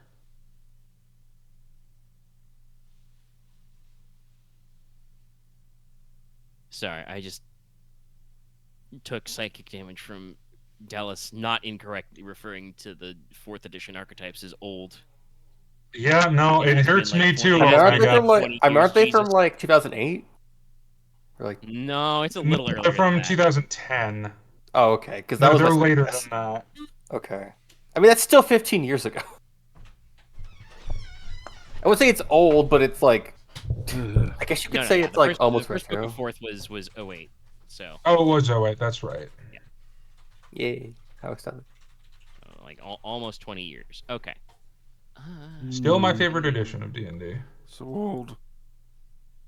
Debating exactly what Mercedes will do. She Also, could unlike 5th edition, the Tarrasque is actually scary. get in there with range, or she could just fucking run up and slap this guy. No, at 4th ed, it's just like, it has a 30 DR. Very mean. Yeah, no, the Tarrasque in like 3rd and all that stuff. And 4th is just scary, and then in 5th, it's just like, meh. No, that thing was like, God, it was like, what size is it? It was fucking, it was bigger than huge. It's was colossal. Colossal, I gargantuan, think, is the one or that's above yeah, it's colossal, and then in 4th edition, it had this ability that I love, where 300 miles outwards from it, it projected a field of you can't go higher than 10 feet. It's like gravity aura. Fuck you. Let's see. Honestly, it seems Fuck like you, the boys birds. have the Wraith pretty well in hand. So Mercedes. Well, it's because it has no ranged attack, big ranged attacks. So its solution to that is like, oh, people are like, oh, you could just go above the Trask and shoot it with like arrows, and it's like, what if you can't fly? Fuck you. So. Yeah.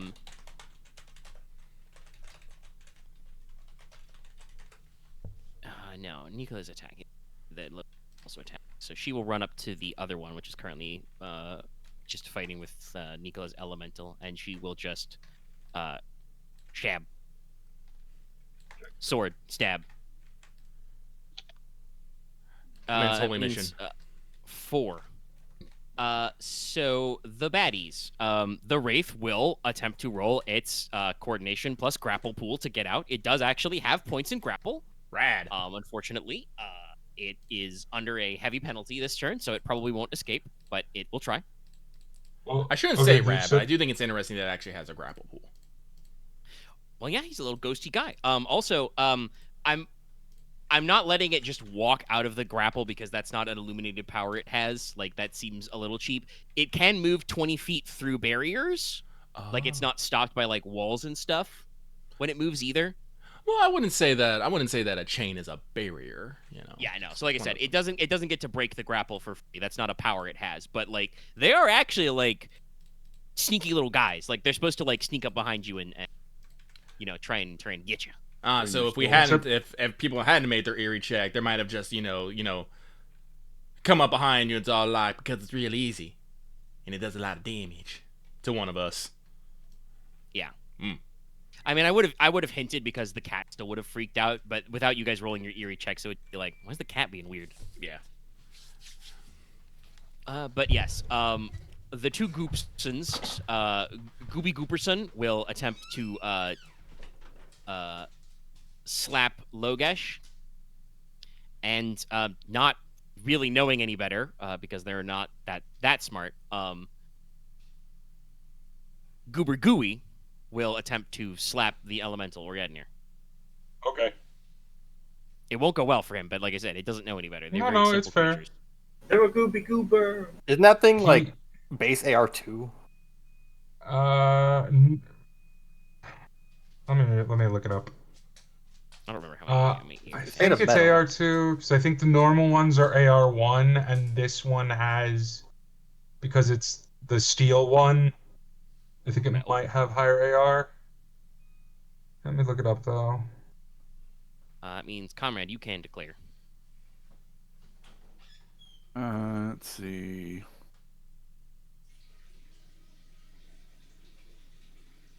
Since it seems like Inos has things well in hand with the grappled Wraith, I will move over to the formless devil that Logesh is engaging and declare an attack parry. Alright. Omega, I have a question. Yeah. Are these slimes elemental based? No. Okay, so they're not attacking with any element? No. Then it just has normal standard 1 AR in every slot. Didn't you cover armor too? No, not armor 2. No, I meant, is it also covered? Is it also wearing armor? No, I don't think so. All right. No, it is not. I should probably do that in the future. I thought you were outfitting it with armor, but maybe it's another. I think he was just thinking about how to dress him up, but we do know that he bought him a rapier, because that is one of the things about the metal, is it can use metal weapons. And I do believe it can wear metal armor. It also can parry. Yeah. So I'm going to have to get it armor if it survives this. And if it doesn't, I'll make a new one. I mean, he'll probably survive. I think he still has normal human hitbox. He does. You know for a fact these guys, the Formless Devils, one attack is just with +1 shock. Yeah. They're not, as you can see, the Formless Devils are not really a threat on their own. Kind of like, unintelligent, weird slime creatures. Like I said, the Wraith would be a problem, but you guys They're did pass your just eerie check to booby realize boys. that something is really wrong, because, as pointed out when he succeeded on his Monstrum lore roll, and also Inos with his religion roll, these guys are not really supposed to be in this dimension. They're not supposed to be here.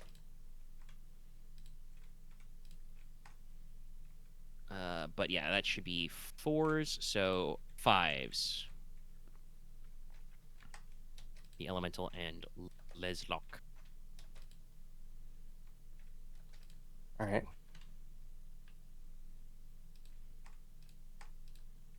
What goes first?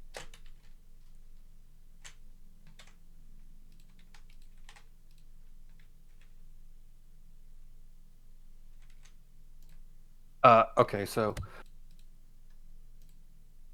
can I do a called shot and still do pre-commencement, which is like that's confusing to say, but I mean, what does Pure Commencement say? I can draw an attack in the same round of penalty. Then yes, you'll take your called shot penalty, but I think it's worth it because I want to hit it. I want to hit the Wraith in the torso.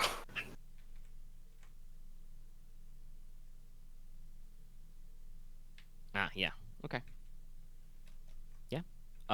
So you remove a die and then you set a die to a number. Which one did you like out of the torso ones? That's 7, 8, and 9.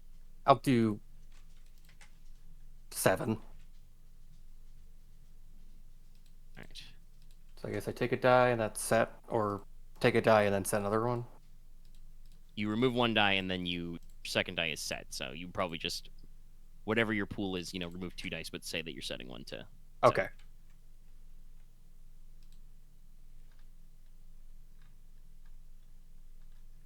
Yes, because you're setting up for submit and kneel, but that can't be combined with multiple actions, but can be combined with other maneuvers like called shot. Yeah. Single intent also applies if it's just one attack. So. Yes.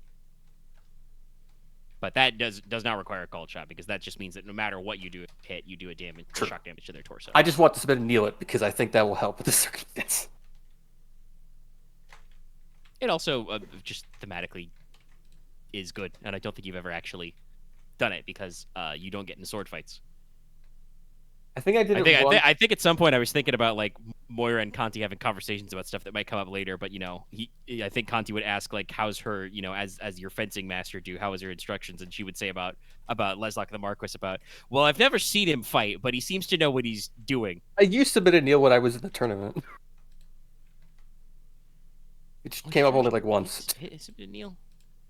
Well, the tournament is a lot more chaotic in the Grand Melee. Yeah, I'll set my Okay. pool up. And then Oriadnir, Dallas. Just going to parry and stab. Remember your full act, your penalties, and then that means it's time to roll. Yep. All right. Oh no. 3 sevens. Okay.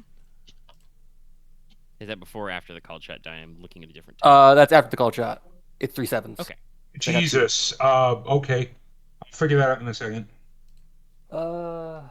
I was, I'm also hitting. I forgot to add the Flambert. I got that 1 die from Flambert. I don't think that Yeah, matters. it's awakened, yeah. He only gets 7. I mean, you can roll it to see if you get another 7. Sure. Because you're not at 10 dice yet? Wow. I'm not. Okay. It was an 8. Didn't matter. Okay, no, it doesn't matter. It's even never set, but it doesn't matter. But it is important to keep track of. Yeah. Okay, so... All right. Is that right, me? 5d10s? Yes.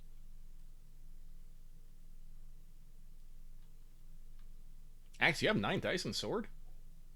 I do. I poured a lot of points into the sword. Well, that's what I was saying about that was more his commentary. She hasn't like actually watched him seriously fight. There was the melee, but that was with training weapons. But she knows that he knows what he's doing. I've committed to not raising my coordination beyond 3 and my knowledge beyond 4, so I've added my pools over time to compensate. I do remember So you have hearing 6 that and, accent. so you have 6 and sword? Yeah, I've been adding a point or two for like every few sessions or so. Wow. And I do think actually he has commented that he's been getting a lot of I think maybe not during the tour because he was already pretty up there, but I believe during several downtimes Leslok has talked about practicing swordsmanship. Yep. Yeah, He's got a cool ancestral sword. It makes sense that he'd want to use it. Yeah, no. I have 2 different sword esoteric. I have 2 sword martial paths. Yeah, somebody probably should in character comment that you're pretty far down lightning strikes, which is like technically the Espada style of like. I'm halfway that, classic and I'm both 3 in noble dueling and lightning strike. So yeah. Very practiced. Okay. Wow. Anyway, that was Mercedes' roll. I got to roll for Homeless Devils. Truly a gentleman, a duelist, and a scholar. Oh, I got. I had a good inspirational model. Second guy whiffs. Okay. All right. Wits that are wide, and we got to be big. I have 3 sevens. I have 3 2s. Okay. I That was think 7 goes off first. So, Did I not roll my attack? did you not roll? No, I Nice, fucking you did. rolled. What? I'm stupid. Yes, you are. Do it. Roll, stupid. Axe is, not Axe. Loth is too far out. We're losing him. Well, we're gonna end up here. The fight I think will end the session because it's usually Yeah, a while. 9s. Okay, so 2 by 9. No way. I'm gooping it. So at 3 by 7, Flambert is it's a long sword, so it's It's a +1, so it'd be 4 killing in the torso, and then also, I guess say the other things that apply. Well, it takes a shock that's not reduced, Mm-hmm. and also you hit the torso, so he's automatically downed. Well, he was already And- downed. Actually, that's true because you did the pin. He's not Yeah. standing. It's just a die in every set is more, but that doesn't matter in this case. Yeah, it didn't matter in this case. Yeah. The other effect is he loses a die in every set. Sorry, I'm just thinking. Actually, we are going for like fucking Monster Hunter ass targeted attacks. You've got the guy bound. It's just like let me hit him while he's down in his spine. Let me double check the phrasing. Also, grasp and touch, so I ignore all AR it gets from its ability. Yes, you ignore Gobble Dice through magical effects. So it does keep the converting this damage to shock. But you do ignore its 2 AR, so you're gonna do 4. So I guess it takes killing 5. to 7? So I guess it takes 5 shock. Yeah, 5 shock total to torso. That's pretty good. That's about halfway full. Clang. Definitely, Leslok, when you hit this thing with a sword, like I said, you've practiced. You haven't been cutting down men since you've reached this level of mastery. Probably practice on straw dummies and wooden targets and stuff. And you have hit living beings with a sword before. Yeah. This doesn't feel like it. You don't really know how to describe stabbing a piece of solid shadow, but that's what this is like. as you do a perfect draw and thrust down on this guy. Like, it's weird. I feel grasping untouchable makes it so there's actually like resistance when he goes through. Yeah, instead you of, like, definitely nothing. because you are grasping the untouchable, you definitely physically strike this guy, and again, it's shock damage, so it's not like shadow blood comes out, but your sword hits and doesn't just blorb off this guy. Blorb. You cut through him, but just the only thing that passes where your blade was is just like shadow and sliced raindrop. Good to know. Awakened things is never a substitute for pure silver. Omega, I That's had true. a Not question. magical. Yeah, what's up? What do you do when 2 of your actions are on different widths? Well, it depends on what you're doing. You can assign whatever action, whatever rule you want. So you probably need to put your create the knives alchemy would roll be at at 3. your widest. All right. Yeah. What is your height of that? 2s? 10. Oh, the 3 it's 3 2s and 2 10s. Okay, so yeah, so you want to do the 3 2s first, so you create the knives. Otherwise, you have nothing to. And you don't actually get to, if you're not using multiple sets for it, you don't get to create multiple knives. But that's okay because you're not gonna. I don't think you've rolled enough sets. I Anyway. do think you get to create. Hold on, let me read it. You need to declare multiple action to create multiple knives. Thought he did. But if you're not using multiple sets for it because you've only got 2 matches. Okay. Actually, no, you got. Well, 3. You got 9s. I got 3 matches, but I didn't declare. So that actually should work. So yeah, you've got 9s. And yeah, 2s. so I can create 2 knives and then throw both. 8. It's 2 8s, 2 9s. Yeah, so you could do at the 2s and at the 9s create knives, and then at the 8s attack. But yeah, because I can't throw both with no penalty. Well, you still need matches to do that. No, I can throw multiple knives with 1 action. That's my. You still path. need multiple sets to do that. They're not twinned attacks. I'm very confused. You can declare multiple attacks without a penalty, but you need the sets to use multiple actions, Dallas.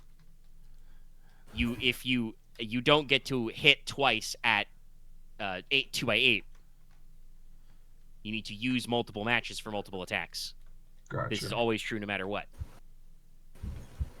Remember how you said you only had the penalty for multiple actions from the alchemy? Yeah.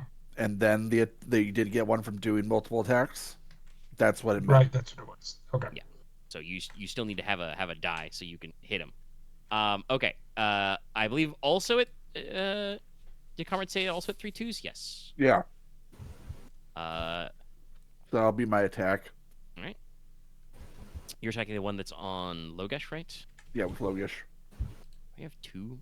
How do I open 2 sets of notepad? Sorry, I just realized I have 2 notepads open for no reason. No All right, reason. and you're using your rapier? Yeah, Orichalcum rapier. All right. The Formless Devil doesn't have any AR, so the Orichalcum part does not matter, but it's going to take... So... 3 wound, 3 killing, 1 shock. Yeah. Oh, is it with +1 shock? Yes, rapier is within killing +1 shock. Yeah. Okay. Because it is a thin blade, so it's like killing damage, but it's not a lot of extra. All right, okay, and that also would have been the one that rolled 2x1, so its set is ruined. Okay. So Nicola creates a knife at 3x2. Shing. Maybe I need fucking silver oil like a fucking witcher. You probably don't want to actually make silvered oils. Fair. I think you can do liquid suspensions in silver, but I think it's nasty. I think it's not good. That's fair, just because it's like... That's like the cheaper way to like... Instead of just having a fucking full silver sword, because silver swords are soft. Witchers, it's more just encased in silver, it's still a steel you core. could plate it in silver. You guys would know about that. That still might mean the casing might chip, but yeah, I mean, it's, how many times are you going to stab a wraith? That's why I'm learning banishment instead. Yeah, just fucking yeet us him back. All right, okay. Anybody else got 3s? I don't think so. Nope. All right. Nope. Excuse me. Nobody got 2 10s, right? Well, I did, but I don't have any other attack action. Yeah, you're so. parrying, but it doesn't matter because that guy, his attack set is broken. So at 9s. 2 9s. Yeah. Also to 9. How much damage does your Bardiche do? I think it's been a while since you hit somebody. Width and shock plus 1 killing. All right. So that's 2 more shock plus 1 killing. Glorp. Yep. He's not having a great day. He's at 7 total wounds. Wait, No, it's with a shock killing. and then 1 + 1 killing. Oh, Yeah. with in shock and killing. Okay. Oh, my makes bad. sense. Okay. All right. Yeah, 'cause Oh, it's that's polar. right. Yeah. Sorry, I wrote it as SK. That's shock That killing. is how it is. Yeah, Yeah. shock and Plus one- killing. Sorry. Plus Okay. 1 killing, so yeah. I was a little that sounded a little low, but sure. So- Okay. It hits hard. So 2 shock, 2 killing, and Plus sorry, an 2 additional shock, 3 killing. 3 total Okay. killing. So Damn. You're killing it. Polearms are dangerous. I mean, yeah, they're heavy weapons. So that Sorry, is I'm- 3, 3, 3. So I'm cooping 9 out here, but I damage. have to put my head in my hands after what Lucky said. You cannot see the shit-eating grin I have on my face, but know it is there. I've completely lost what has happened your end. So Well, I was doing math, so I think I missed it. yep. But yeah, that's 9 total damage, most of which is killing. Yay! Think that basically like Konrad steps in and basically before it can actually like slap Logesh with another pseudopod, just cuts it off with the rapier. Logesh just brings down his Bardiche blade with like a two-handed slam and just splorch. And most of the formless spawn, goops back up into the singular body. Some of it does not. Some of it becomes little spatters of tar that don't come back. Those are gone forever. it's probably getting washed away in the rain. It's just like, fuck this. All right. We had to and make the then noise at anyway. 2 by 9. Yeah. It's I mean, been, that it's is been on kinda my how they mind move. ever They since move you 15 mentioned feet it. like a normal human. Nicola, your other 9. I mean, you can choose. You want to use that to throw your current knife or make a second knife? My current knife. And I'll make the second Okay. knife with the 8. All right, so that'll be 2 more killing damage, and this was also on the one bothering Logesh. Yes.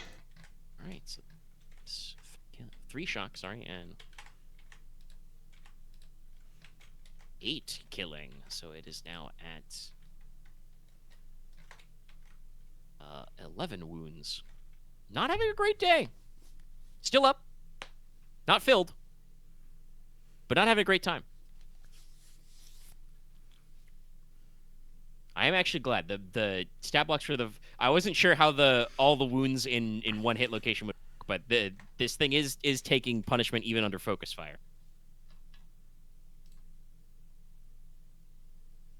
All right. And then what sets, if any, did the Oriadnir get?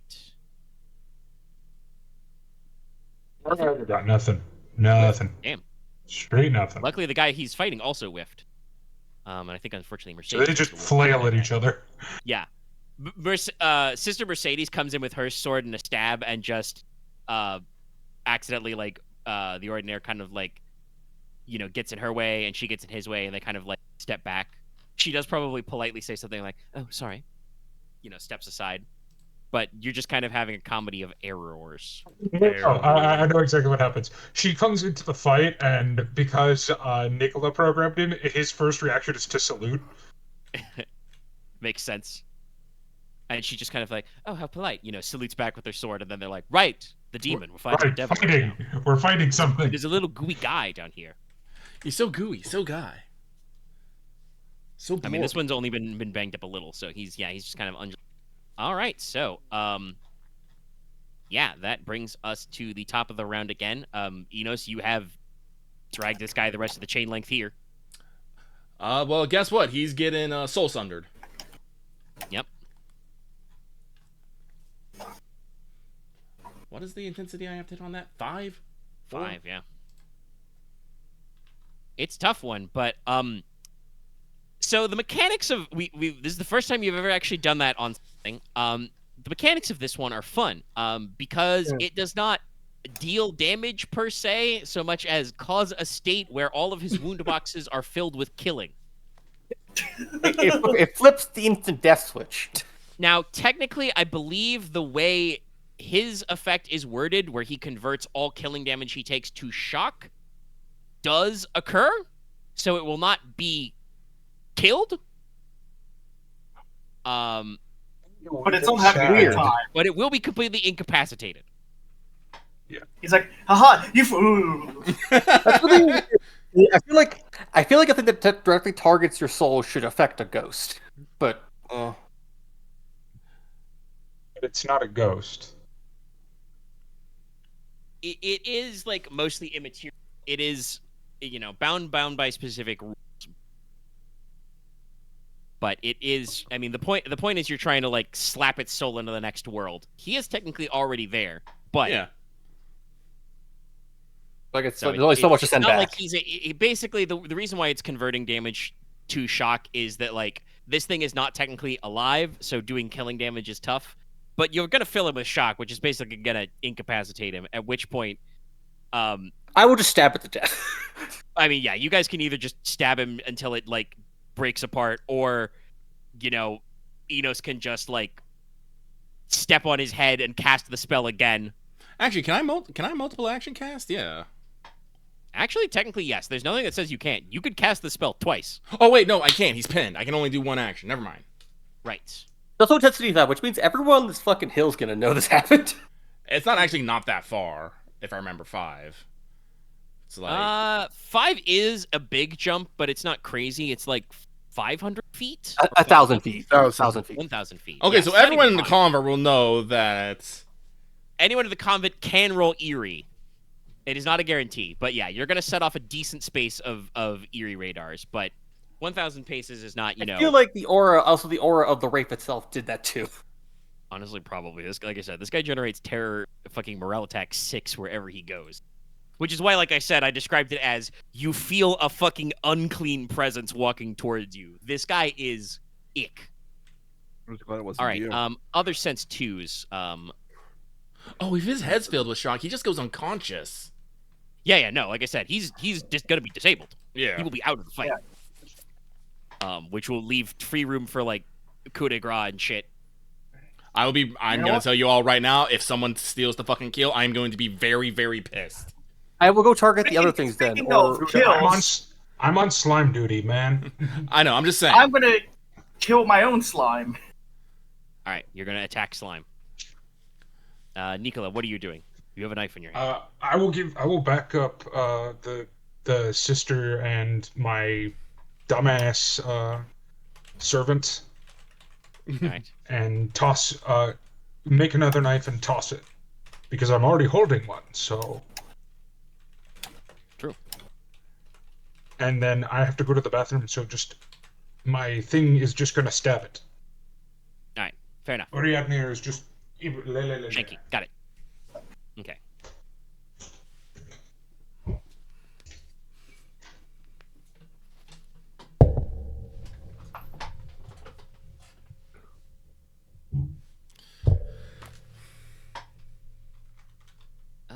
No, it fills his location with killing. I don't know if it replaces. I was curious if it fills it all with killing and go to shock, and there's already a shock in it, would just the shock flip to killing? Or is it more just like a... I mean, technically, yes, actually, because we're talking about, like, 2 weird exceptions. I think the way it works is since he's already got... Because normally it's killing damage, right? So it doesn't matter. But I think if it already had shock damage, when it converts back to shock, I think that does mean the new shock goes first and bleeds up into killing. Then I guess I'll target its head so that Inos can explode its head. Well, you would have to Yeah. hit his head. No, that's fair. First. I'll just hit the torso again, maybe it work out. Axe, I I want mean, to it be does real. also It die doesn't. before It doesn't something, necessarily matter. Whether you do or not, it's going unconscious. That's fair. So it's like if you want to get some stabbing in, go for it, but don't worry about it too much. Just stab it. I'll hit just in case if it doesn't work for you, because there's a chance That's it could true. It is happen. intensity 5. He could fail to connect this first time. Oh, you say that. That is, you'll be trying your damnedest. I but mean, I believe it will work, but like, yeah.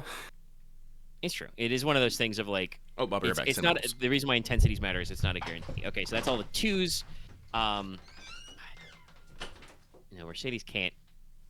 Funnily enough, Sister Mercedes knows one of the bigger non-attunement spells. She does know Sun King's Rebuke, but that would unfortunately give Leslok and Inos a huge, and Nicola actually, he's attuned as well, a giant headache right now. Oh, does that affect everyone that's like a sorcerer? Yeah, Sun King's Rebuke is kind of like turn undead, but worse. Is it turn mystical? Creatures. Yeah, it basically everything that is not aligned with dragon sorcery gets booped on the snoot. So monsters, ghosts, and other attuned area sorcerers. 8 area shocks. So it would be it's great if you're alone and wade into like a cluster of like unworthy enemies or lower level monsters. It is not great because you guys are in a close quarters fight. I'm not wearing you guys are armor to currently reduce it. The Avengers of spell Like, casting. I think I'm wearing like boots and gloves, and maybe that's it. I think I'm wearing any like armor. Really. You don't want to wear your gambeson or buff coat? Omega, I wish you the best of luck having to edit all of this. Oh, the edit's really easy. I'm just gonna filter out the noises I could see. Actually, do it. and compress down. But I do want to end this forever. What was the some more Monster Hunter story? actually, it makes sense. I give it a second wear Gambus, and it's normal. Anyway, let us speed through this though. We've been recording for hours. I think I gotta go voice Dark. Okay. Yeah. I understand. Like I said, I literally just checked. It's been about 4 hours, so we'll speed through this. I won't worry too much about Mercedes. She will attempt. No, I think go. So she's gonna point at the slime, and she's going to cast another a non-aligned spell, but one that is difficult. She's gonna attempt to cast Call Lightning. So she just she points with her hand, which is still where her illumination spell is based, and just says something in a dialect none of you catch, and is gonna attempt to cause the storm to fry the sky. There's only one appropriate gift for this. Wait, yeah, where was it? Yeah, never intensity 5 spell. Yeah. I mean, if Inos are gonna cast intensity 5 spell, fuck it, we ball. That takes us to 4s. The Wraith will attempt to escape again. I will not give it the full minus 3D because it is no longer exposed to bright light, but he's still only going to roll 5 dice to try and get out of the ground, and that's his entire action. So he will wish him good luck, everyone. But even if it escapes, Enos can still hit it. Yeah, no, he's still going to be in range. Yes, Mr. Electric Lightning. I mean, yes, that's she does speak, an arcane dialect to call this spell. So, Mr. Electric. Lightning spirit up the clouds. I'm sorry, just watching it just gives me joy. It's a great gif. We love to see it. I gotta remember what video that's from originally. I don't remember what random Arma op. Anyway, it was like the first 5 seconds of a video. Yeah. You can tell because they're doing setup. Whoever's getting lightning is saying something cursed. But like I said, we recorded for 4.5 hours. We need to fucking speed this up. So the 2 remaining Formless Devils are just going to attack their respective targets. One of them is going to try and slap Oriadnir. I'm going to continue to try and slap Logesh. The Wraith is escaping, so that leaves us to Konrad at 4. Well, I was going to go help with the other one, but now there's going to be a big lightning bolt coming down on it. Yeah. And that does not sound like a place I want to be. So I'll stab the one that I'm still at with Logesh. Roger. Roger. And Leslok? Fine. I'm going to keep hitting the Wraith just to fuck up its escape attempt. That's fair. He may lose dice if you just beat his ass while he's trying to get out. I think I'm gonna do Call Shot Torso again just to fuck up escape attempt. Yeah, so that's again, true. So. That does, because that's the other thing that Neil and Submit does is it chips a die from all of their sets, not just one set. It do be like that. If I set that, would it do a +7, or like would it be like just count it later? You can just type +7 so we know. Okay. Did you get another 5 on these? So rolling time? Yes. I got 2 Damn, 7s. I make a match, but it's not high enough intensity. Damn, 2 10s, Fool! 2 3. You fool! It was the end of the night. You done almost it. made it. But it's you lucky. got complacent. You got 7s. You got it. Well, fun fact: I have a master die 3 in fours. Soulcraft. Oh, okay. So Shit. yeah, I should so work on that. The 4s don't matter a lot because it's intensity 5. He can't use those. Oh, okay. Yeah. Yeah, so 3 but 7s. on the 7th, and I'm just gonna go real fucking fast. Meow. Jesus, fuck. I do fuck up its attempt even regardless, so yeah. Oh yeah, I need to Plus master. Okay, so Dallas gonna go for 4 9s? That's me. Aren. Oh, actually, So that's very funny. He rolls 3 8s. He does break the grapple, probably because you're distracted by slapping the shit out of him. But he's still gonna get the shit slapped because that's not a dodge. That's not a Okay. defense roll. I'm Rad. looking at Dallas's roll from the dice board, not Aaron's. 4 9s? It's only 3 9s. Honestly, I can't even talk. I can't even be mad. Oh He wait, rolled that's fucking the 3 that's 8s. the. My bad. I Yeah, see 3 9s. I mistook the master die. Yeah, that's good. The master die post was from me, so. Yeah. So Aren could do like 3 8s or something. So I'm just gonna shut up, so we can continue on. All right. Well, I think the 3 8s is the. I still do have 3 9s. It's just not 4 9s. Yes, that's true. 3 9s. I still so have 3 3 9s 9s. is So that will be my first throw because I Nice. still have a knife left over. Yes. So I'm gonna throw, create, throw. All right. So that'll be 3 killing on that guy. That's good. Yes, on the Sir Goopums that me and my familiar. Oh yeah, we need to wrap up. Sorry, I'm staring at the numbers of dice pool and like the little white number just like blurred in my vision for a second. I'm like, matter. oh no, we've been doing this I too forgot long. my fucking awakened die as well. Again, it doesn't matter. It's okay. It was a 9.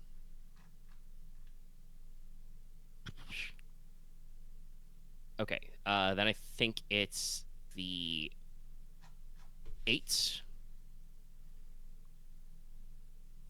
Yeah, the 3 8s, which is both Comrade and the Wraith. So basically, at the last dramatic moment, the Wraith actually like manages to goo his way out of your chains, and just kind of like, I assume like you basically pulled him down on either his back or his front, and just kind of like gets into a crouch and looks up at you and makes a terrible, ungodly hissing noise. I'm not going to make it 1:30 in the morning.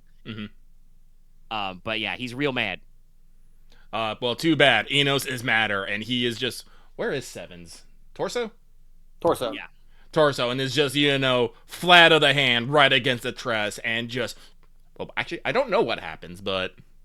Well, we'll get there when we get there, because simultaneously, when this guy is like crouching up, Comrade is stabbing a goop. Stabbing a goop. My So bad. that will be 3 killing plus 1 shock. Yep. We're at 11, right? 15. Which means, magic number. You have reached exactly its 15 wound boxes. Yay! It's now unconscious, which we're just gonna keep killing it. Yeah. Which means it is going to die soon. There's the ding. Ding. Chicken's done. Schnitzel. Loth said he apologizes, Chad, but I do not apologize. You deserved it. The cute little thing. Okay, so that does mean we go to the 7. So yeah, you clap this guy on the chest. I think I should double check. How wide did you get, Axe? Just 2 width? Yeah, it's 2 7s. 2 7s. Okay. Yeah, you call it. Which means it's only would be 3 killing, which goes 3 shock, which wouldn't kill it does to the not kill torso, but it's being just 3 extra killing to the torso. It's true.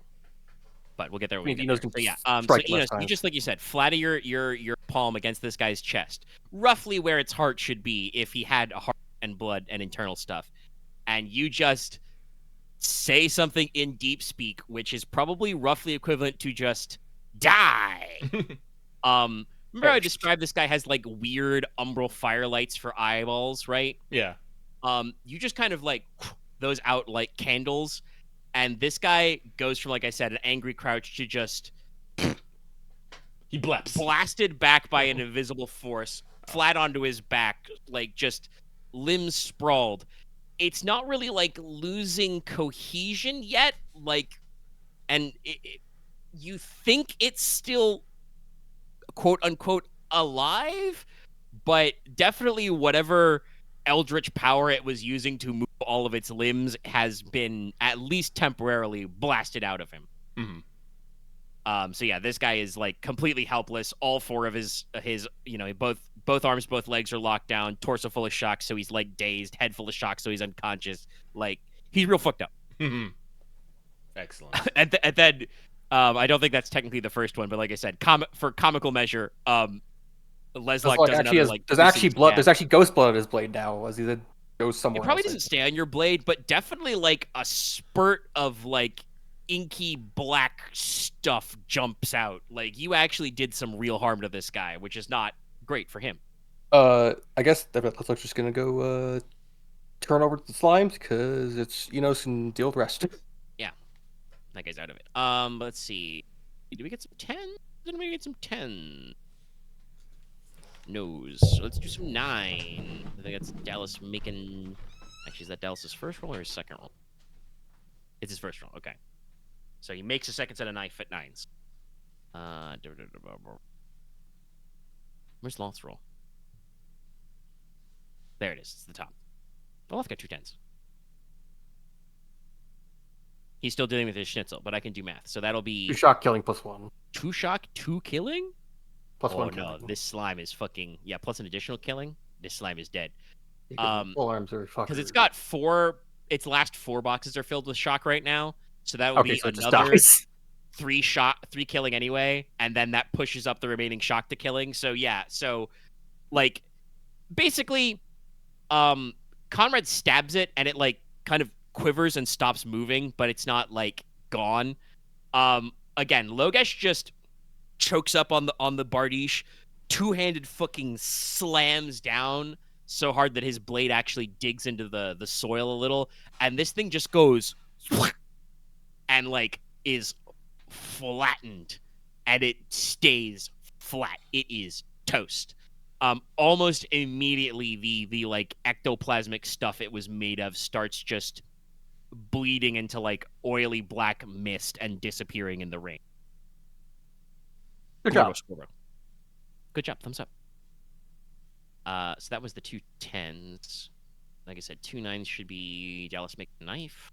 And then after No, he had 3 9s for his first stack. Yeah, he did that already. I already counted that.